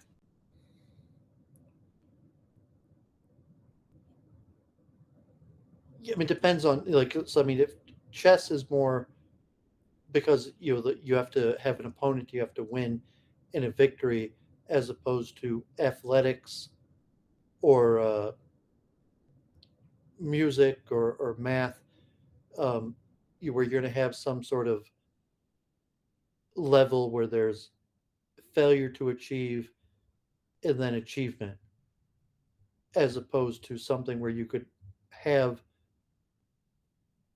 like athletics. If you're running like a 5 minute mile, and you might get it down a few seconds, and steady progression, where it's not, but it might also be where you're a 5 minute mile for a month, and then all of a sudden you're a 4.5 minute mile. Or is it going to be a steady progression? And depending on the type of performance, and it could be by the nature of the measurement, it's going to be threshold, where they say, okay, you were making steady improvement, but because the nature of the measurement of performance, you're going to have to make steady improvements until a threshold. And then once you pass that threshold, your performance will measurably increase. But it's not because you pass some sort of level and all of a sudden at that very moment um, are on the next level. You were actually making steady progress. It just had to overcome a certain threshold before it was measurable. Are you talking about yourself here? Or are you talking about the general model I'm for talking about learning? universal uh, progression Okay, so I of would say you can't say self-improvement. there's universal progression, because what usually holds back people from major advancements in their cognition is their beliefs about themselves, I didn't say which cognition. I can said any form. change expertise, whatever, Well, accessible cognition is intelligence, more if it could be. general intelligence, okay, whatever you want to call it. If most people, the point being is that people's subjective frailty is the bottleneck to the large part of the manifestation of their general intelligence, and that which frees the constraints of the beliefs about one's limitation is different from one person to another. So you can't generalize it, except to say that you can expect that once a false belief is abandoned, hopefully in exchange for a more appropriate one, not just floating in nothingness, because a lot of people, that's not their thing. Uh, One would hope. Even with, so it's any field that, if it was speed reading, anything is measurable. If even mathematic timed. So even if it's threshold, where there's a period of time where the person's on the same level of performance, and then all of a sudden they reach a higher level of performance, um, whether it was a stage and then they pass the stage and move to the next level and have higher performance, or whether it was like intermittent, where they were making steady progress. It wasn't like a all or nothing stage, and it just happens that the performance increment came all at once, but their progression, really, they had progressed at a higher level, and it just didn't come out in performance measurement uh, till it met a certain threshold. So I mean, this within the theories of expertise, even if there is threshold performance levels, there's still theoreticians that hold that the progress is incremental, not stages.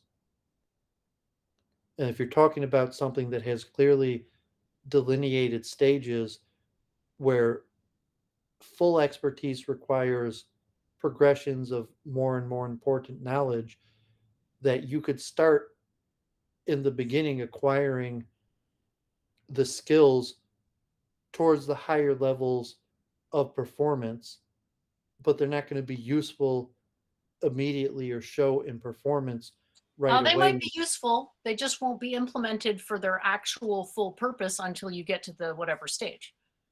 So Which they're would sort be of by like the header. They're performance. like, think of them as headerless information.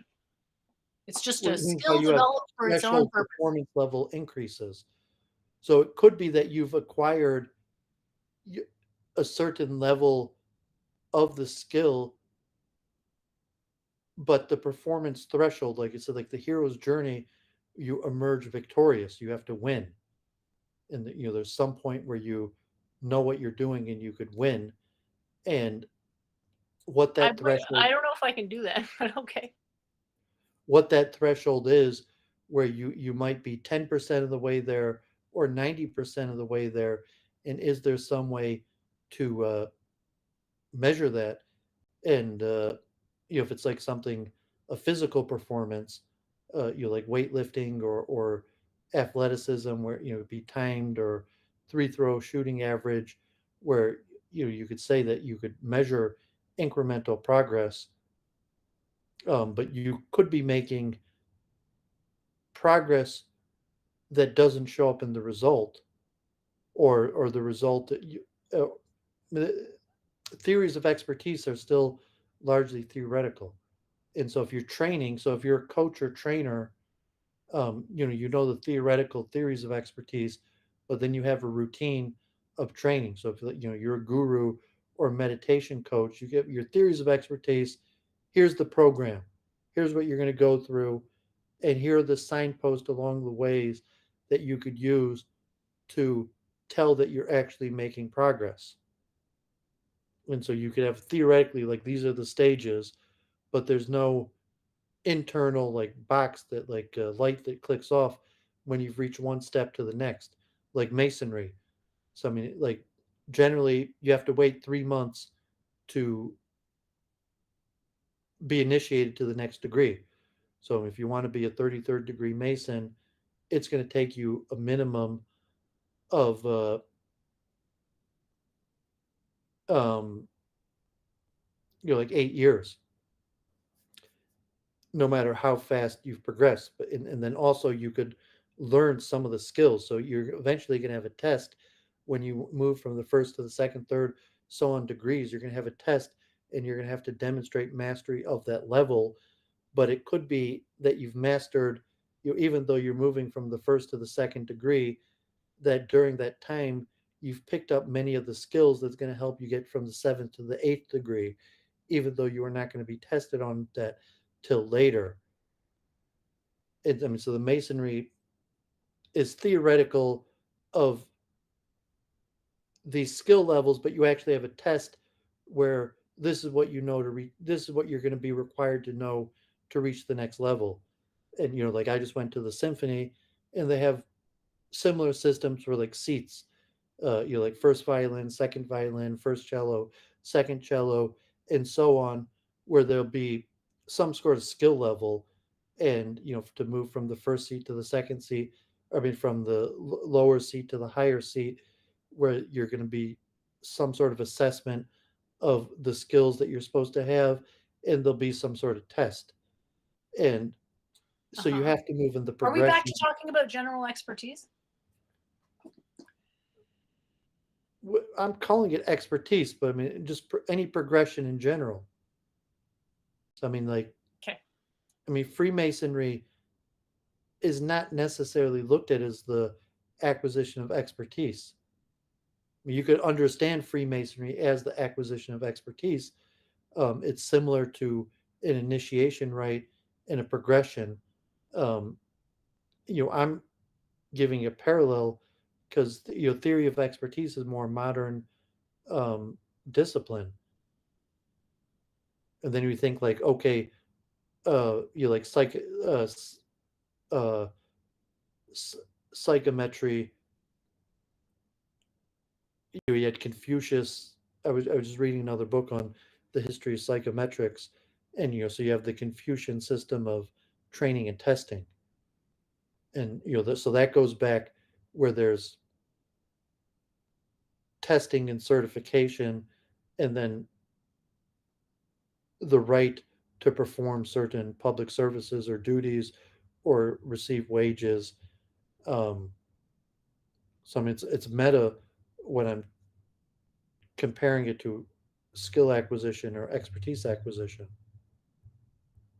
because the yogic texts don't talk about it in terms of expertise acquisition, but on a meta level you could possibly understand it as expertise acquisition.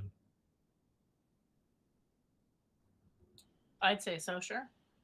Because you're practicing it. So your expertise comes from practice, doesn't it? So that makes total sense. But I don't think you can generalize expertise as in saying every domain of expertise is exactly the same. So what did you think about my idea about modeling it as a superposition that varies from domain to domain? So like a histogram. So you'd have the same components in the histogram, but they'd be different heights depending on the field.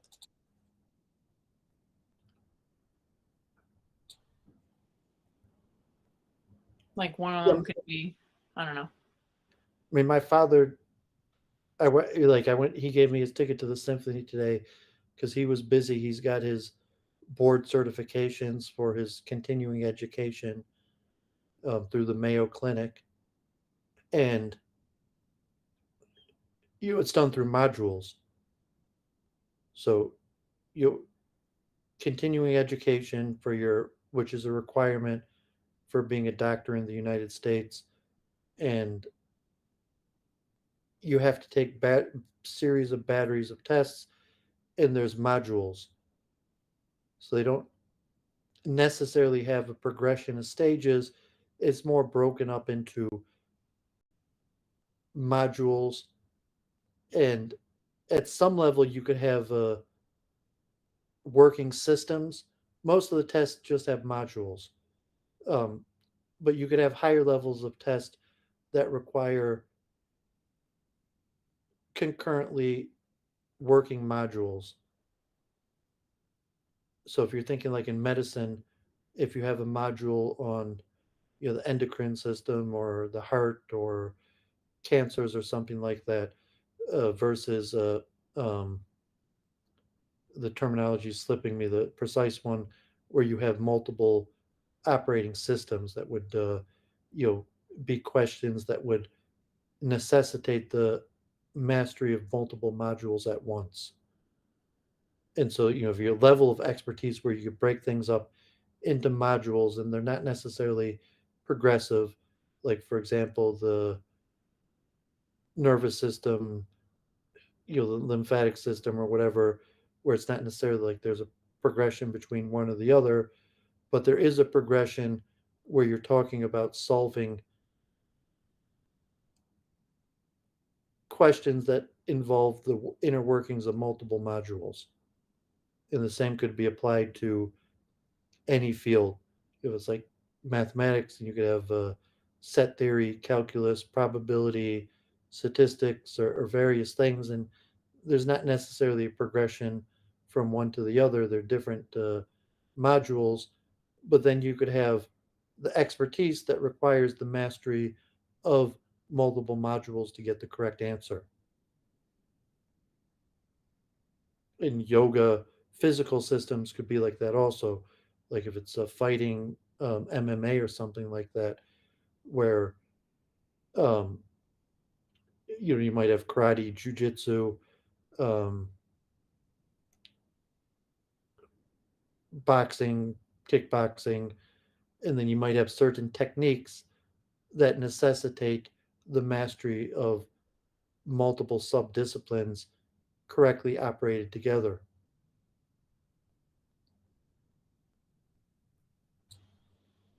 So breaking everything down to modules and all sub-disciplines work well together.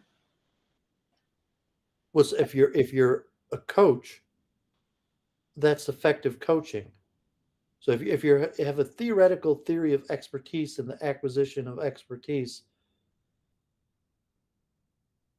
coaching is not necessarily a proof of a theory of expertise. So because I'm an expert coach and I have a training program that works, it's not a theory of expertise. It's a training program that works. And I could be a coach that studied the science of expertise and developed a training program that works, but it's not necessarily like a scientific test. So you can't really validate the theory of expertise by coaching, because there's too many uncontrolled. So if you wanted to have a theory of modules and then independent modules and then modules working in coordination and you have a coaching program where you teach modules, and you teach modules in coordination. It doesn't necessarily prove the theory, because there could be other explanations to why that coaching program works than that the theory of expertise is correct.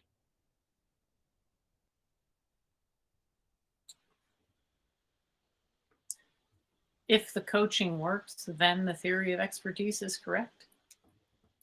No, Yeah. no, I'm saying just because the coaching based on a theory of expertise works does not prove that the theory of expertise is scientifically correct, Right. because there's too many uncontrolled factors that could give other explanations for why the coaching program worked, other than, and I'm giving the example of modular the modular model of expertise, Mhm. as opposed to progressive model, that expertise is not progressive, it's modular.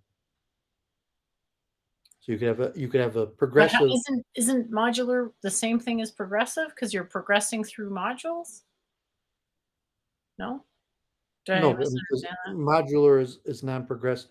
Progressives implying that you need to acquire one skill and then move on to the next skill, as opposed to modular means expertise is just built up from these modulars, and presumably the order that you learn them or the completion of one is independent. Oh, So if okay. you had a modular form of expertise, you would be like, okay, here are 20 skills you have to acquire, and you could do it in any order, as opposed to a progressive level that would say you can't do one till you finish the other. So it's something that you could have different coaches that have different methods that may or may produce different results. But just because different coaches have success or failure based on their method isn't enough to call it like a scientific test. So if I coach and I use a modular method and I have success, and another coach uses a progressive method and uses failure, it's not really a scientific test that's demonstrated that the modular theory of expertise is correct and the progressive theory of expertise is false.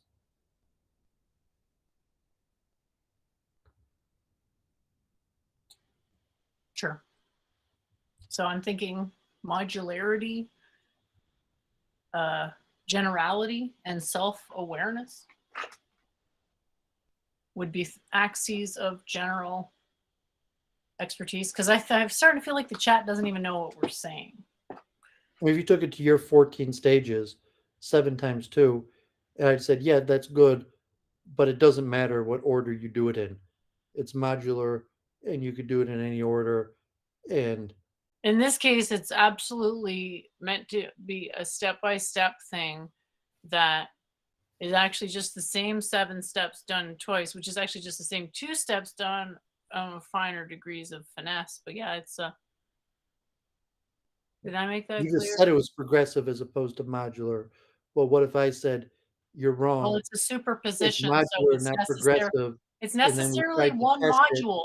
When it's a non-dualism, it's necessarily one module. So if you're decomposing a module, you're necessarily it's an approximation. So it's like the wheel. Every side of the wheel goes at the same time.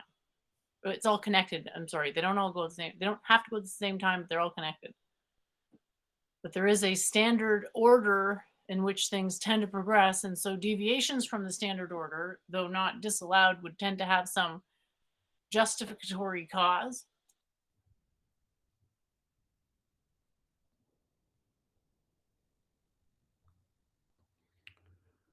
Yeah, I mean, if you had a school and you had students and you had, your theory, and you had your general progression, you might have you might have, a student who didn't listen and did it out of order, and then turned out that they achieved better results, and then reassessed and determined that your order wasn't actually the best order and could have changed it.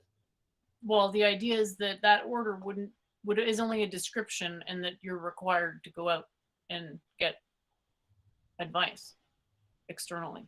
It's only meant to be a checklist of things you can expect if you're doing things correctly. It's not a how-to manual.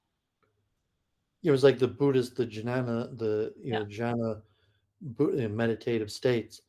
So if it's something that can't be externally verified, it could only be internally um, self-reported. And you talk about levels of meditative progression. Um, like I said, I talk about generally silencing the inner voice, observing the inner voice. To say, okay, I understand what Well, you're that's the saying, good thing with this one is you don't have to do that in this one. but it can only be self-reported. So if someone says, okay, I've Okay. been working on my meditation and I've learned to silence my voice and I've learned to observe my inner voice, um, you can only self-report that.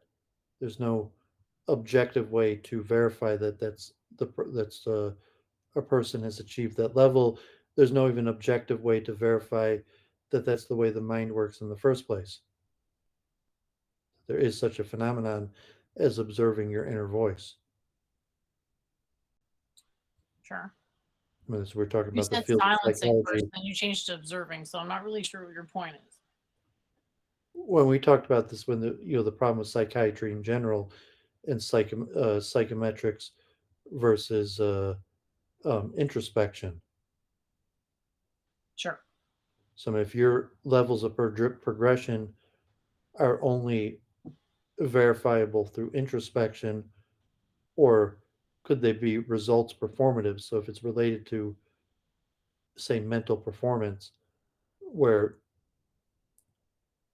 you're saying that no, when you master this level, that it will be measurable by something psychometric, results performance,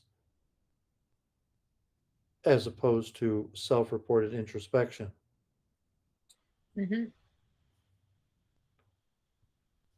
Well, what's the criterion? What's the acceptance criterion? I mean, you have to be able to impart it to somebody else, or I mean, you could measure self-reported introspection also, and make something, so to say, scientific and uh, studies and data on self-reported introspection, um, as opposed to cognitive performance or some sort of task performance that is not dependent upon self-reported introspection, where there'd be some reason to believe that the progression from one level to the next would create some sort of measurable task performance difference. you could broad strokes describe it, but again, it depends on the person. But then if you want to use a model like the Ayurvedic doshas and say, okay, here's 7 different personalities, you can make pretty precise measurements and say, like, if this type of person does this thing and they're not ready for this reason, then they could get these types of imbalances. There's like thousands of types of imbalances. So wouldn't want to specify that. You just want to be really good at understanding what it is that gets imbalanced in the first place. And then when you see it manifesting in a person, it's just a matter of finding it in the tissue hierarchy where it's actually stuck. It's just all about balancing out an imbalance.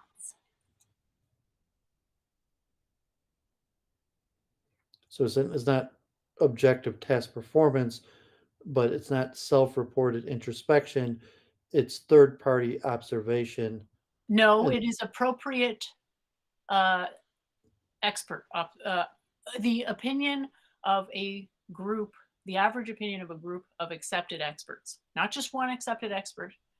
The more accepted experts agree, the better, but it's never absolute because there's always a debating option. yeah, but it's still third-party expert observation that the third party will be able to observe the person and based on the observation to determine whether a level has been reached or not based on expert observation.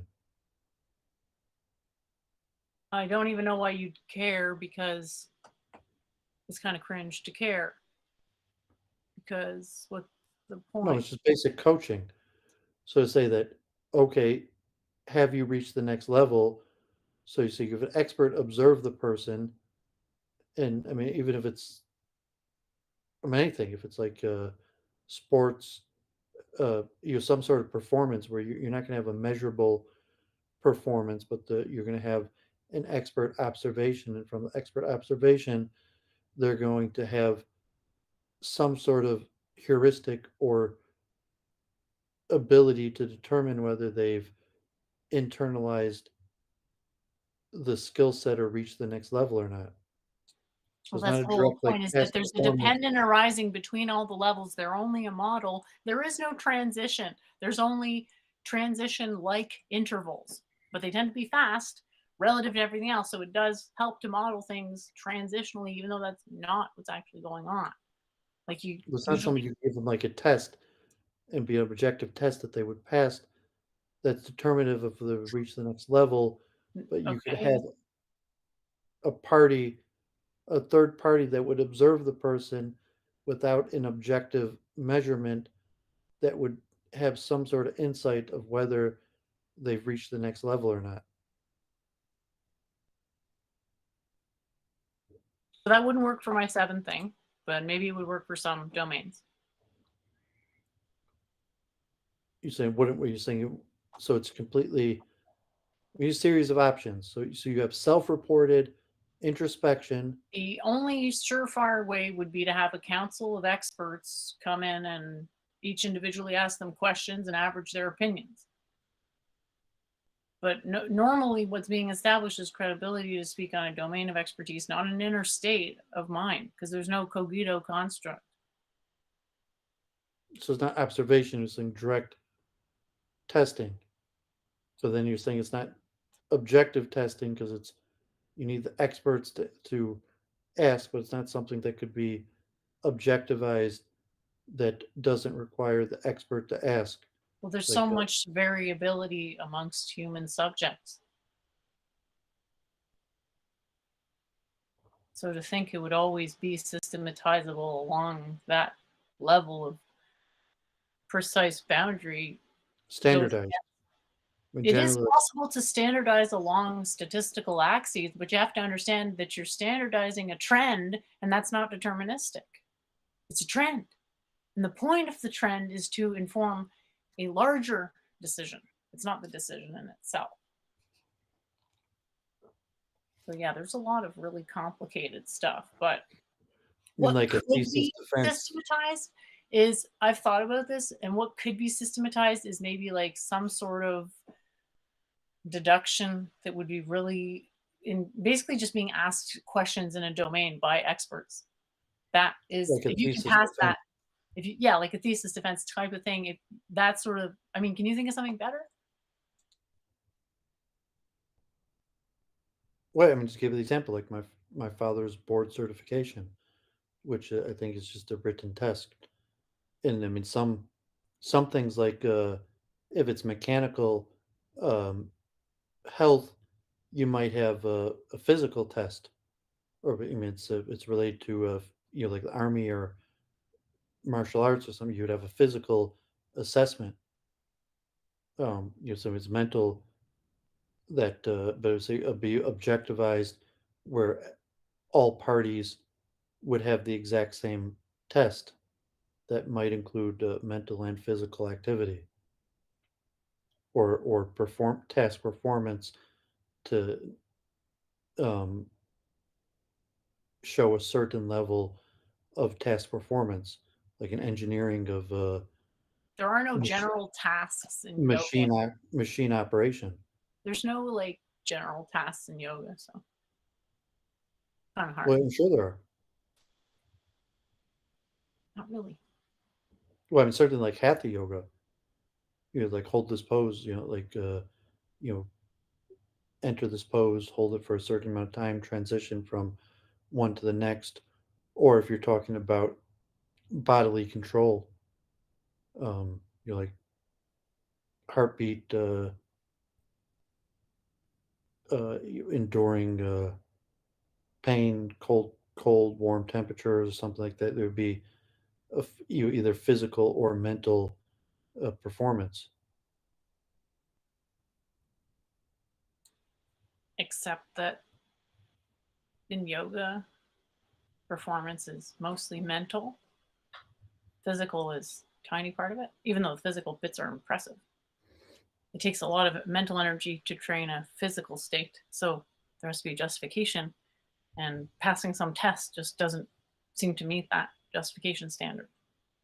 Yeah, but it could be like, you know, chant, meditate on the street corner for a period of time, obtaining concentration, where you have some sort of task that would be a demonstration of performance ability, mental performance ability, concentration. I mean, if it's a mental test of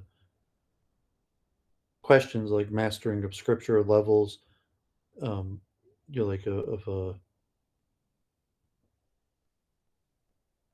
written test versus some design of a performative test.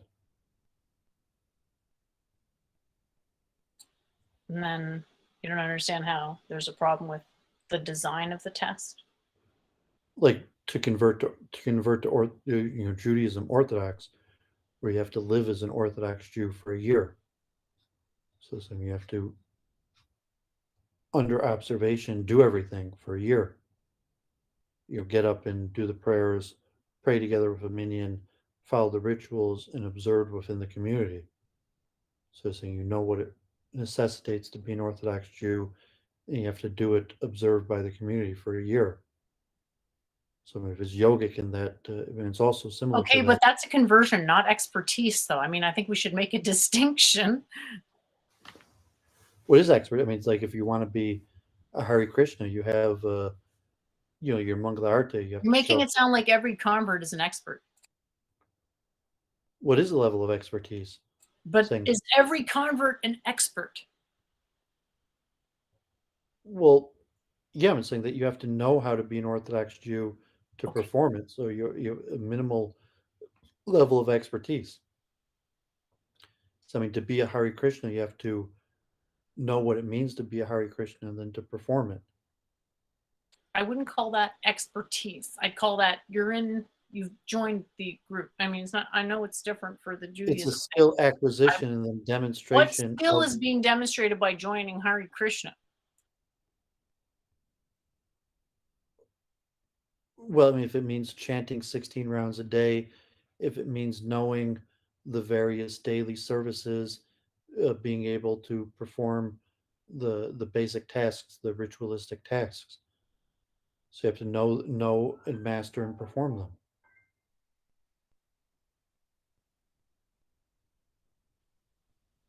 Sure. Does that confer expertise? Well, yeah, because it's a skill acquisition and then expertise demonstration of the skill. You say expertise is the demonstration of the skill. And I the mean, you could skill look is like, memorizing some stuff. yeah, I'm saying expertise is like mastery of a given skill. So if it's like, you know, cooking, making tea or something, like making a coffee, you call that like expertise. That's a performative task you've learned how to do and you can demonstrate, and now you've achieved, expertise in making a tea.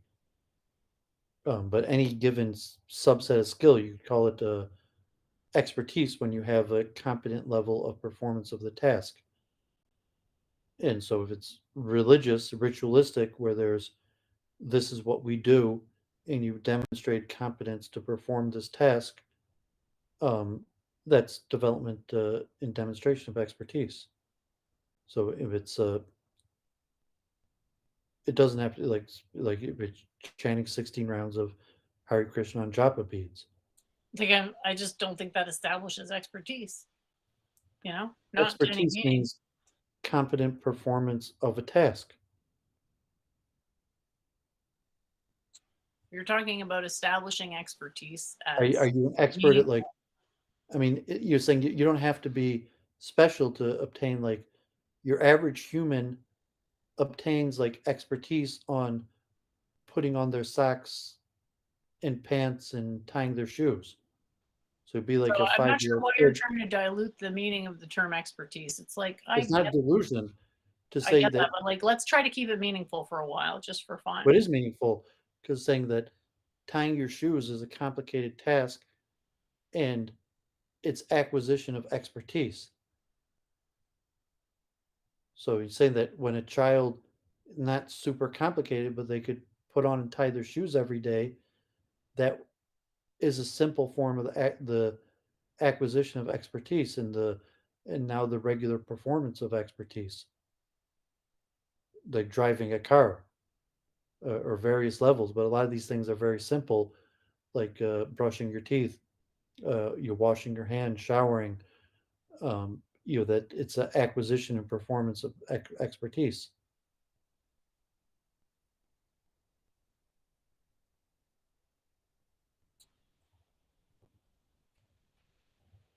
And is that going anywhere or what? Well, these are universal, so you assume. You assume because someone can learn how to brush their teeth, therefore yoga can be systematized?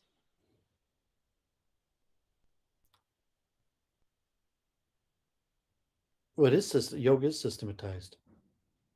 Not to the extent that you can have someone who has no idea about yoga identify who's a yogi. Of course, there is. I'm saying there's No, certification. there isn't. Yeah, that doesn't mean anything in terms of actual expertise. Well, I mean, you could denounce the system by saying that there, All I'm saying is you have to have some sort of demonstrable feat. One feat might be the ability to give initiation. That might be one ability. Don't know if that's enough, but so if it's modularized and into task performance, then you have measurable, testable expertise. So here are the according to its components. own doctrines, the only capable judges are yogis. So you're saying, no, I can come in and systematize your system that says on its own terms it can't be systematized that way. I'm saying, I don't know how you think you're going to do that and have it still be meaningful. Well, I mean, it's already been done. I mean, there are different people in schools that might have theoretical objections to it,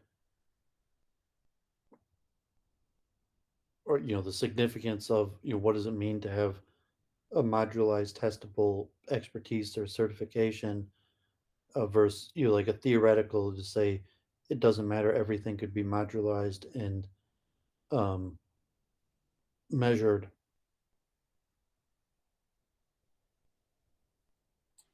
And if So it I can't, don't it can't. think that'll work.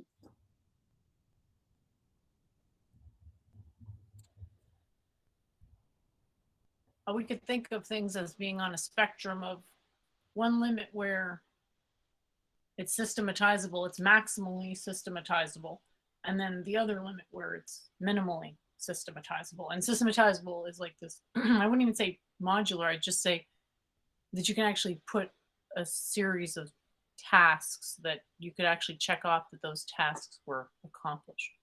I mean, somewhat you're saying, at least according to the modern conception, that it's by definition unscientific.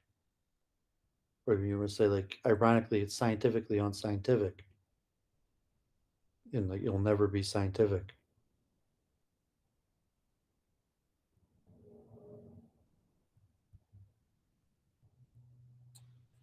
Do you care to prove your point, or just going to say that with no qualification whatsoever? Where you're saying that it's always going to be subjective. There's always going to be some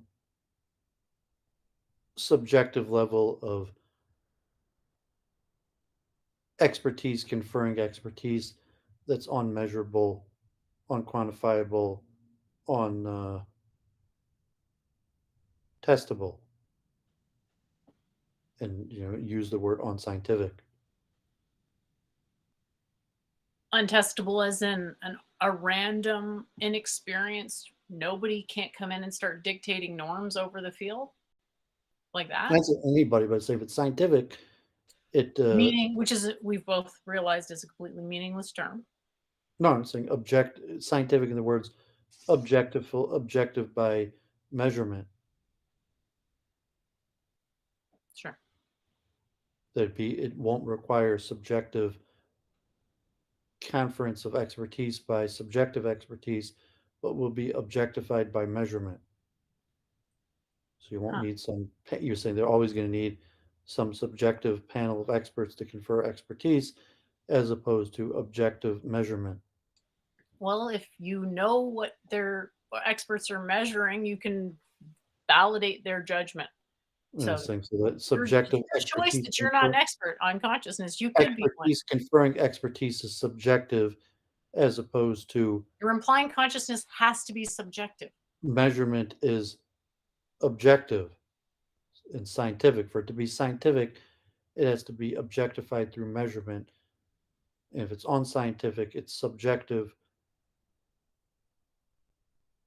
through the conference of expertise by expertise that like a circular where you can't objectively through measurement establish expertise. So expertise has to be subjectively granted by other experts that are subjective, that can't be scientifically objectified by measurement. Yeah, the prediction is that the experts can recognize each other and that they'll be able to tell you why you're not an expert, but that you're not going to want to hear it because of cognitive dissonance. Yeah, but if it's subjective until it could be objectified by measurement, and once it could be objectified by measurement, then you don't need the subjective um, conference of expertise because it could be objectified by measurement. Mm-hmm. And that's sort of I mean, implying that if the everything subjective meaningful is experts are not saying just a measurement, you're but a not an measurement expert described because the way you you say a measurement objectively works. And that's don't, not a fact. you're saying the subjective experts say you're not an expert because you can't objectively perform this level of measurable ability, then you don't need the subjective level of expertise. You just have the objective level of performance ability.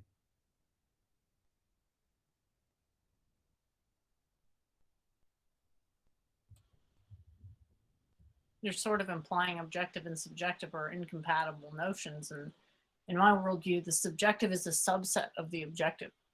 So What's it it's incompatible? just how it works. Scientific implies objective measurability. Repeatable experiments through objective measurability. So to say subjective is just not scientific. That conference of experts is subjective. It's not scientific. The Doesn't mean you have to criterion for evaluate. science isn't Doesn't mean objectivity. it's wrong. It's predictions. Excuse me. The criterion for science is predictions. So you say they have to be objective and that you define what objectivity is. And I'm saying science is just prediction and how accurate they Predictions are. by objective, repeatable measurement. Nope, just predictions. No, I mean prediction by repeatable measurement. By verifiable predictions, I would say. Yeah, obviously they're repeatable, but they're measurable. They're the verifiable. important thing because is of measurement. verifiable. Verifiable implying measurement. Nope, it can be verified by consciousness. Verifiable predictions about consciousness, verified by consciousness. It's self-verifying. You don't accept it. That doesn't mean it's not a science. It's just, according to you, not an objective science. But I feel I can give a better account of objects than materialist doctrines. So yeah, I mean, you're just what can you say? Self-defining your own words. So you can say, okay, it matters, it confers something, but it's not scientific. Well, it And for depends. whatever reason you If want we're to talking about institutional science, we're talking about Cartesian science, sure. because you've extended the definition of science to include something that it doesn't. Yes, I know. Science has been extended to include Cartesian dualism. So the trick is to talk about science without importing the metaphysics of Cartesian dualism so that it remains coherent. No, science has been limited to exclude Cartesian dualism. Right. Even though the Cartesian plane exists. Science is mind independent. Sure it isn't. Sure it isn't. Science is conscious independent. Sure it isn't. So, I mean, you have your own definition of science that you insist on using, which is fine.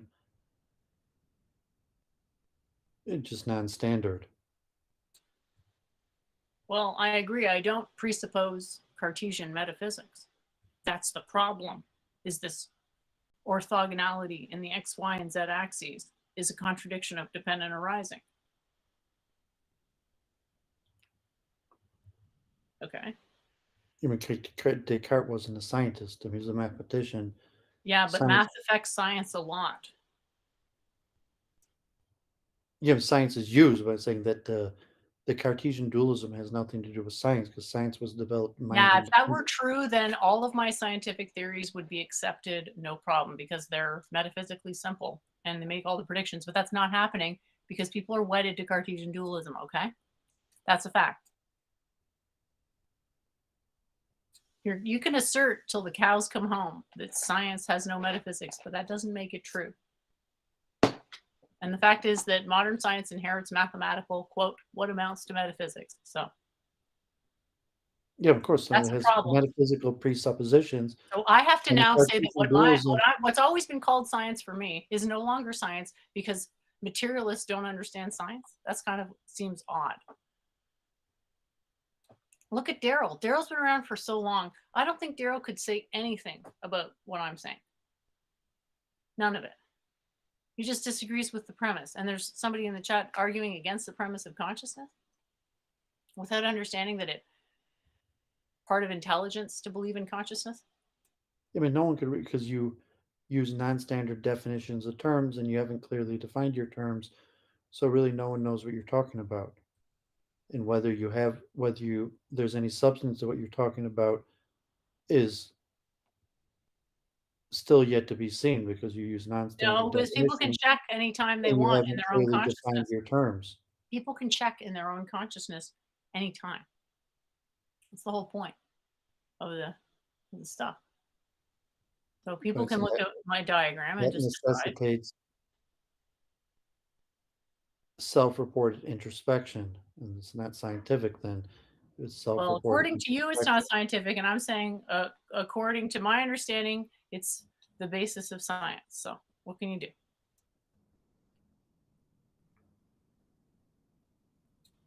So the chat Yeah, asks, because "Al, go ahead."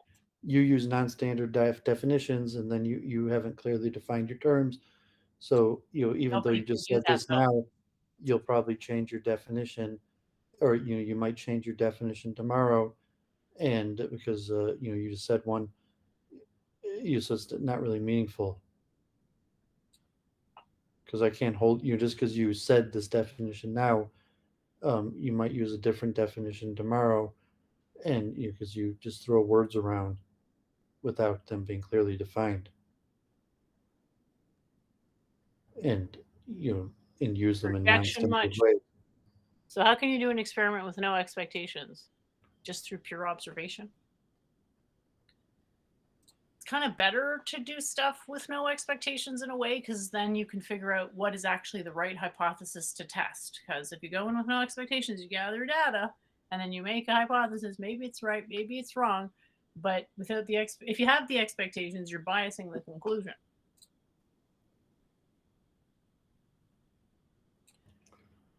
I would disagree that devising a hypothesis is guessing.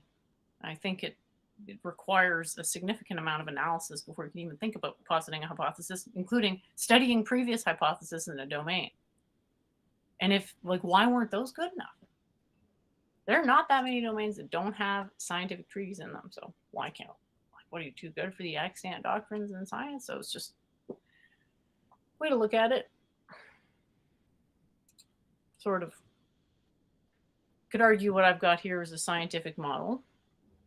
And it is, but it's useful. And I've thought about it for a real long time to make it. And I'm not changing any definitions. I don't think they're non-standard. I don't think they're very specific definitions because I don't know, never seen a consistent definition for them. There was another one. There was essence.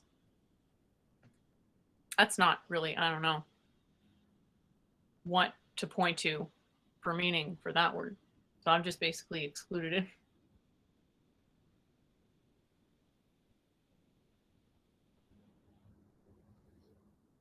Okay, I think I'm going to wrap up I'm gonna see. I guess if you want to keep on rambling, feel free. Anything else you want to say?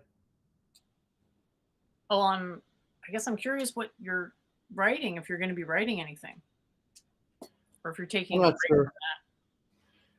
I still want to write, but I don't have a venue right now. I didn't think that my narrative voice was going to be found on the chess server, so I still plan on writing um, my essay on self. So I'm still working on that, but I'm not sure I'm going to do that this week. So I'm just going to continue with my research, and I'm going to try streaming more, and hopefully create a venue for my writing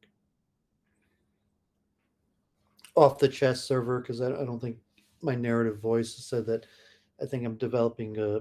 I don't think I'm going to get the narrative voice for what I want to do on the chess server. So I Yeah, it might just just seemed really like random. Like, why did you delete it? I was wasting too much time, and I thought I wasn't streaming, I wasn't doing anything else because I was spending like 20, 30 hours a week playing chess, maybe even more. I was always on the chess server, and nothing was coming from it. I mean, I was getting better at some of the games I was playing. Like I kept on, but I thought it just diminishing returns. Like, um, I might improve in the rankings of chess, but I thought it was causing me bad character because it was basically just competition, and I didn't think I'd be able to pivot. That even if I kept on increasing and getting better at chess, that I didn't think that that would let me pivot to something intellectual. So I just cut it off completely just so I'd stop wasting time playing chess.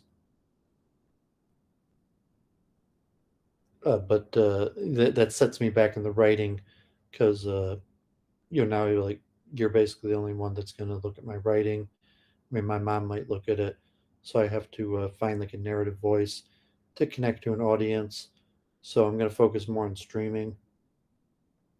Um, Well, you've got to look at the value proposition, and you're pretty negative, and I think it turns people off. uh, well, I mean, I have to reach people to be turned off. It's like, okay, there's someone that would have read my writing, but they didn't read it because I was negative. But I said, like, no, means no one would have read my writing to even be turned off because I was negative. And like, basically, I'm only streaming. I mean, I still talk to like Luke, but these audience, Luke, Charles, these audiences are diminishing. So I'm going to try streaming again, try to build up what would be, maybe be like my audience. So try to stream on my own channel. I'm going to try the mob talk with John Wolf maybe this week. That could come at any time. So I'll post on Twitter if it happens. Maybe I'll talk with Ben Thorpe. But yeah, I got to get out into more circles because I've been narrowcasted. Um, maybe like tens of people that watch Week in Review. Um, my channel is so you can see who's actually watching the content on my channel. If I start putting out more stuff, what type of feedback do I get to find some sort of narrative voice where um, I'm connecting to readers. And I didn't feel I was, even though I had readership, I didn't feel like I was connecting to anybody on the chess server. Um, But what would a connection look like? an interaction with someone who understood what I was saying and led to some sort of meaningful conversation where someone demonstrated that they understood what I said and conversed about it with me. Okay. People are more likely to want to talk about themselves. I mean, if what you want is a connection, it sounds like what you want is an intimate connection.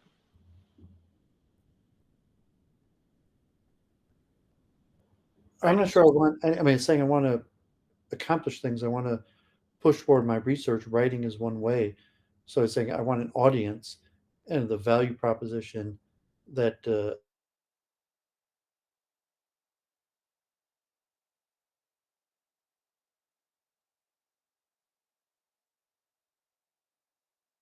like I have an audience, and first of all, it's like it's on just because like I had hits or views, it doesn't mean anyone actually read my thing on the chess server. They could have just opened it, or like it's unclear whether anyone actually read it or not. Even though thousands of people clicked on it, it could be that almost no one actually read it. Um, you're so saying that there's interaction that would demonstrate that people read it and understood what I was saying. Um, and like if there was a journal, if there was a publication that already had readership and I was published on that, it still wouldn't be clear. Like I would have to have comments or interaction that would demonstrate that people understood what I was saying. So just writing for like an intellectual exercise of say like all work and no pay. So like I will continue writing as the intellectual exercise that is essentially all work and no pay. Like as of now, um, I gotta look at my intellectual development and where writing comes in, which is more or just organizational of my ideas and some sort of progression.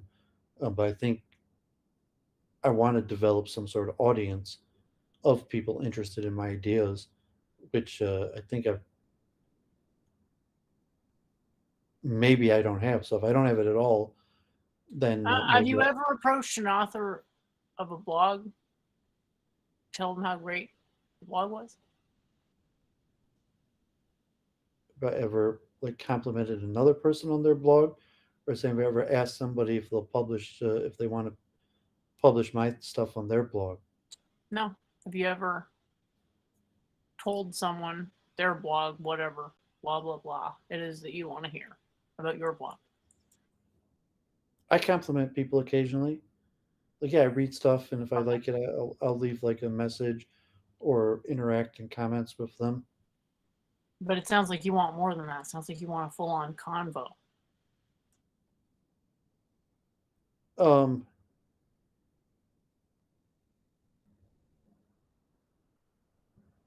yeah, I would like conversation. I'd like to create a community of people that I would interact with, but even just like a comment. So I mean, I had a few on the chess server. Um, I maybe really just on the ahimsa.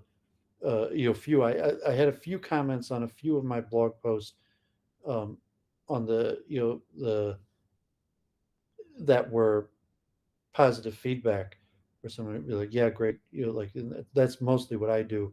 If I read something, you'd be like, "Yeah, great article," um, but I mean, occasionally I'll ask questions or comment, and I had a few of those on the chess server, but minimal. And I didn't think I was going to get it on the stuff for self. That even for the chess server, most of the feedback was like, "Why the hell are you posting this on the chess server?"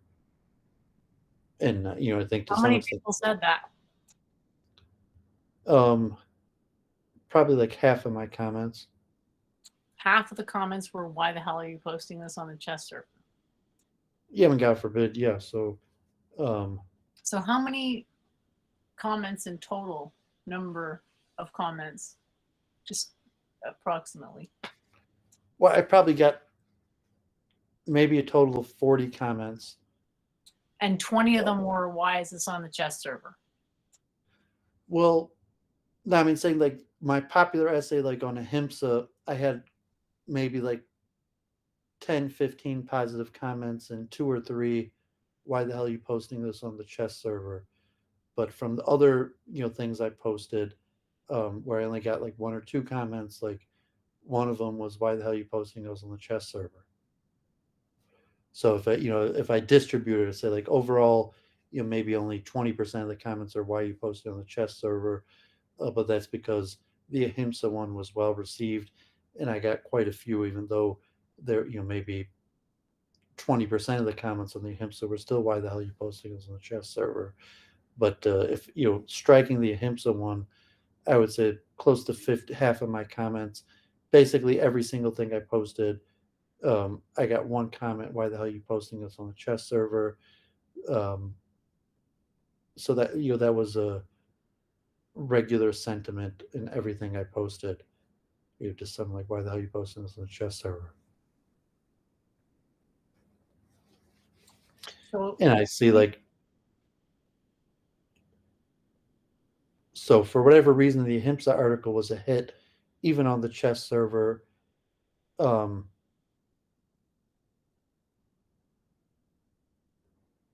from and I had the one popular article that I wrote on chess, purposely on chess, that actually like no one really agreed. Even on the chess one that had thousands of views, and you took that badly? and most of the people disagreed with it. And you took that badly? Well, I took it there's no value proposition.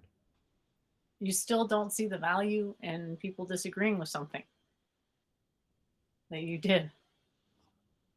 Just so surprised. Why I'm saying disagreement is saying that they're said that there was no value in what I did.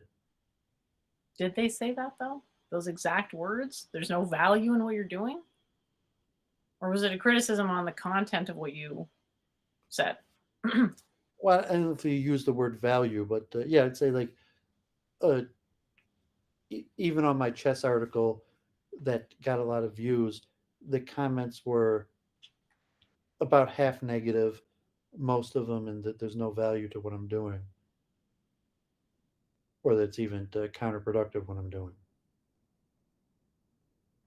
And even that, it was like like chess is a game, or or straight like negative, like like it what you're doing doesn't belong on the chess server,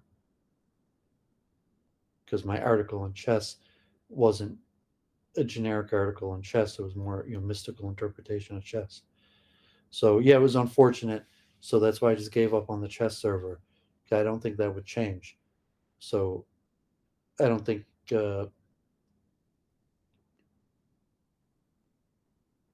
even if I didn't really have anything more about chess to post, and even though a few people might have looked at it, I thought it'd be more of the same with the continual why the hell are you posting this on the chess server, and negative feedback.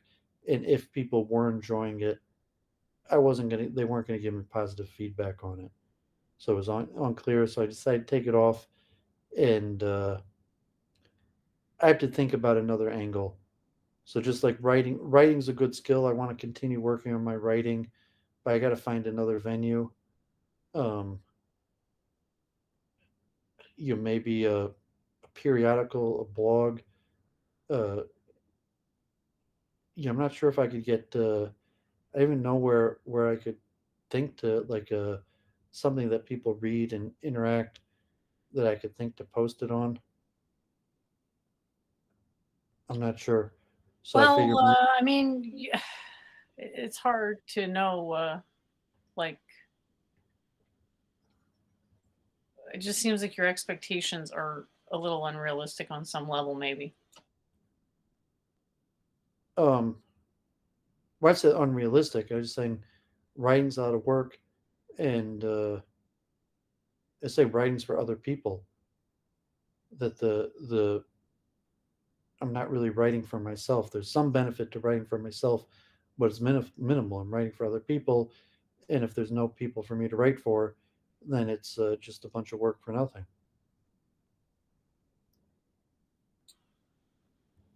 And so you're going to be thinking about maybe honing in on an audience? Like, are you of the opinion there's already an audience out there? You just have to find it and then just target that audience?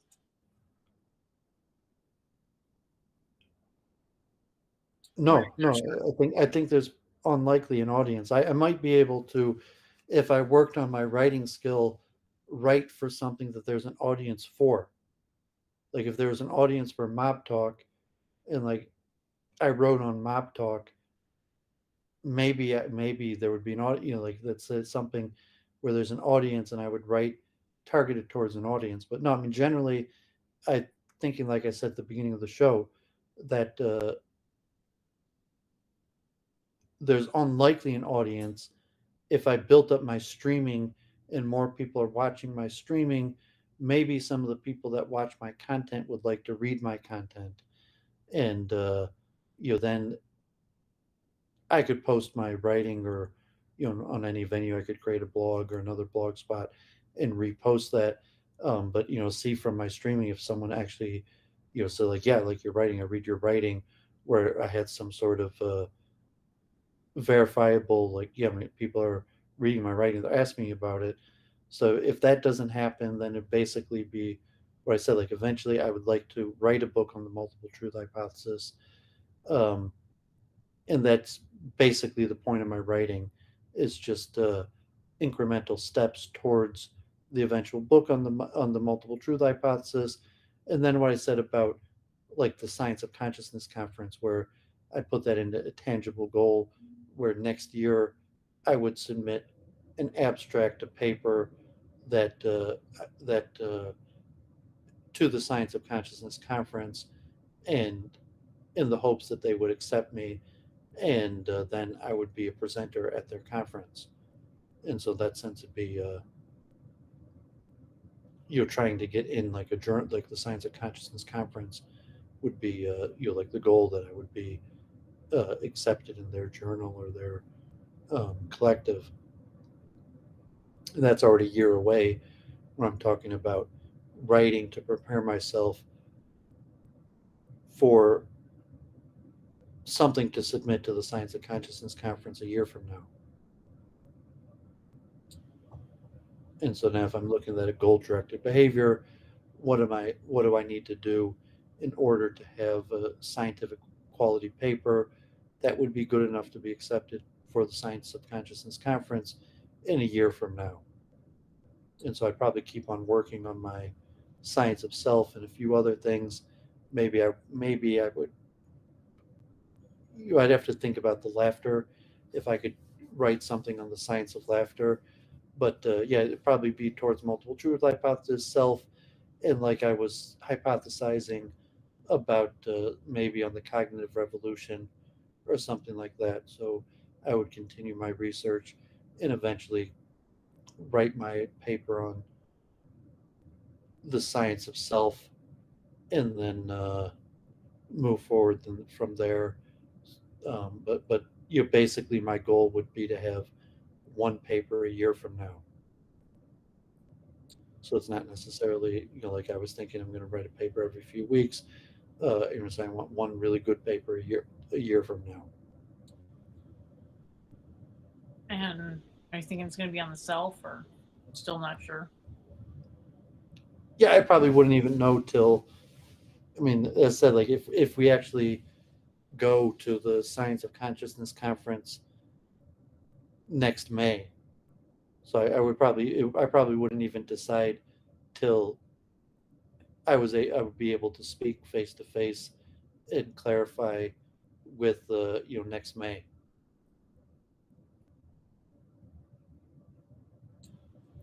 Well, it'll be exciting to see where it goes, and hopefully it works out. Sounds great. Yeah, I'm still like doing a lot of studying, and yeah, I decided to change direction. I thought the chess server was probably just going to lead to a waste of time. I didn't feel it was going anywhere, and even if I started writing, aiming for hits on the chess server, I didn't think that was going to be productive. So I mean, things could turn out, like, you play on Providence. So if something turns up, I'll follow it. So as of now, no plans. I'll keep on working. I would like to.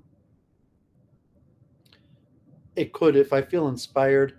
I lost my narrative voice, so if I refine my narrative voice, I will finish this essay on self, and that'll be a Maybe big. the essay on self robbed you of your narrative voice, so the solution is just to write about something else. Um, yeah, but I've expressed this to you multiple times, and I don't see writing. I see writing as something for other people, not for myself. So writing on self is something I do for myself, but writing for other people, and that generally has to be um, precipitated by other people. So if I'm writing for other people, that should be because other people have asked me to write. And so, no one's asking me to write, so I don't have motivation to do it. So I have self motivation to complete these things that are useful for my own goal driven behavior of eventually a book on multiple truth hypothesis or submitting something that might be accepted to the Science of Consciousness conference. As of now, those are my only two goal directed behaviors in my writing. So the only thing that would really get me to write more would be um, other people desirous of reading my writing, which is unlikely to happen.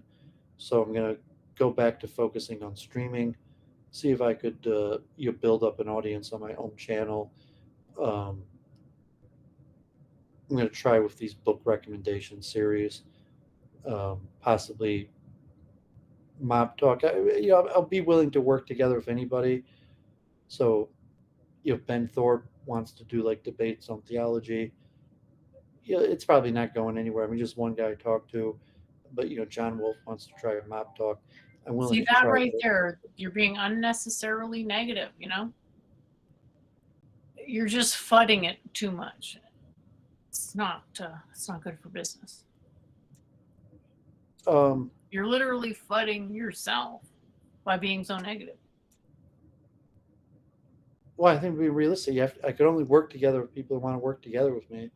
So I'm saying like, no, I mean like, You're not willing to go on a self-improvement path and acknowledge that maybe you're being unnecessarily combative. I don't think so. I was saying like, I I need. know you don't think so, but I think maybe other people think so. So Well, I like mean like the laughter, mysterious people that may want to work together with me, but don't because like I'm too combative. So I said like, no, I'm saying like Ben Thorpe. I spoke to him. He seems to want to work together, but that's probably not much. That means like maybe we'll have like a debate in a month, or like I'm still working together with Luke and Charles. Um, I don't think they're saying that like there's not. I don't think there's mysterious people out there that want to work together with me but don't because I'm too combative. Saying I have a small audience. Basically, everybody I've worked with seems to be willing to keep on working with me. well, a bunch of people tell me I shouldn't work with you because of that. When just you. Well, no, a bunch of people, not me. But I'm saying they're your people. They're not my people. They're people. They're people giving feedback. And I'm you're saying saying, they're your oh, it's people. no good. It's like, okay, well, Advice. you're shutting a lot of doors here. That's all I'm saying. So You want to shut the door? I'm saying there's people who follow your channel and they're advising you not to work together with me, but you're still working together with me. And saying those people are probably not people. Yeah, I'm not saying that. I mean, because you have people that follow you and they advise you to not work together with me, but you're still working together with me, even though that they're advising you. And I don't see how that's um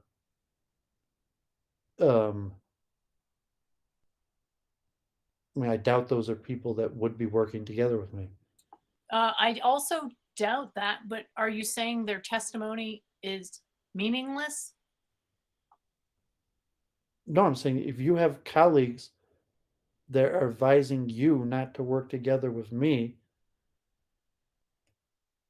that doesn't have anything to do with me. I mean, they're probably people who wouldn't like my content. The specific complaint was that wasn't enough respect. Excuse me, wasn't enough respect. Conceivably, other people would not want to be disrespected by you either. Are you seriously telling me you're not aware that you caused people to feel disrespected by you on the internet? Um, yeah, possibly. But I mean, you're talking about people that watch you and advise you to not work together with me. Okay. They're not reaching out to me saying I would be interested in your I don't content. think they would either. I'm just saying that But they're saying people, and there are people people that are are people, individually okay? advising you People to not are work together people. with me. Maybe people who aren't my fans would also think the same thing. If there's a cross section, I don't even want to say fans, people that talk to me, if there's a cross section of people that talk to me, they'll say the same thing. Maybe there's something to it. Or maybe the mere virtue of having talked to me is somehow discrediting someone. I'm not saying it's No, everything. I'm just saying that maybe you these have people. someone you could have talked to who would have been awesome, but you've closed the door on that because you're not coming across as, I don't know, approachable. They're not people saying that they're interested in my content, but there's issues with me, and therefore they're not interested in my content. Yeah, The most people people that aren't are at that interested level in of your being the articulate. people that Most are people aren't interested at that that level of follow your articulation, content. so I don't know why you'd expect them to be at that level. I'm not expecting. I'm saying there are people who follow your content and don't understand why you work together with me, and even advise you to not work together with me. They're not. I mean, they're not reaching out to me. They're not speaking to me, and it's unclear whether they even care about my content. They're your people who like your content and don't understand why What you work about together with me. if you watch the movie The Yes Man and you So I can mean, do if you're that? saying like, how come I can't win over people who like your content but don't like me, No. or you're It giving has advice like, nothing to do with that. It has to do with maybe the reason you're having trouble connecting with people is something you have control over, i.e., you're not coming across as friendly enough. I mean, it's possible. I mean, so I don't think I don't think I'm having trouble connecting with people. All Like these complaints about the I'm writing, still a though. popular streamer. I still seem to be able to land new venues and find new people. Basically, everybody I've worked together with is still willing to work together with me, even though you have a sizable proportion of people that advise you not to work together with me. You're still working together with me. You're talking about It's not sizable. you're talking about my writing. You're talking about not nobody being interested in reading my writing. There's It's no not one. sizable. There's It's no non. demand It's for happened more people. than once. It's not like every second day someone's saying it. No, most people like you, in my opinion. That is a complaint that I've heard, though. So maybe it's something you have control over. I don't know. Well, it could be, but I'm saying that's my streaming style. I'm talking about writing. That there's no demand for my writing. I'm not even sure if it'd be related to my streaming personality that there'd be demand for my writing. Well, of course, notoriety. People care about everything you say on the basis of you having said it. Maybe. Yeah, so I'm gonna stream more on my own channel because, like, I don't think. Um, I invite you to leave the door open for writing, but for yourself, hopefully. yes, I'm gonna try to continue writing for myself, but I say the writing I'm doing for myself is gonna be more technical and more time consuming and require more research, more um, because it's probably never going to be popular to a wider audience. So I was saying I had a chess personality that was possibly popular to a larger audience, but I'm giving it up because I think it's largely meaningless because it's centered around performance in chess. And so it's too time consuming to perform well at chess. Like I spend like 20, 30 hours, 40 hours a week, like full time, just so I could have some expert performance in chess. Uh, so few people like read my blog with unclear meaning that a few people are reading my blog because they're probably only reading my blog because I'm demonstrating some expert performance at chess that's too time consuming. The expert performance is too time consuming. The expert performance at chess is too time Okay. consuming. Okay. I thought chess games were fast. Well, the games are fast, but saying that, playing uh but I think the demand is to win, and it's too competitive and too time consuming, and diminishing returns. Of just to win at chess is kind of meaningless. And so if I'm winning at chess just to try to get people to read my blog, um, I think it's not worth it. So like if I Really? was trying to win at chess in order to get people to read my blog, I don't think it was worth it. It was too time consuming, too unfriendly. Oh, really? The chess server got Only un. reason people were reading my blog is because I was winning at chess, and it's just too time consuming to use that method of winning at chess to try to get people to read my blog. So even to have no one read my blog, it just I can't invest all like the time I was putting into chess was just too time consuming. So I was even gave up my semi successful blog because I didn't want to waste so much time playing chess. And I thought it was bad for my character because it was just too competitive, causing bad character.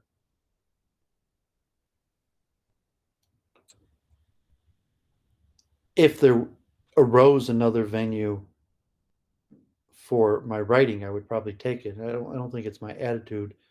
I think I have to create it, and I mean it'd be related to my attitude, but it's like I have to seek out venues, and it'd be more like being proactive, like joining Discord servers, talking with uh, people with similar ideas. Um, like active inference or something like that. And I would actually say I've been relatively successful. I think that I could probably,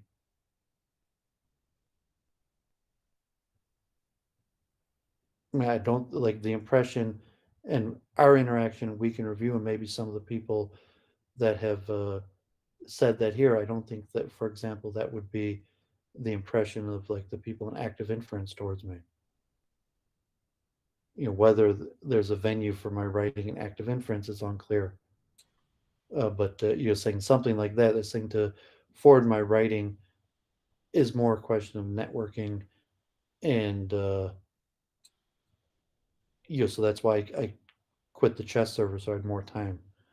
So rather than spend like 30, 40 hours a week playing chess in order to be a prominent chess server, prominent on the chess server, so people would read my blog, I could spend that time you know on discords or other chats and trying to network. And so that's what I'm going to try to do. um, I'm going to try to put I'm going to that conference. I'll do the automotive testing expo this week. I'll probably do a walkthrough. Let's sum up my regular content now. My most regular content is now these engineering conferences anyways, so those aren't super, but that's my main bulk of my content.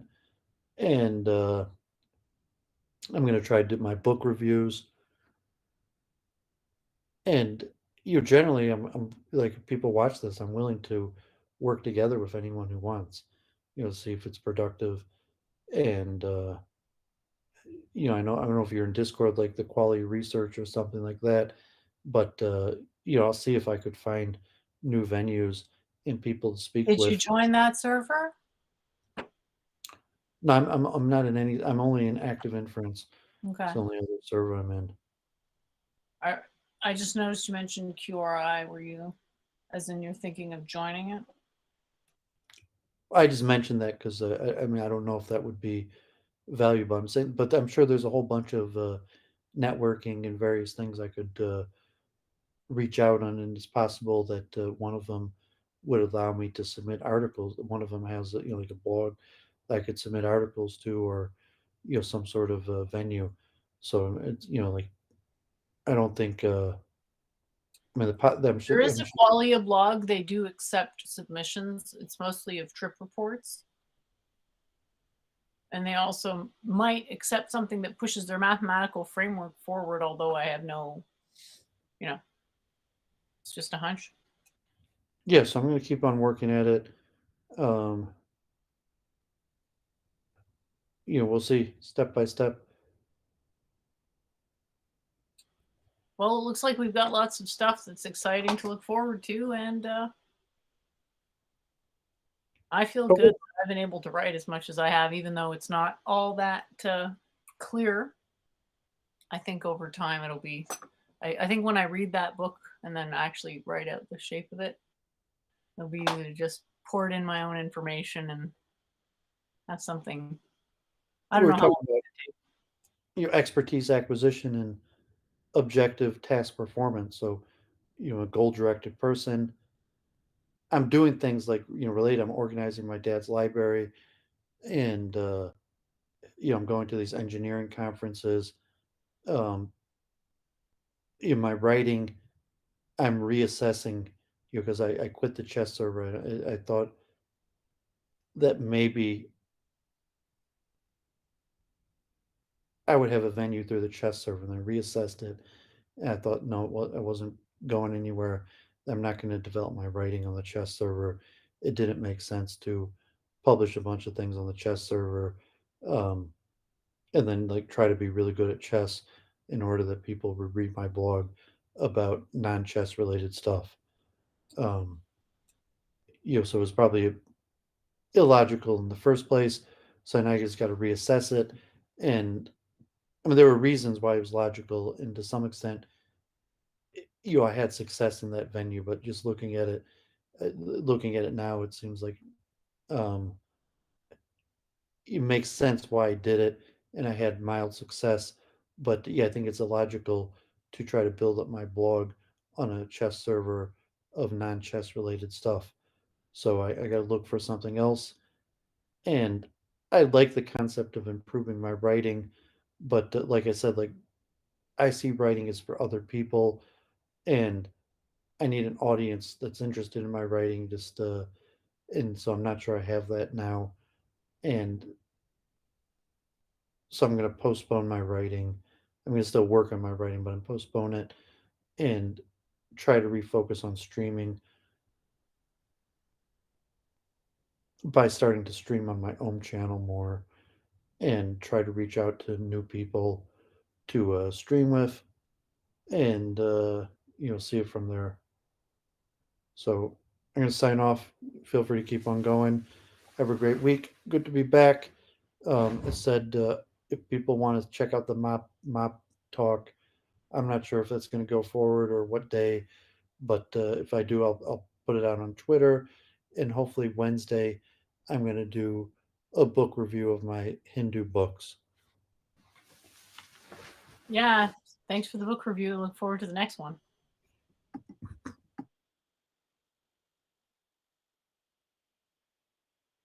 So, just to address Andres' comment, keeping your fingers crossed for abundance is pretty weird, because like restraint is pretty much good because nature needs time to recover. So something like generosity is a means to an end that's desirable regardless of the state of abundance or scarcity materially. That, I guess, kind of coming back to the Mark Zuckerberg thing, learning how to box or whatever he was doing. Like, you never really finish achieving things. So even if we reach this mythical utopia where these needs were fulfilled, which does not appear to be the case, there appears to be, if nothing else, finite amount of space to dump garbage in. So that's kind of how I look at it, that every garbage bag, maybe that's just always going to be just shoved into some corner in the world, and idiocracy looking more like a documentary every day, and basically seeing the only way past that is a high valuation of and not just intelligence, but the process of intelligence and moving towards a state of facilitated intelligence. So I'm looking forward to what I've got to work on the next little bit. Didn't get much feedback for the descriptions, but I guess that's just how it goes. People want to stay in their comfortable domain. So looking forward to the next show. See you all next Sunday, if not sooner. And I'm not sure when I'm going to continue my reading from that book. I still plan on doing it. I'm just planting some plants and whatnot. Super nice out. And I'm enjoying that.